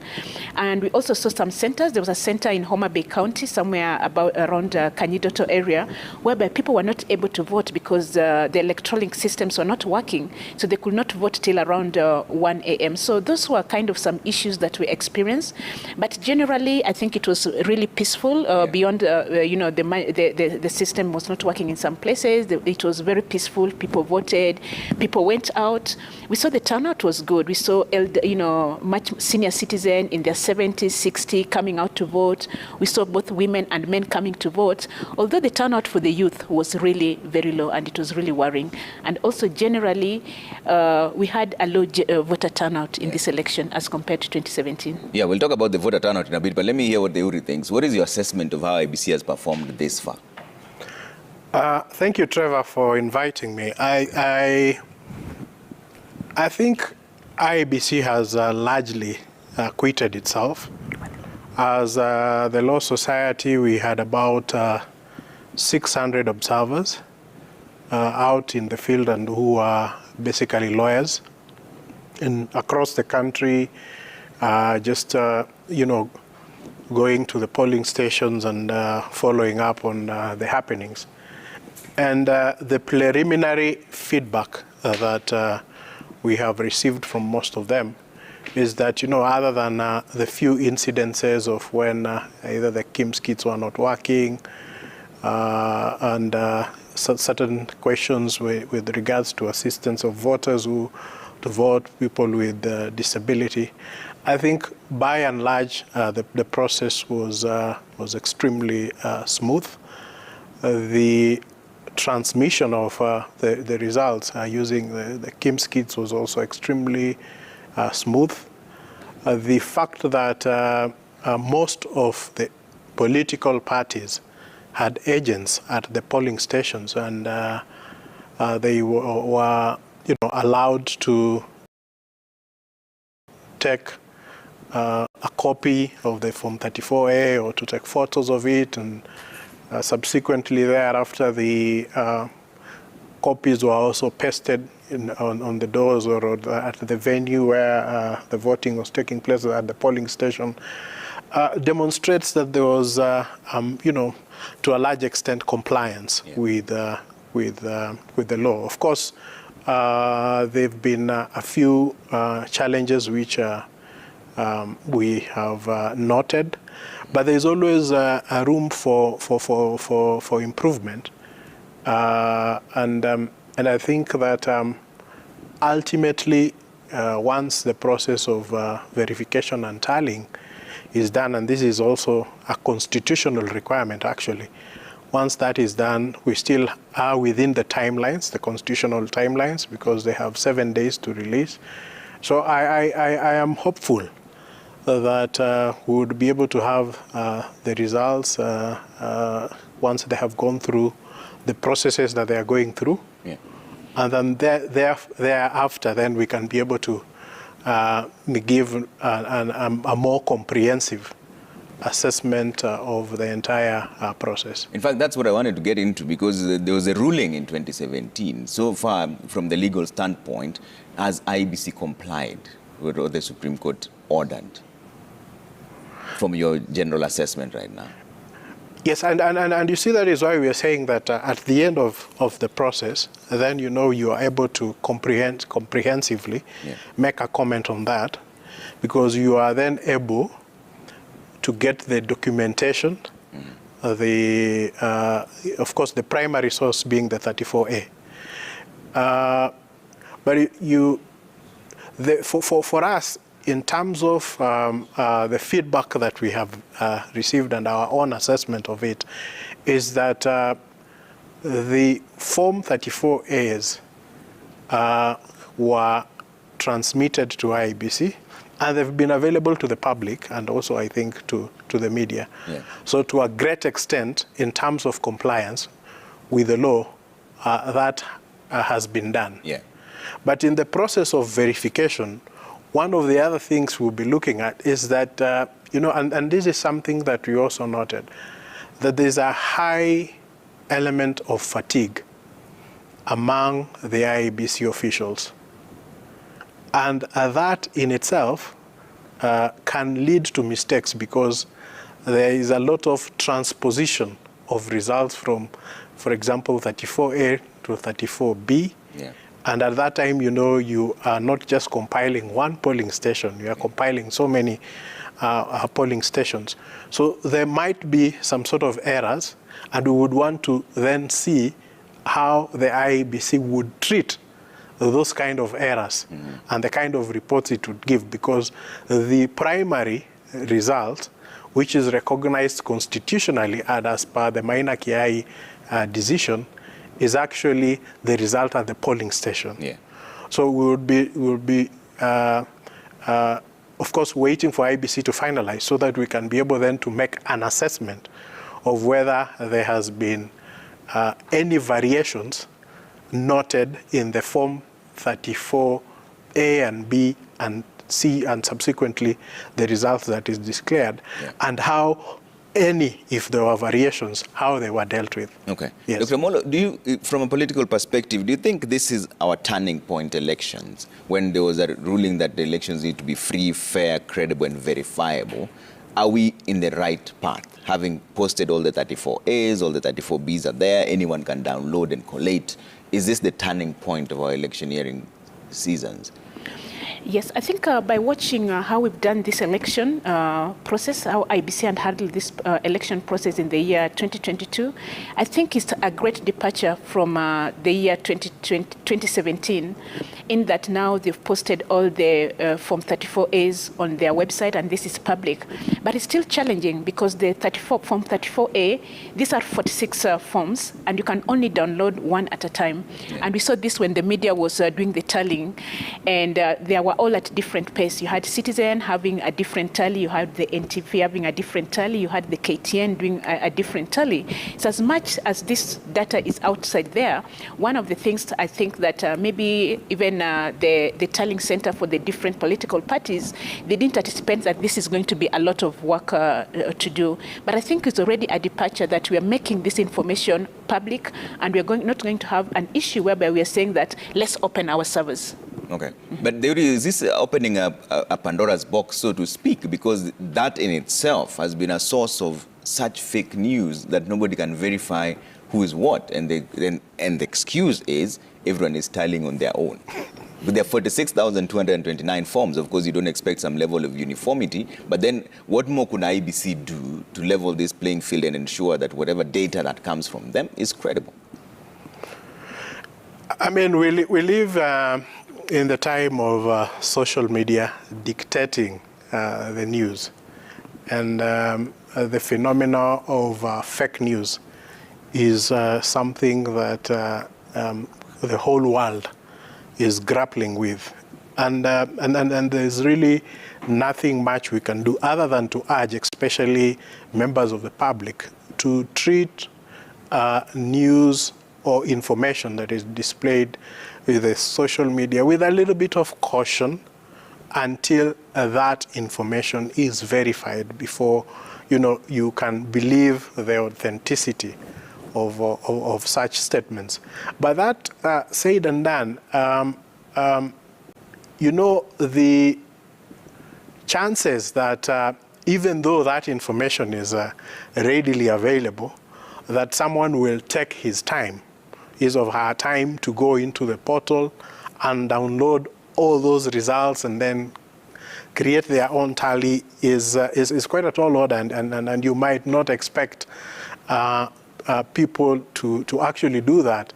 And that is actually the main reason why fake news thrives, because people have this ability not to actually go back and check with the source. So that is where the problem is.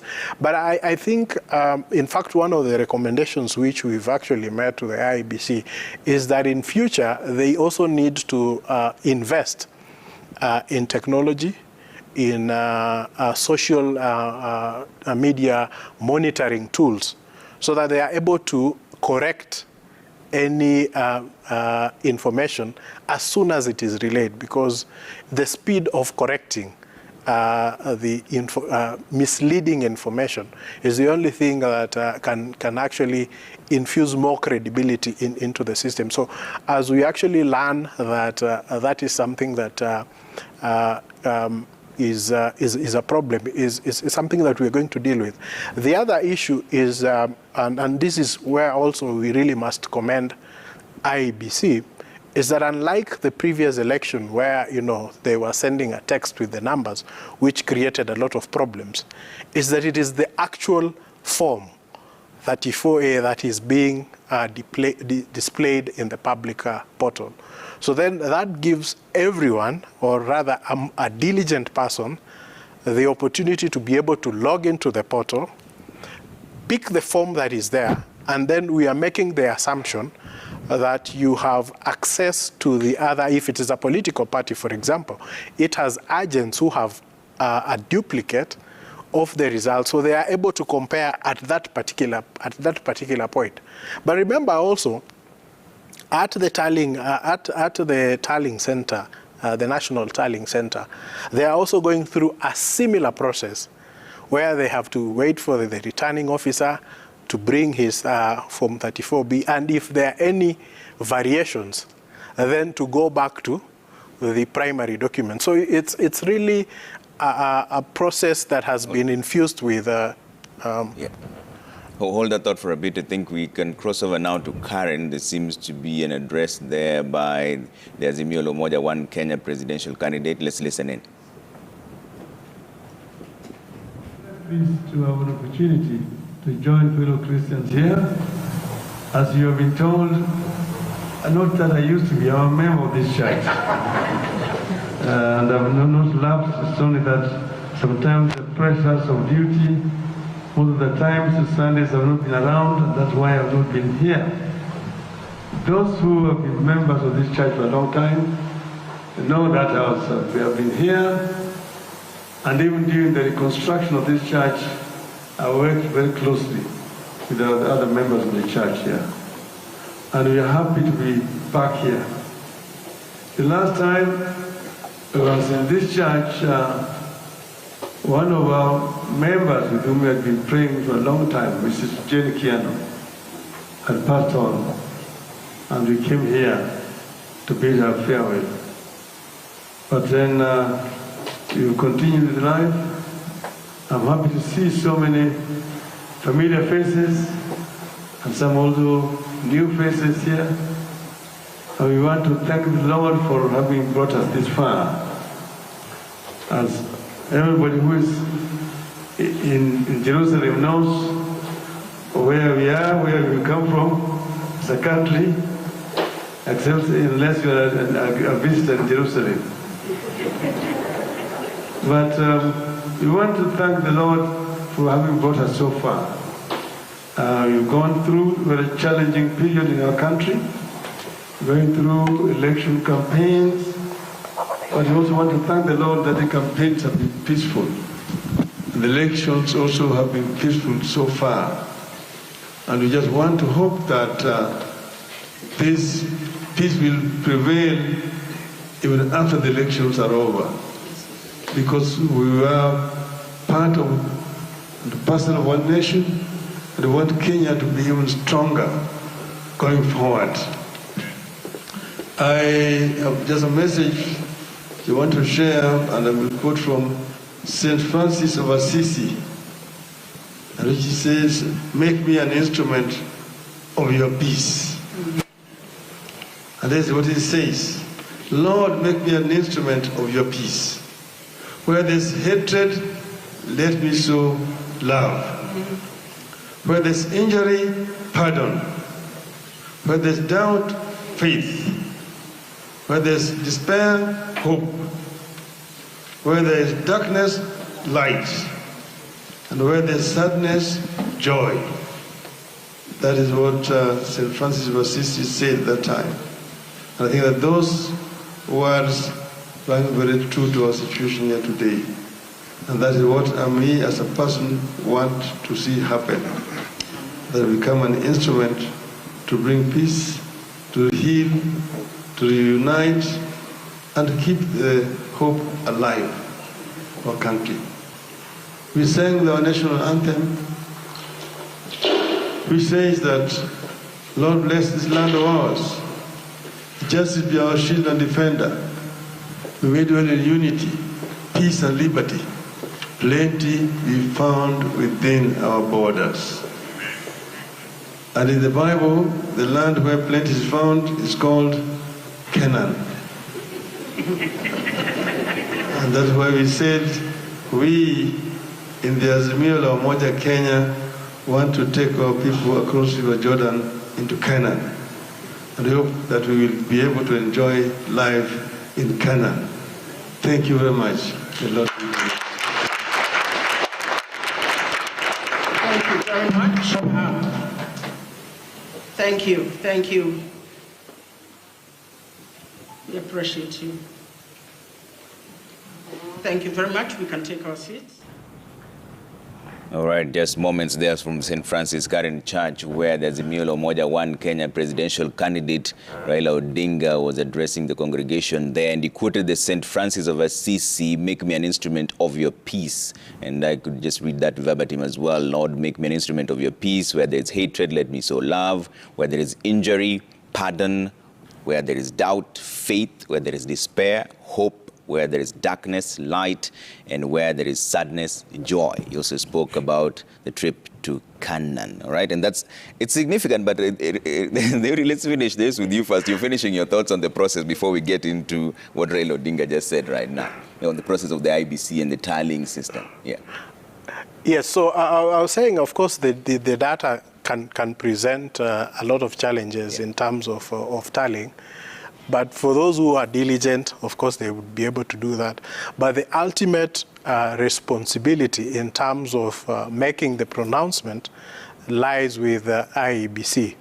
And so the process that is ongoing is an important process because it's a question of verification, checking with what you have and what they have, and if there are any material variations, then those variations being noted and the concerns then being addressed at that particular time. So I think that what is happening at Bomas is integral to the integrity of the ultimate result that comes out, and it should be allowed to proceed in an environment that is devoid of extreme pressure and provocation, so that we have those results verified, because it's actually a constitutional requirement that the votes at the polling station then must be openly collected and verified.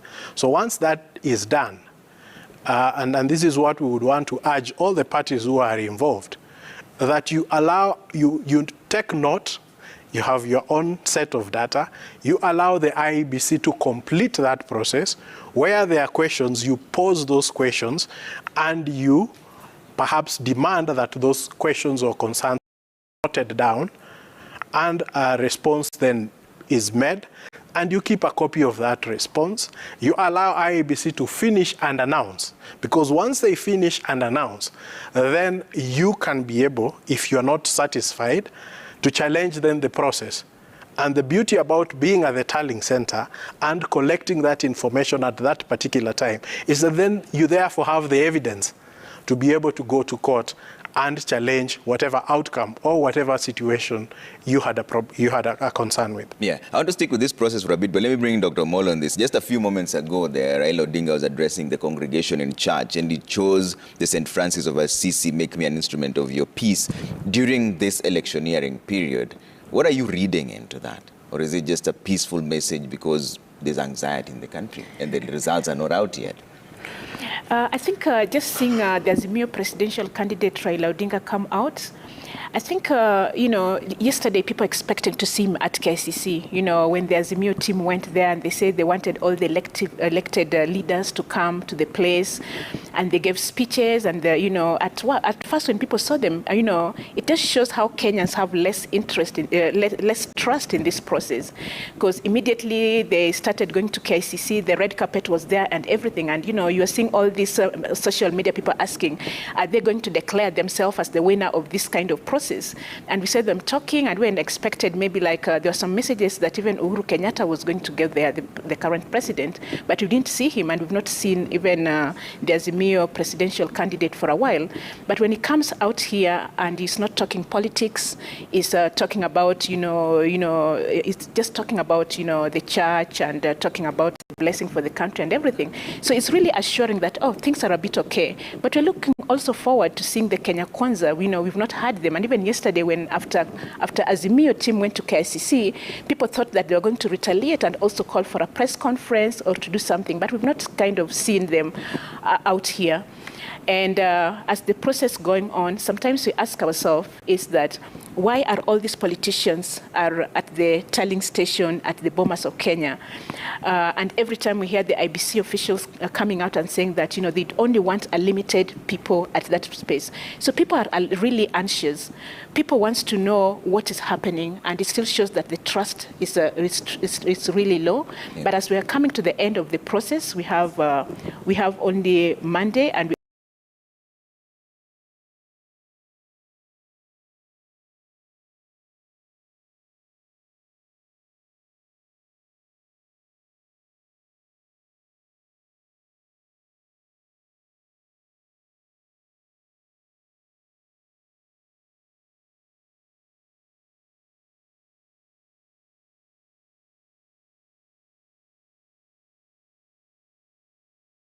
national anthem, that this should be a land of plenty, peace and plenty. And I think he spoke a message that all of us need to emphasize, that it is a high time. And of course, we know that part of the anxiety we face is arising from our previous history. Yeah.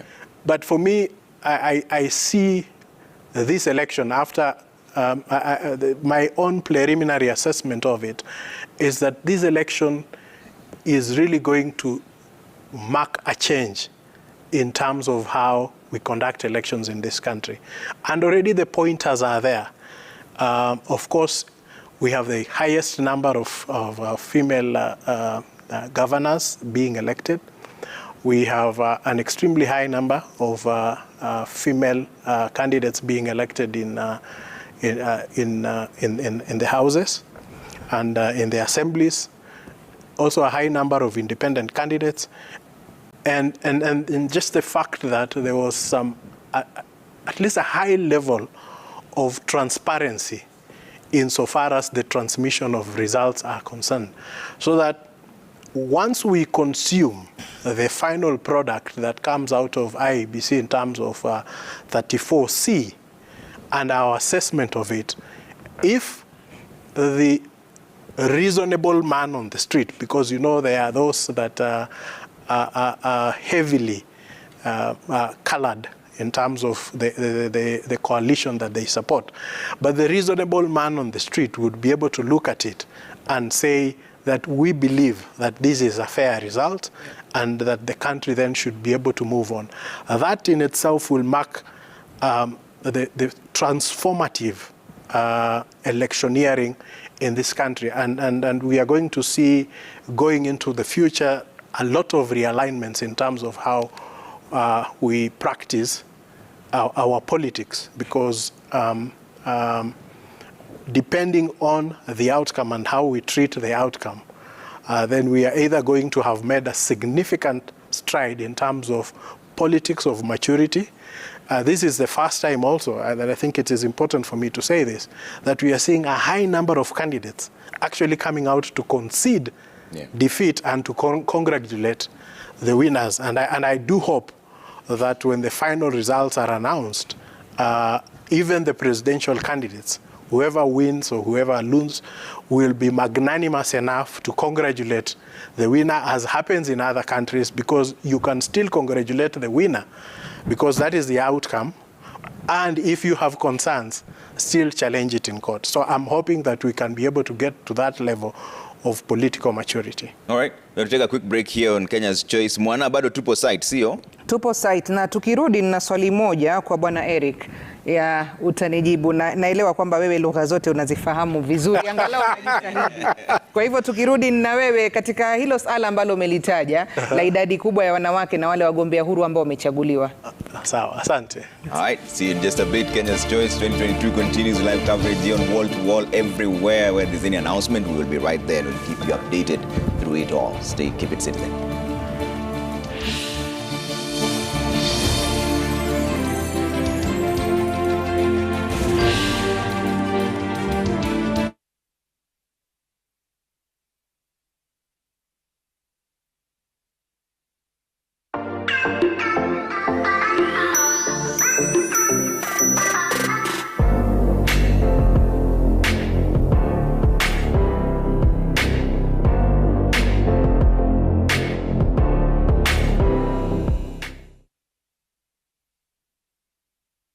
When seconds count, experience makes the difference. The Nairobi Hospital Accident and Emergency Center is situated in close proximity to the laboratory, radiology theaters, labor ward, cardiac catheterization lab, and the critical care units. With a network of labs, you are guaranteed of accurate medical test results. The Nairobi Hospital is a center of renal excellence, providing cutting-edge technology through more than 10 dialysis machines. As a patient, you are certain to get quality medicine at the best possible prices at our fully stocked pharmacies. Aren't you excited for the Champions League, Europa, FA Cup? Gee, every moment from the Premier League, every. Don't forget local, the Ethiopian and Zambian leagues, and the FIFA World Cup. You know what they should call it though? I've got it. Football's greatest season. Get DSTV so you can drink from every cup that matters in football's greatest season. Only on SuperSport. Inspired by Kenyans who are doing what they can to make a positive and lasting impact, Safaricom Foundation is uplifting communities by bringing their dreams to reality through Ndoto Zetu. Changamoto ile kubwa ambayo ilifanya tusifaulu kwa kuuza maziwa, kupima na jack, kurudisha kwa jack tena inaharibika haraka. Sasa tu kwa tunapata profit mzuri. Lakini wakati tumereceive hizi machine kutoka Safaricom Foundation, hata tunauza zaidi. Tuko na profit mzuri. Asanteni sana Safaricom Foundation kwa kutujali. Do you have a dream to uplift your community? Apply online on www.safaricomfoundation.org/Ndoto Zetu or visit any Safaricom shop near you. Application deadline is 22nd August 2022. Ndoto zetu, uwezo wetu, Safaricom Foundation.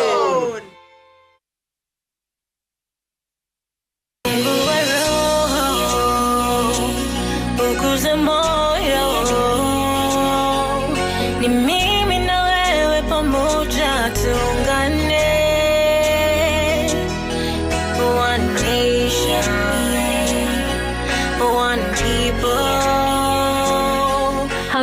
wa Kenya, jina langu ni Vanessa Gwandaru. Ukitaka wimbo huu kama sikiza tune yako, bonyeza *811*344#. Kumbuka, sikiza na Citizen ni nyumbani kwa wasanii wote.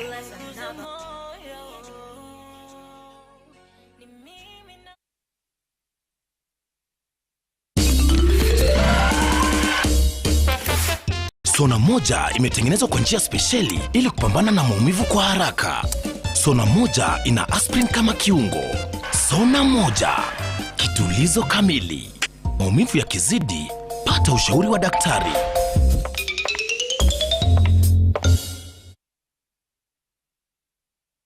Dial *126# or download my Safaricom app and let's lift one another.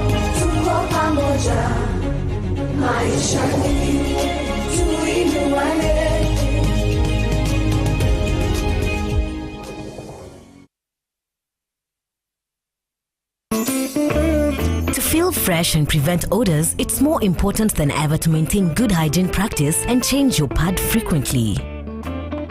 Soft Care Petal Care has a floating design that perfectly fits. It reduces 70% friction on skin, absorbs fully and blocks leakages from both sides. Soft Care, yeah.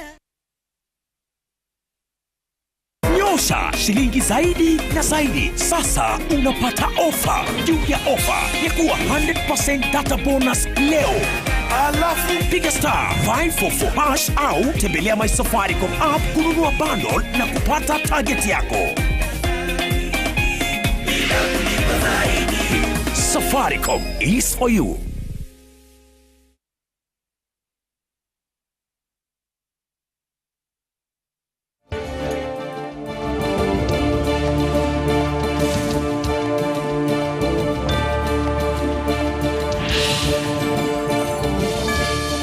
Thank you for staying with Citizen TV's Kenya's Choice 2022 wall-to-wall coverage. Our guests are still with us here in studio. Dr. Nancy Omolo, Gender and Political Affairs Expert, Eric Theuri, LSK President, and Mwanamisi pia yuko hapa hivi. Ulikuwa na swali by the Mwanamisi? Naam, swali langu lilikuwa linamwendea Bwana Eric Theuri.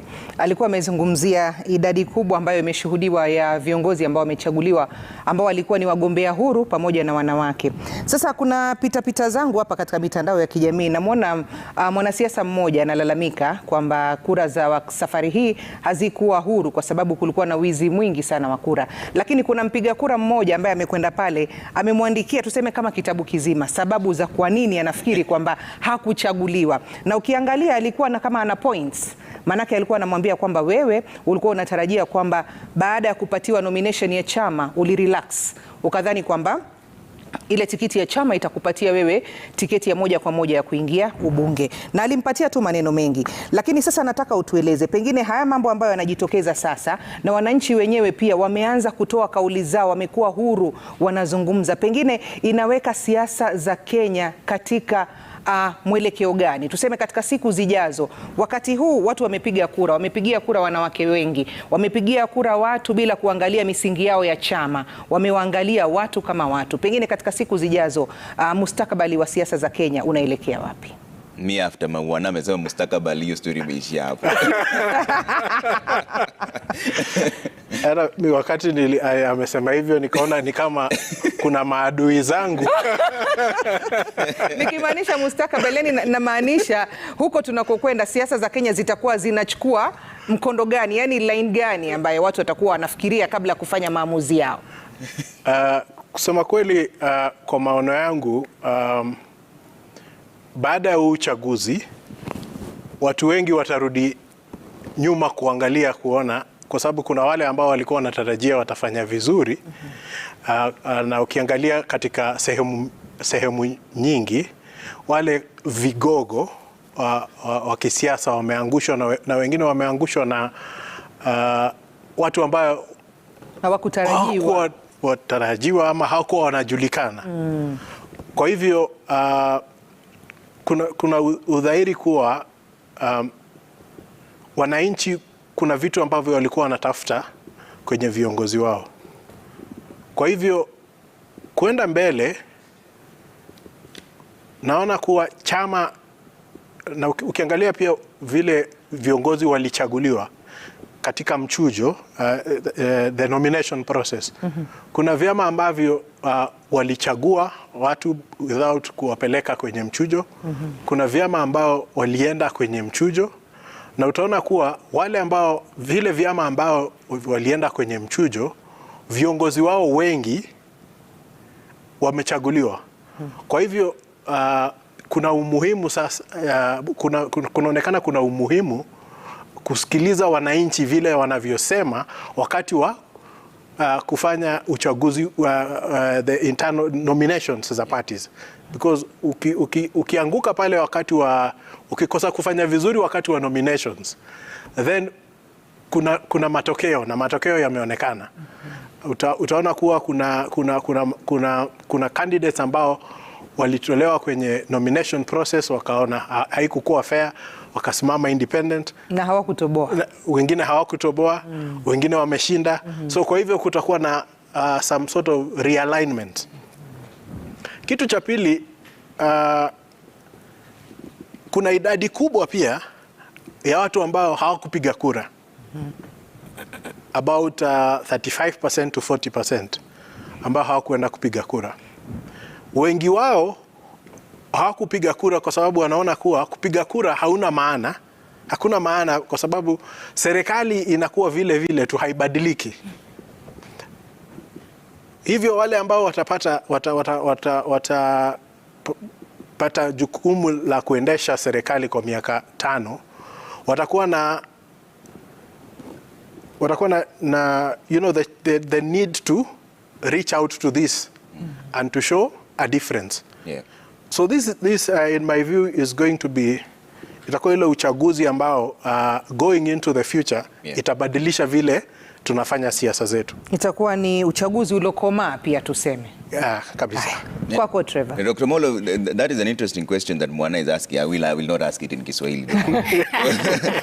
Are we seeing a movement of the people now focusing on more of the agenda, or is the party under which you vie for office with still a big issue in this country today? All right, I can see that during this election we've seen some changes, though parties are still really important, but we've seen some changes. For example, if we look at the ODM areas in Homa Bay, Siaya, Kisumu areas, we saw, for example, the ODM give direct tickets to his candidate. This time we didn't have primaries whereby people are going and they're elected by the people, and it avoided a lot of fights that we always see. But you find that, for example, in the ODM region in those areas, 3 candidates have made it as independent candidates. That's the women rep in Migori County, the Fatuma, Shabil, and we've also seen Ochieng win, get elected under UDM party, which is not popular in that area. So it's already sending word out that, if you're a good candidate, you have a good track record with the Wananchi, then you can still get elected on another ticket. But we also saw people like, former Nairobi Governor Evans Kidero. He really wanted to get the ODM ticket in Homa Bay County, which is the only county in the Western Bloc which has elected a woman, and he came with a lot of resources. He was coming with the name and everything. And at some point, I didn't think that Gladys Wanga would win that election because the patriarchy level was really high. Some people say that, no, you're married here, but you're from Kano, you're from Kisumu County. So we cannot be in Homa Bay. We are electing someone from Kano, and the Kano people also have a chance to elect their women, their governor somewhere in Kisumu County. But we also saw that she went through. So for the women who've actually made it in politics, it's not that way, they're just women. These are women who've got track records. These are women who've got agendas to sell. And when you go on the ground, actually you ask people, why do you want to elect this specific person? And they tell you that, yes, we want to elect this particular person because she's done A, B, and C. And also when you go to Meru and you see Kawira Mwangaza, winning the governor seat, Kiraitu Marungi has been a senior politician in the area, and now it's been taken over by these women. But then people are saying there are a lot of women elected this time. So yes, there are a lot of women elected, but you have 7 women out of 47 governors in this country. So the number is still very small. It's only that we are moving to 2013 where we didn't have any woman elected governor. Then we moved to 2017, whereby we had 3 elected governors. Unfortunately, we had, the late Laboso of Bomet. And now we are having, so we've made a lot of progress. So many people are asking me, do we still need affirmative action? And I tell them, yes, we still need affirmative action. Because even if you see these women who have won the governor seats, some of them they won the seat before under women representative, people like Wanga, people like Cecil Mbarire, they'd been nominated, somebody like Anne Waiguru, she'd been a cabinet secretary. So they'd held certain positions which put them above the society and gave them a platform on which to vote. And also, even if we move away from the women, we ask, are we having youthful? We saw Simba Arati win the governorship of Kisii County, and some people were saying, why is he leaving Nairobi to go and vie as a member of parliament to go and vie for Kisii? Will he really make it? But we saw he's making it. So even when the youth, and also we saw Jalango win election in Langata constituency. But these are also, they're bringing something to the party. So it's not only that we are getting more women just because of the women, but they have something to bring onto the table. Yeah. We're getting youthful people winning election, not just because of the youth, but they're bringing in certain qualities on the table. Yeah, and the Dr. Omolo is making very proper points on that one there. But did the party primaries get it wrong? Because they do have 3 ways of doing this. There's a consensus, there's direct ticket, and there's the universal suffrage. Where did they miss it? That some people who they rejected became independent and won those tickets? You know, party politics has also a lot of loyalty to, quote unquote, the honors of the party. And that is a shift that I'm talking about.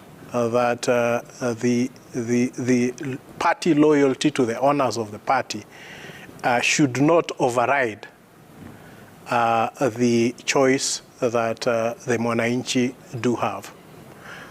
And I say this because if you are to contrast, for example, the performance that the Jubilee Party has had in central Kenya, you can see a message that was being communicated to the party, and the fact that the electorate felt that the party no longer represents the ideals for which they supported that party. They then shifted their ideals to another party, and so it basically means that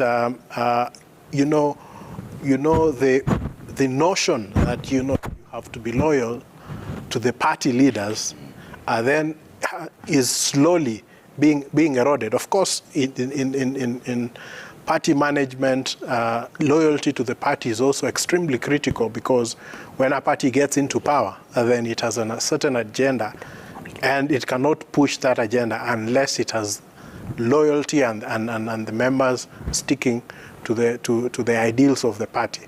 But then in terms of then the actual execution of the mandate of the party, it is becoming quite clear that the electorate would hold the political parties to account, and where they feel that the party has not lived to the ideals and to the manifesto and to the promises that they made to the Wananchi, then that party is likely to suffer in a subsequent election. Yeah, because we did see when they were giving the direct ticket, some of them were saying that we've done our own internal polls and you're the one who's most popular. Then it turns out that that is not the person the people wanted. So the question then is, who was doing those polls and how did they get the results? Dr. Mo? Yes, I think even there was no transparency whereby they're saying that they've done the polls and they're not giving us that we've used this polling. How did they choose those pollsters to do the polling and say that this is the person who's more popular?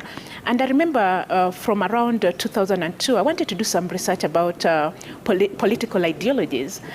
And someone told me that, it's really hard to have political ideologies in a country like ours. Even even in the United States, you've had all these parties, the conservative and the Democrats, but it's still very kind of challenging. But in Kenya, as much as we're talking about political parties, what matters is like who heads those kind of parties. When you look at UDA, when was it formed? So Kenyans still look at a political party and they look at the individual personalities within that party.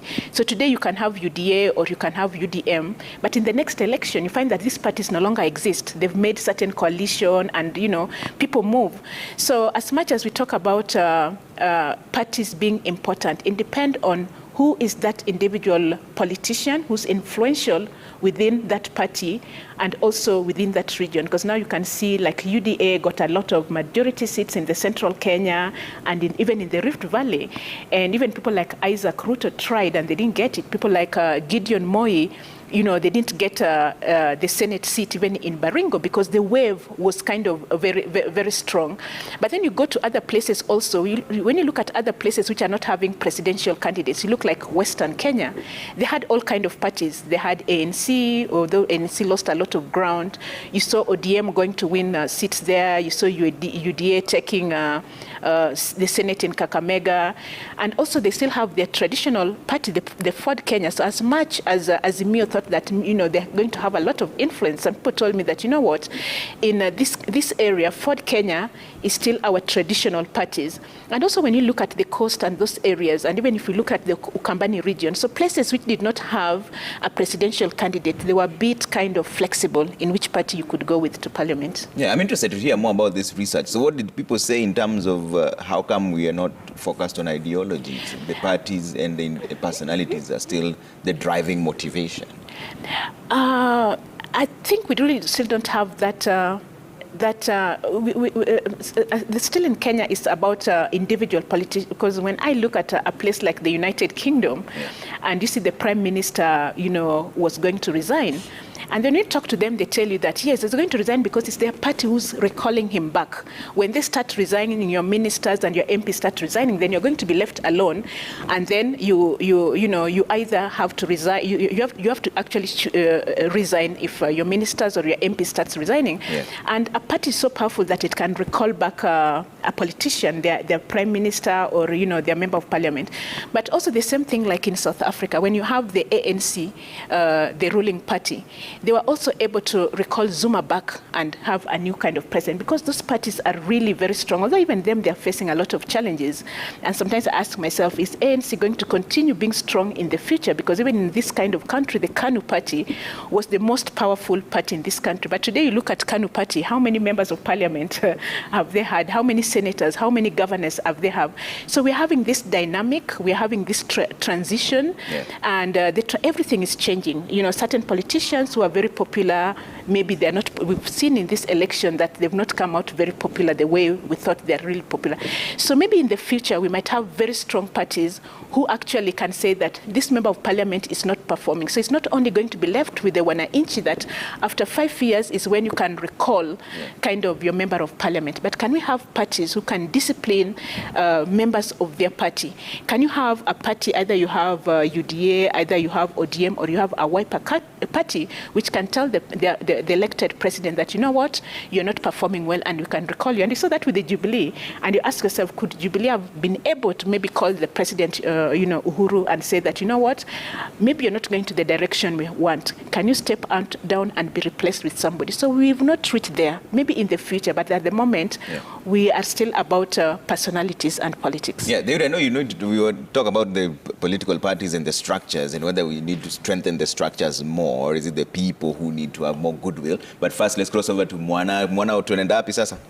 Tunaelekea katika ukumbi wa Bomas kwa hivi sasa. Naarifiwa kwamba tunaungana na Stephen Leto. Sijui ana yapi ya kutueleza kutoka upande huo, ikizingatiwa kwamba hivi sasa kila mtu macho yake yako Bomas. Hata hapa tunazungumza, lakini watu wanauliza Bomas kunaendelea namna gani? Bomas kunaendelea namna gani? Haya, Leto huyu hapa aweze kutupasha mengi. Naona amevaa koti tena. Kuna baridi. Leto. Mwanamisi, nilikuwa nimetoa koti, lakini kijibaridi kikapenyeza kutoka juu hadi chini, singeweza kustahimili. Na Bomas ulivyouliza iko jinsi ilivyokuwa tulivyozungumza nanyi muda mchache uliopita. Ni zaidi ya masaa 6 sasa hatujapata bado ile orodha mpya ya jumlisho ya maeneo bunge kutoka kutoka kwa kamishna wa tume ya uchaguzi nchini IEBC, lakini ukumbini Bomas mengi yanazidi kuendelea, manake ile kupiga msasa fomu mbalimbali ambazo zimefika hapa inaendelea, na hali kando ilivyokuwa hapo jana usiku ni kana kwamba hali sasa ipo shwari. Kuna maelewano fulani baina ya maajenti wa upande huu na upande mwingine, lakini hilo nikijaribu kupiga macho ni kwamba ni kwa ajili ya usalama ambao umeimarishwa zaidi katika ukumbi wa Bomas, ili kuhakikisha tu kwamba maafisa wa IEBC na maajenti wa waniaji wa urais ambao wanashiriki katika kinyang'anyiro hiki wamepata nafasi ya kupitia kwa upesi stakabadhi hizo na kupiga msasa fomu. Na Mwanahamisi, nipo na mwenzangu Francis Gashuri ambaye amefika tu sasa, ambaye tunamuita sasa ni nguvu mpya. Gashuri, karibu Bomas. Asante sana. Najua jana wewe ndio ilikuwa zamu yako ya kushirikiana ama kutangamana na kijibaridi hapa Bomas, na hata leo mambo ni hayo. Tulikubaliana matangazo haya yetu ya moja kwa moja kutoka Bomas ni sawa na mbio za kupokezana kijiti. Sasa tunapokezana mikrofoni, sio? Sasa mimi nakupokeza kama nilivyokupokeza jana nilimpokeza Nimrod jana, akakupokeza leo asubuhi. Sasa na mimi nimekuja kuhakikisha kwamba angalau unaenda kupata lepe la usingizi. Na utakapofanya hivyo pia nao urudi hapa upokezwe kipaza sauti tena ili tuendelee. Na hali hii tunaendelea nayo hadi pale ambapo mwenyekiti wa IEBC Wafula Chebukati atasimama pale katika ile podium na kutuambia mbivu na mbichi ndo hii. Kitendawili cha kinyang'anyiro cha urais tumekitegua hivi, na aliyeshinda ndiye huyu. Hadi wakati huo tutakapoona mtu amepokezwa kile cheti, hatutoki hapa.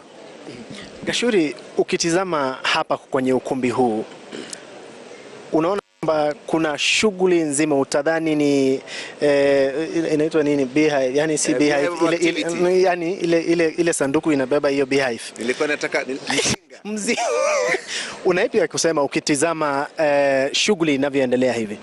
Shughuli kwa sasa inaendelea vizuri ukilinganisha na hali ilivyokuwa jana. Angalau kuna mwendo wa kasi kiasi fulani.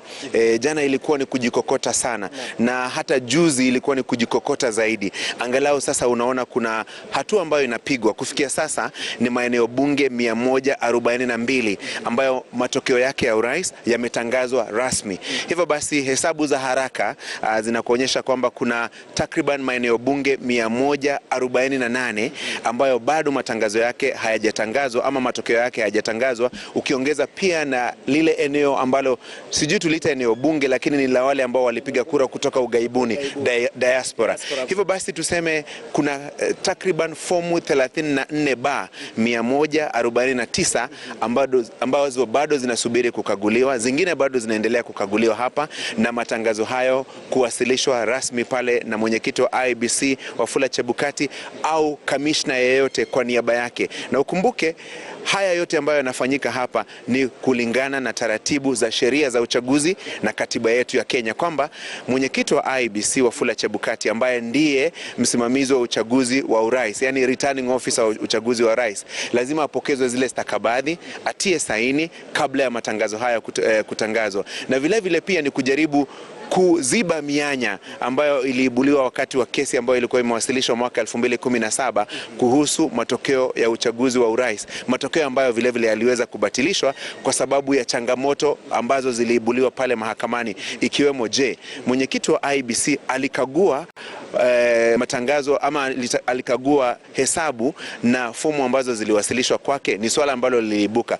Pili, alipokea stakabadhi hizo mwenyewe. Jana wale returning officers kutoka maeneo bunge tuliona wakimpokeza zile stakabadhi kwa mkono wake, na anapopokea alikuwa anatia saini, na kishatia saini fomu hizo sasa zinawasilishwa hapo ukumbini ili ziweze kupekuliwa, kukaguliwa na kuhakikisha kwamba yale matangazo ambayo yalitangazwa katika kila kituo cha kupigia kura na kila eneo bunge yanaambatana na zile stakabadhi ambazo wale maafisa wasimamizi wa uchaguzi wamewasilisha hapa. Ndio sababu labda nimeona watu wengi wanauliza ni nini kinaendelea Bomas, kwa nini hamtangazi?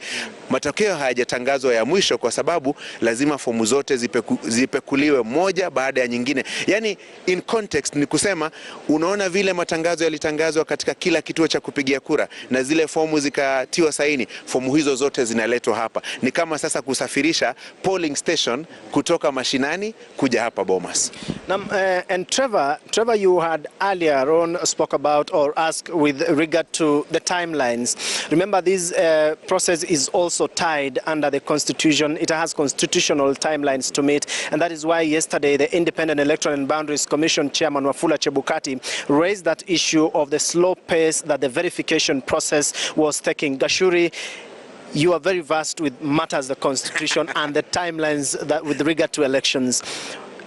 A layman will be asking, must Chebukati wait for all this time? Why can't he wait for all this process to take place and ensure everybody is satisfied, even if it takes 1 week, 2 weeks, or 3 weeks? Because already you can see, Steve, already anxiety is building in the country, and it is only 5 days since we held the general election. So you can imagine if this was to persist for another 14 days or 7 days more or more days. That's why the framers of the Constitution were very particular that 7 days after the general election has been conducted, that is Article 138(10) of the Constitution, there is a specific timeline to do all this. So it is basically to deal with the national anxiety. Ask many people now. Quite a number of people have abandoned what they do on a daily basis. I even don't know how many people have attended churches today because of some anxieties that is building. I'm sure you have received so many calls, people asking you, Steve, what's happening at Bomas? I've received similar number of calls. What's happening? You can imagine that is national anxiety that is building, and we're just 5 days into this process. And that's why this process has to move accordingly in a faster pace if possible, so that the final declaration can be made, so that taifa lishushe pumzi, you know, so that people can now know how the situation looks like. Those dissatisfied can proceed to go to court, and those are issues that are provided for in the Constitution. 7 days after the election, the results have been declared, anyone who is dissatisfied with the results can proceed to the Supreme Court. And once that has been that 7 day window period is closed, the Supreme Court will have 14 days to hear and determine any matters arising from the presidential election petition, from the presidential election based on a petition. And the Constitution even further tells us that within those 14 days, the judges will hear and determine all these matters that are related to the presidential election petition. And if they decide that there were anomalies, irregularities and illegalities, then they will nullify the results, and they will ask us to go back to an election within 60 days. And if there is no clear winner in the first round, the Constitution also provides that we have 30 days for IEBC to conduct a fresh election, you know, a runoff between number 1 and number 2. So there are quite a number of questions that we wait for IEBC Chairman Wafula Chebukati to help us answer. 1, who is the winner? 2, did that winner meet the constitutional threshold? 3, if anyone is dissatisfied with this, what next? There are procedures outlined in the Constitution on how to go about it. 149 more constituencies to go. By last night we were at about 86 constituencies, and by this morning we hit the 149 constituencies to go. On quick math, is it possible for the 149 going with the same pace to be concluded by this evening? Maybe, maybe not. Maybe, maybe not. Look at what has happened in the last 4 days. Wednesday, Thursday, Friday, Saturday. Those are 4 full days, and only 142 constituencies have been dealt with. So you remain, actually the ones that have been dealt with are fewer than the ones that are remaining, you know. So we can tell you that probably today would be a tall order to achieve that. But IEBC still has tomorrow and Tuesday to deal with this. So, one of the principles that I hear the commissioners and various people who are handling this process are going with is you better be slow but sure. You better get everything right. Obviously, anxiety has been building, sometimes political tension rising, and you saw what happened late last night and what had happened the day before yesterday. it's also a question of mistrust and suspicion, because every time one side feels like the other is trying to sneak in a document, trying to sneak in something, even though purely out of suspicion, that matter boils over and triggers, anxiety and some skirmishes of sorts here. But what is also important to note is that the security officers have been quite alert. Every so often when something of the sort happens, the police officers are very quick to come in and restore calm. Outside the gate, they have even tightened the procedures of allowing people who are coming in. For us, they're even asking us for the media council badges. They're even asking you for your staff badge, your national identity card, other than that accreditation that we were given. So basically, you need 4 documents for us to get in here. For the agents of the various political candidates, they have asked that the first 4 agents are the ones who are being allowed in. That is the chief agent, the deputy chief agent, and their 2 alternates. So you can imagine what they're doing to minimize the number of people who are coming in. Even though you have the accreditation from IEBC, they're not allowing as many people as possible to come in here. Why? Because they want to deal with what we saw late last night. Because you saw quite a number of politicians coming in here. And the moment politicians come in here, of course, the process turns political, even though the process of scrutinizing the documents is a little less political than you would expect. But the moment politicians come in, the whole process becomes quite political and quite heated. Actually turns Bomas of Kenya into one huge political gathering with various political interests. Well, Mwanamisi, hivyo ndivyo ilivyo. Tunakuya radhi tuliingia kiungenge kidogo, lakini ni kwa sababu pia runinga ya Citizen inatazamwa ndani na nje ya mipaka za taifa la Kenya. Kwa hivyo ni wakati wangu sasa kuenda kupata lepe la usingizi, Mwanahamisi, na sasa sina budi ila kumpokeza Francis Gashuri microphone. Nilikuwa nafikiri utasema una drop mic na mimi ni pick mic. Mwanahamisi sijui ni drop mic ama pick mic, lakini nampokeza ili drop hapa. Bas. Leto ame drop mic, mimi nime pick mic. Sasa kuanzia sasa hadi wakati ambapo nita drop mic na nimpokeze mwenzangu, mimi ndio nitakuwa hapa katika ukumbi wa Bomas kukuletea matangazo yote ambayo yatakuwa yakiendelea kutoka ukumbi huu wa Bomas, matokeo yakitangazwa na kupata takwimu hizo moja kwa moja kutoka ukumbi huu wa Bomas. Hapa ndipo usiondoke, kwa sababu Kenya Choice 2022, chaguo la Wakenya, tangazo hilo linatangazwa hapa katika ukumbi wa Bomas. Kwa hivyo nimruhusu Steven Leto aondoke hapa mara moja, na akishaondoka sasa mimi nibaki hapa. Kwa hivyo yeye ametoka site, mimi ndio niko site. Kwa hivyo msijaribu kuzima simu kwa sababu zimeni, niko hapa site. Mzime simu. Sasa Gashuri, wacha kuongea sana. Umeongea sana. Asante sana, umetupasha na watazamaji wetu pia wamekusikia. Kuna kipande chengine kirefu likizungumza kwa lugha ya Kiingereza. Sasa kwa faida ya yule mtazamaji ambaye anatutizama na pengine maneno mawili matatu yalikuwa yanampita, tueleze tu kwa muktasari, kwa hivi sasa tunasubiri kitu gani?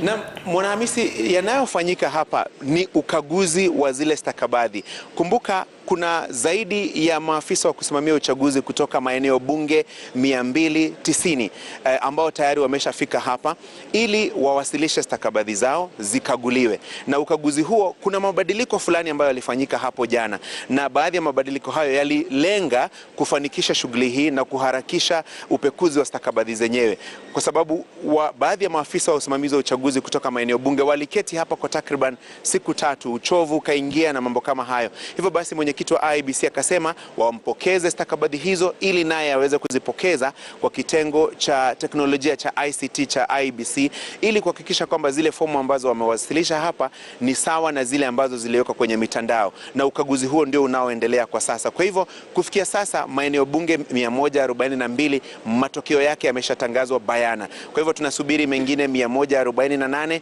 vile vile pia lile eneo la wale ambao walipiga kura kutoka ugaibuni. Kwa hivyo shughuli bado inaendelea, na kumbuka IEBC na siku 7, siku 5 tayari zimeshakamilika. Kwa hivyo kuna kesho na kuna siku ya Jumanne.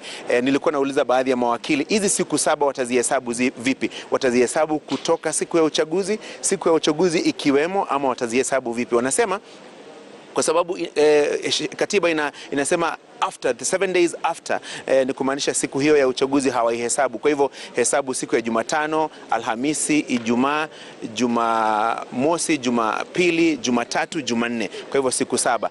Na shughuli inaendelea. Tutarejea labda kama kazi hii itakuwa imekamilika kufikia leo, mwishoni mwa siku IEBC itatangaza matokeo hayo. Kama shughuli hii itakuwa imekamilika, bado kuna kesho na vile vile siku ya Jumanne. Kabla uondoke, Trevor naye ana swali lake, alafu kisha ndo tuendelee hapa ndani ya studio. Gashuri, good morning, it's good to see you. Now we switch. Good afternoon. Good afternoon actually. We've been here all through. Yani mpaka tamuanana John, good afternoon. Give me one. Gashuri, it's good to see you there. So last evening we knew there were 265 returning officers who had arrived out of the 291. Do we know whether all of them are there now? And there were some, about 124, who are lining up to see the national returning officer, who is Wafula Chebukati, to hand over their papers. Have they also all been processed? Almost all of them are here. Trevor, remember, there are some who are still holed up in their constituencies because they also remain with constituency results for other contests, for example, the gubernatorial, the senatorial, and the women repositions. Remember, like for example, in Nairobi, those results have been declared this morning. In Kiambu, they were declared late last night. So some of those returning officers were still held up in their constituencies or in the county tallying centers, some in their constituencies. But quite a number of them now have made their way here. Almost all the forms are here. Remember, yesterday there were 262 who had made their way here. 28 were yet to get to the Bomas of Kenya. Some of the IEBC officials tell me that almost all of them are now here, and a few that are remaining are making their way here. They are in contact with all of them to ensure that they get here so that this process can be hastened. And for an election that is as close as this one, where everybody you ask from the Kenya Kwanza team, you ask from the Azimio team, all of them tell you that they have the numbers and each of their presidential candidate has won. So the best way to go about it is to have the results verified and the forms validated and verified, so that the results are announced here, so that with finality, Kenyans can get to know who really has taken it and to become the 5th president of the Republic of Kenya. All right. Thanks, Francis. Francis Gashuri there speaking to us live from the Bomas of Kenya, where the IEBC is stationed there. That's the National Tallying Center. We'll cross over there as well to find out the latest from that region. We're taking a quick break here, but we're aware that at the St. Francis Karen Church, Raila Odinga is about to address the press briefing, if you will. He had earlier on quoted the St. Francis of Assisi scripture in church. Whether he speaks out there or not, we will take you there as well. We're also keeping an eye on all the county returning officers who may be making announcements in the different conceded counties there. Earlier on, Narok, Nairobi is the latest that had made their declarations. Narok is still pending because there was some security issues there. But also, our guests are still with us here in studio. When we're back, we'll give you a pulse of everything else that's happening around you. Keep it Kenya's Choice 2022 right here on Citizen TV. See you in just a bit.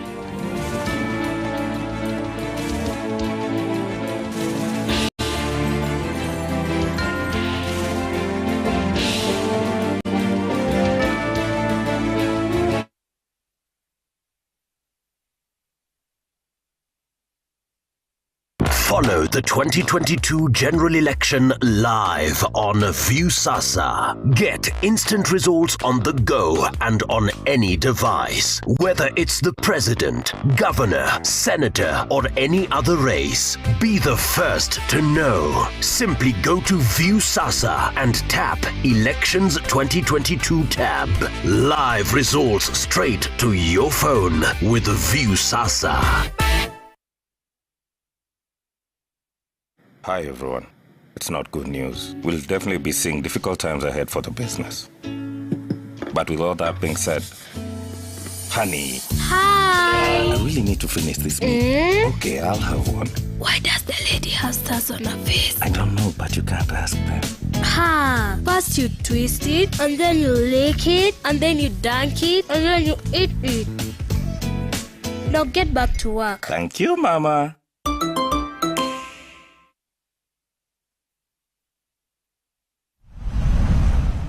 Experience Swiss-based education in the heart of Nairobi. With practical hands-on skills, we prepare you for the dynamic world of culinary arts and patisserie or international hospitality management. Travel the world and gain global work experience through our international placement network as you shape your career as the next global future leader in hospitality. Welcome to the Boma International Hospitality College. August and September intake ongoing.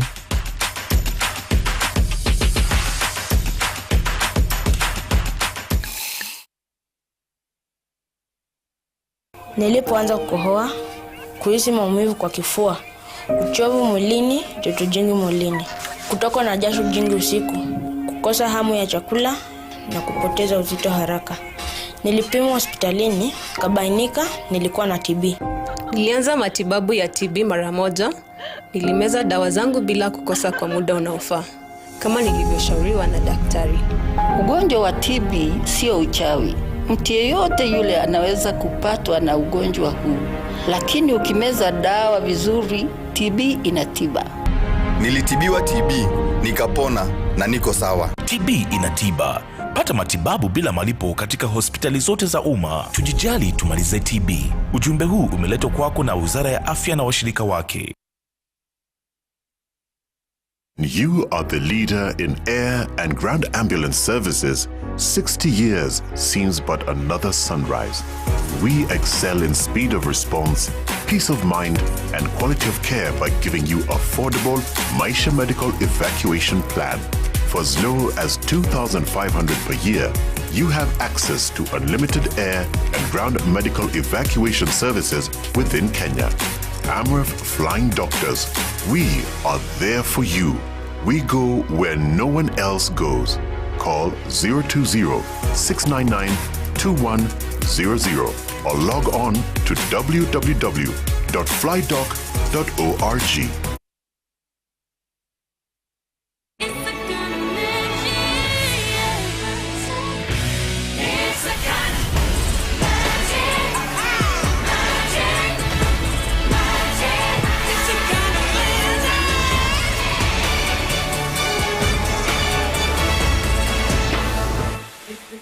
Magic.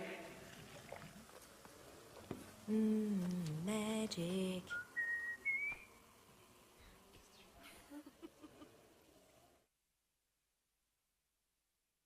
Kama kawa. Ugali mix mama. Sawa sawa. We mama boy. Angalia tu vile kwangu kumekauka. Siri yako ni nini? Utamu wa chakula ni unga wa 210. Ate unga ya 210. Hii nayo ni gani? Hiyo ni ya chapati. Hii nayo hapa ya ugali. Na sasa hii nitanunua wapi? Inapatikana kwa duka zote humu nchini. Haya, naenda kununua saa hii. Asante sana mama boy. Your family's choice for maize meal and home baking flour. Unga wa 210. Ee Mungu nguvu yetu, ilete baraka kwetu. Haki iwe ngao na mlinzi, na tukae na undugu, amani na uhuru. Raha tupate na ustawi, tuungane mkono kwa upendo, tuwe jirani wema kwa kusaidiana na kuelewana. Dial *860 *412# to get tuungane mkono.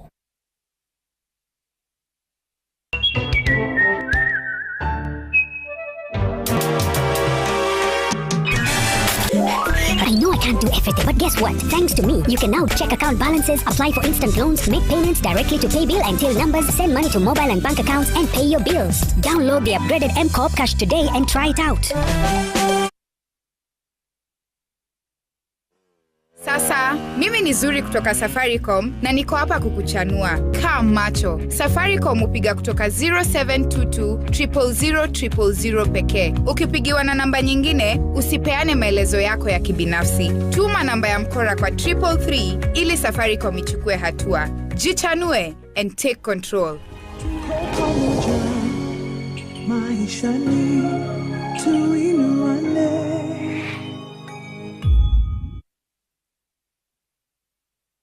When seconds count, experience makes the difference. The Nairobi Hospital Accident and Emergency Center is situated in close proximity to the laboratory, radiology theaters, labor ward, cardiac catheterization lab, and the critical care units. With a network of labs, you are guaranteed of accurate medical test results. The Nairobi Hospital is a center of renal excellence, providing cutting-edge technology through more than 10 dialysis machines. As a patient, you are certain to get quality medicine at the best possible prices at our fully stocked pharmacies.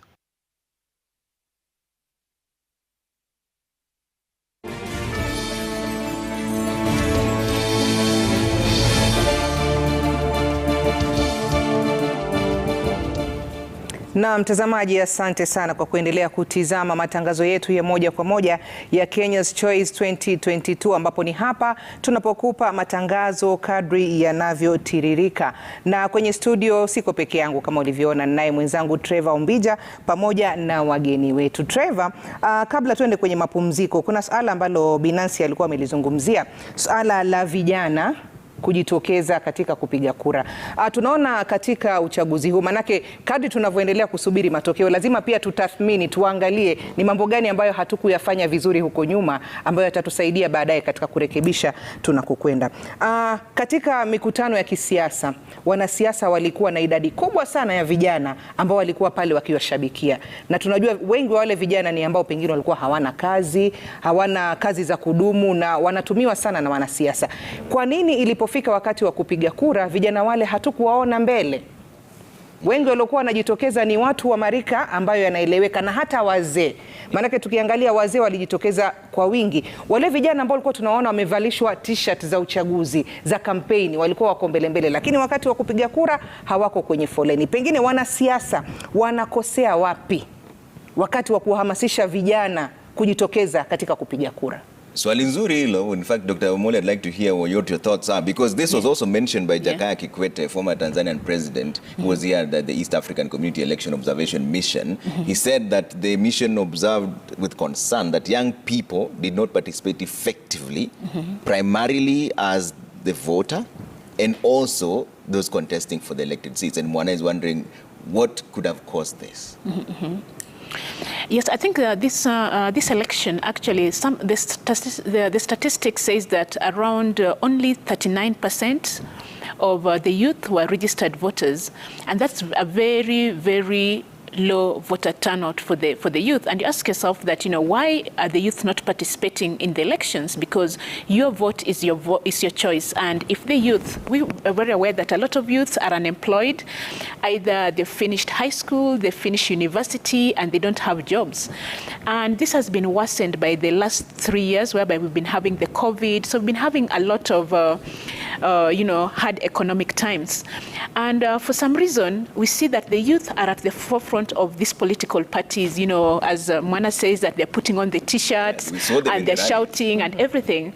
And even when I saw the convoy of Honorable Raila Odinga go through Kibra, so somebody commented that, all these youths shouting, have they voted or are they going to actually vote? But then you ask the question, why are the youth not interested? Why don't they think that their vote cannot influence the destiny of this country? Because if I'm a youth and I vote and I don't have a job, then it gives me the hope. But then again, this comes down to civic education. How did we do our civic education? Did our civic education target the youth and mobilize them and tell them that you have to vote, because if you vote, you're able to actually determine the destiny of this country? So it's not only that the youth, which we are not seeing that they voted, and sometimes maybe the youth seeing themselves that they just used to cause violence. And even now, we're still waiting for the outcome of the election. It can go either way. The people you're going to see at the forefront, maybe, shouting and everything, are going to be the youth. But that shows that there's a gap in the civic education. And this is also reflected in the amount of the spoiled votes. If in some places we're getting 1,000 or over of, the spoiled vote. So I think in the next election, the focus should be on the youth. We need to find out that exactly why are the youth not voting. Can we start all this voter education, sensitization in schools? Can we do them at the communities? And how can we put the youth at the forefront of influencing our politics? And one person says that in certain regions of this country, some places they saw actually new politicians are very youthful. You remember Toto of Rift Valley, who was 25, and she went and vied for the women rep, and she's going to be one of the youngest legislators in the coming parliament. But one thing she said, she didn't have money, but she went talking to people that, you know, I want you to vote me. I don't have the money, but if you vote me in, I'm going to do for you A, B, and C. But most of the time you're seated back, people are saying that if you want an MCA seat, you need 4 million.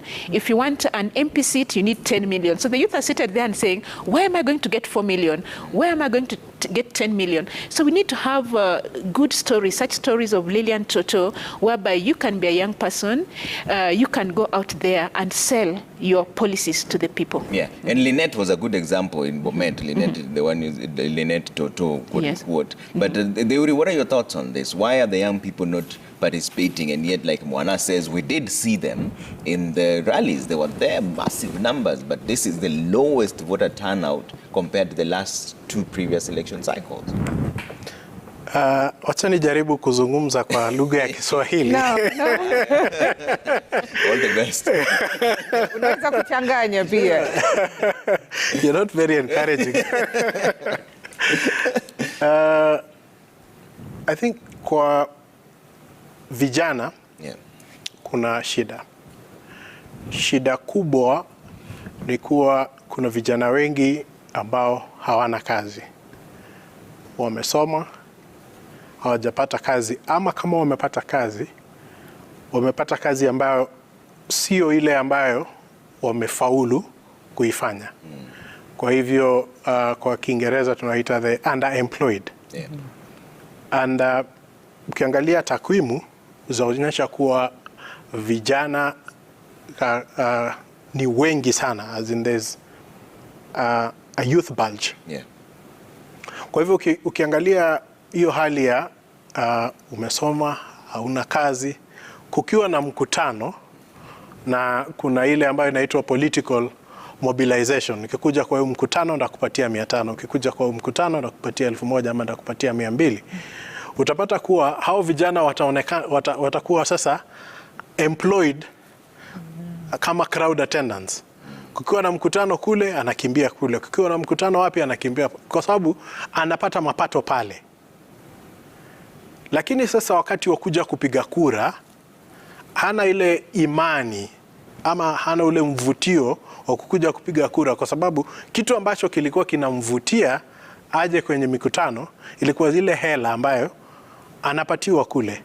Lakini ikifika sasa kwa yeye kuamka kwa hiari yake sasa mwenyewe kwenda kupiga kura, hana imani na wale politicians ambao wamesimama, na haoni kuwa hata akipiga kura kuna mfaidi kwa njia yoyote ile.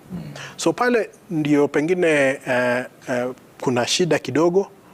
Na kitu cha pili, pia vile tunavyosema, gharama ya wale ambao wanajaribu kuingia kwenye kisiasa na bado ni vijana, wanaangalia zile pesa ambazo zatumika. Na kwa njia moja, uchaguzi hapa Kenya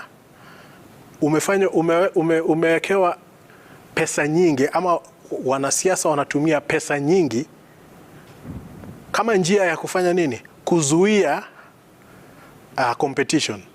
Kwa hivyo sasa ukitaka kuwa gavana, unakuja utumia kama 100 million, 200 million.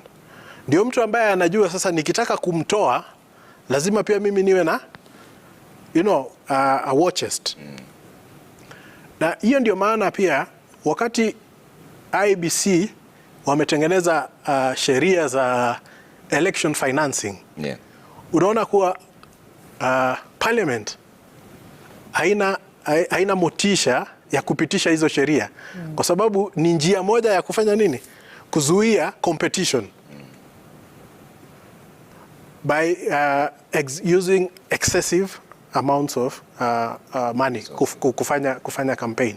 So kuna an element of frustration, anger, And in certain places kuna wale ambao walikuwa uongozini na wameng'atuliwa, na hiyo anger has been part of the reason ya hao kutolewa. Kuna frustrations, hakuna kazi. Of course tumekuwa na COVID miaka miwili, so hata wale ambao walikuwa kazini, kuna wengine mishahara yao ilipunguzwa, bado haijarudishwa mahali penye ilikuwa. Kuna wengine walipoteza kazi, so there's a lot of frustration among the youth, which is affecting their ability to participate effectively in politics. Yeah, but would implementing the Election Campaign Financing Act be better in any way? Yes, yes, it is, because one, it is a marker of integrity in the internal political process. So that the first, of course, we have issues in this country with regards to our compliance with the law. But the first thing to do is to first have the framework. Yeah. And then we now begin to question, how are we implementing, or how effective are we implementing the law? Yeah. So there is a need there's an obvious need to have the rules on election financing. If you look at what has happened in this election, it tells you that the amount of resources that have been used are so much. And the danger is that then you open up the political environment to be more susceptible to alternative sources of income generation. So that you will find that people with history of drug trafficking, money laundering, can then easily influence who becomes the leaders in the country, by either themselves vying for political office or supporting candidates who would then be more amenable to control, and that in itself is a security risk that we face as a country. All right, Dr. Mola, how can this field be leveled for young people, for women, for everyone else, if you don't have the money? Just a level playing field.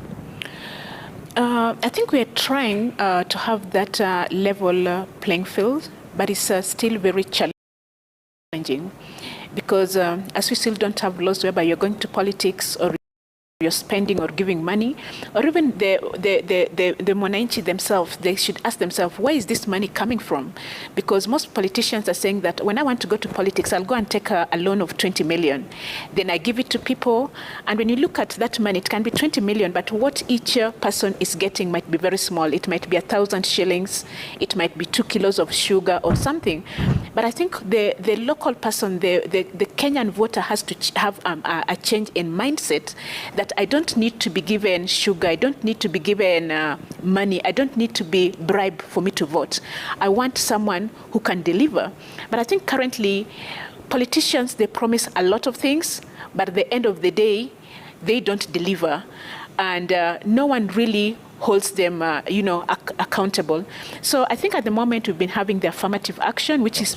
Dr. Molo, hold that thought in just a bit. Let's cross over to the St. Francis Karen Church, where we're expecting an address there from Raila Odinga. We have a bit of a sound challenge there, but you can see his entourage of the elects are already there, standing by, waiting for Raila Odinga. As soon as he comes in there, we'll cross over there to have the address, but for now it hasn't started yet.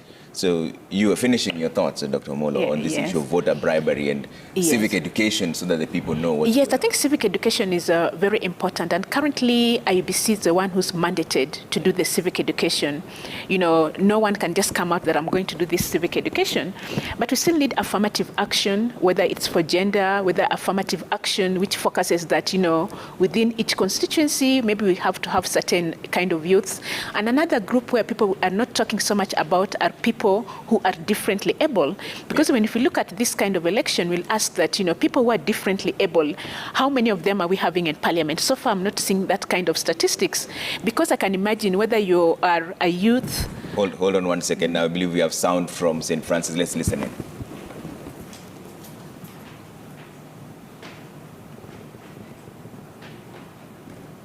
Assembly, and then we will have a brief from the chairman. Thank you very much. Thank you, SG of ODM. We have with us here a number of leaders from the Azimio la Umoja One Kenya Alliance Coalition Party. I want to just introduce members of parliament, if there is a senator, well, members of parliament including the Senate and governors. Here is Mheshimiwa Oron. Oron represents Kisumu Central, is the MP-elect. Kiminini is here. Bissau, very good. This is Cherangani, yes. But Simiyu, yes, I know the name Simiyu. And we have here Antonio Luoch, of course, is a household name, the MP for Madare, representing Madare people. The hosts, someone. John Barry there just giving introductions of all the MP-elects that are there. This is also a list that we also gave you earlier on. As soon as there's anything that's going on in that region that is different from the introductions, we'll cross over there. Man, you will not miss a thing. Yeah. Dr. Molo, you're finishing your thoughts on this. Yes. Yeah. I just talked about, having affirmative action in the place. Having civic education will be very important so that people realize that you need youthful, you need a diverse,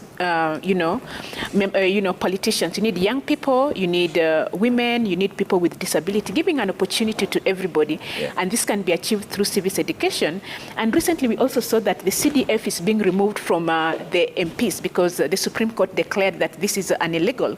So when you remove that amount of money, the CDF from the members of parliament, and is it going still to be attractive to go for member of a parliament or to go to become an MCA? And someone said that immediately you reduce the allowances of the members of parliament, you remove the CDF, then anyone, this position can even be a volunteer position. When there is not so much money to be made out of becoming a member of parliament, then you can even have some people just volunteering, they want those positions.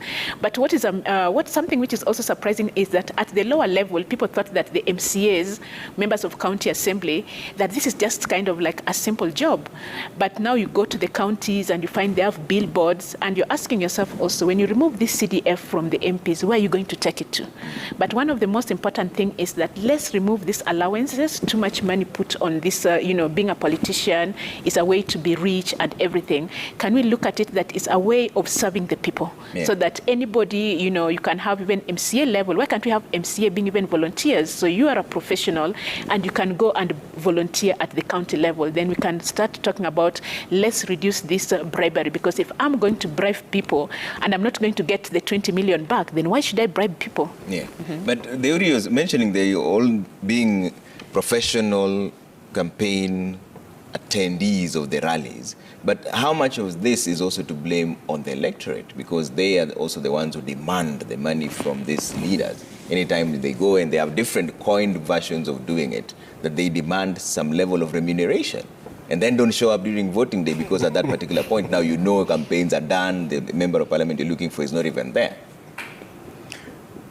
I think it's more to do with conditioning. Yeah. That the voter has been conditioned to expect a handout from the politician, and it is that handout that then makes it extremely expensive to run for office, and not just run for office, but maintain yourself in office. Because the electorate seems to think, and that has been the predominant reason why members of parliament want to have CDF, want to have several other funds where they are able to use to bring development. And our understanding as the electorate of what development is completely different from the Oxford or the dictionary definition of what development is. And so therefore, for a member of parliament, giving handouts is a critical part of development. And so you need to have all these funds so that you can then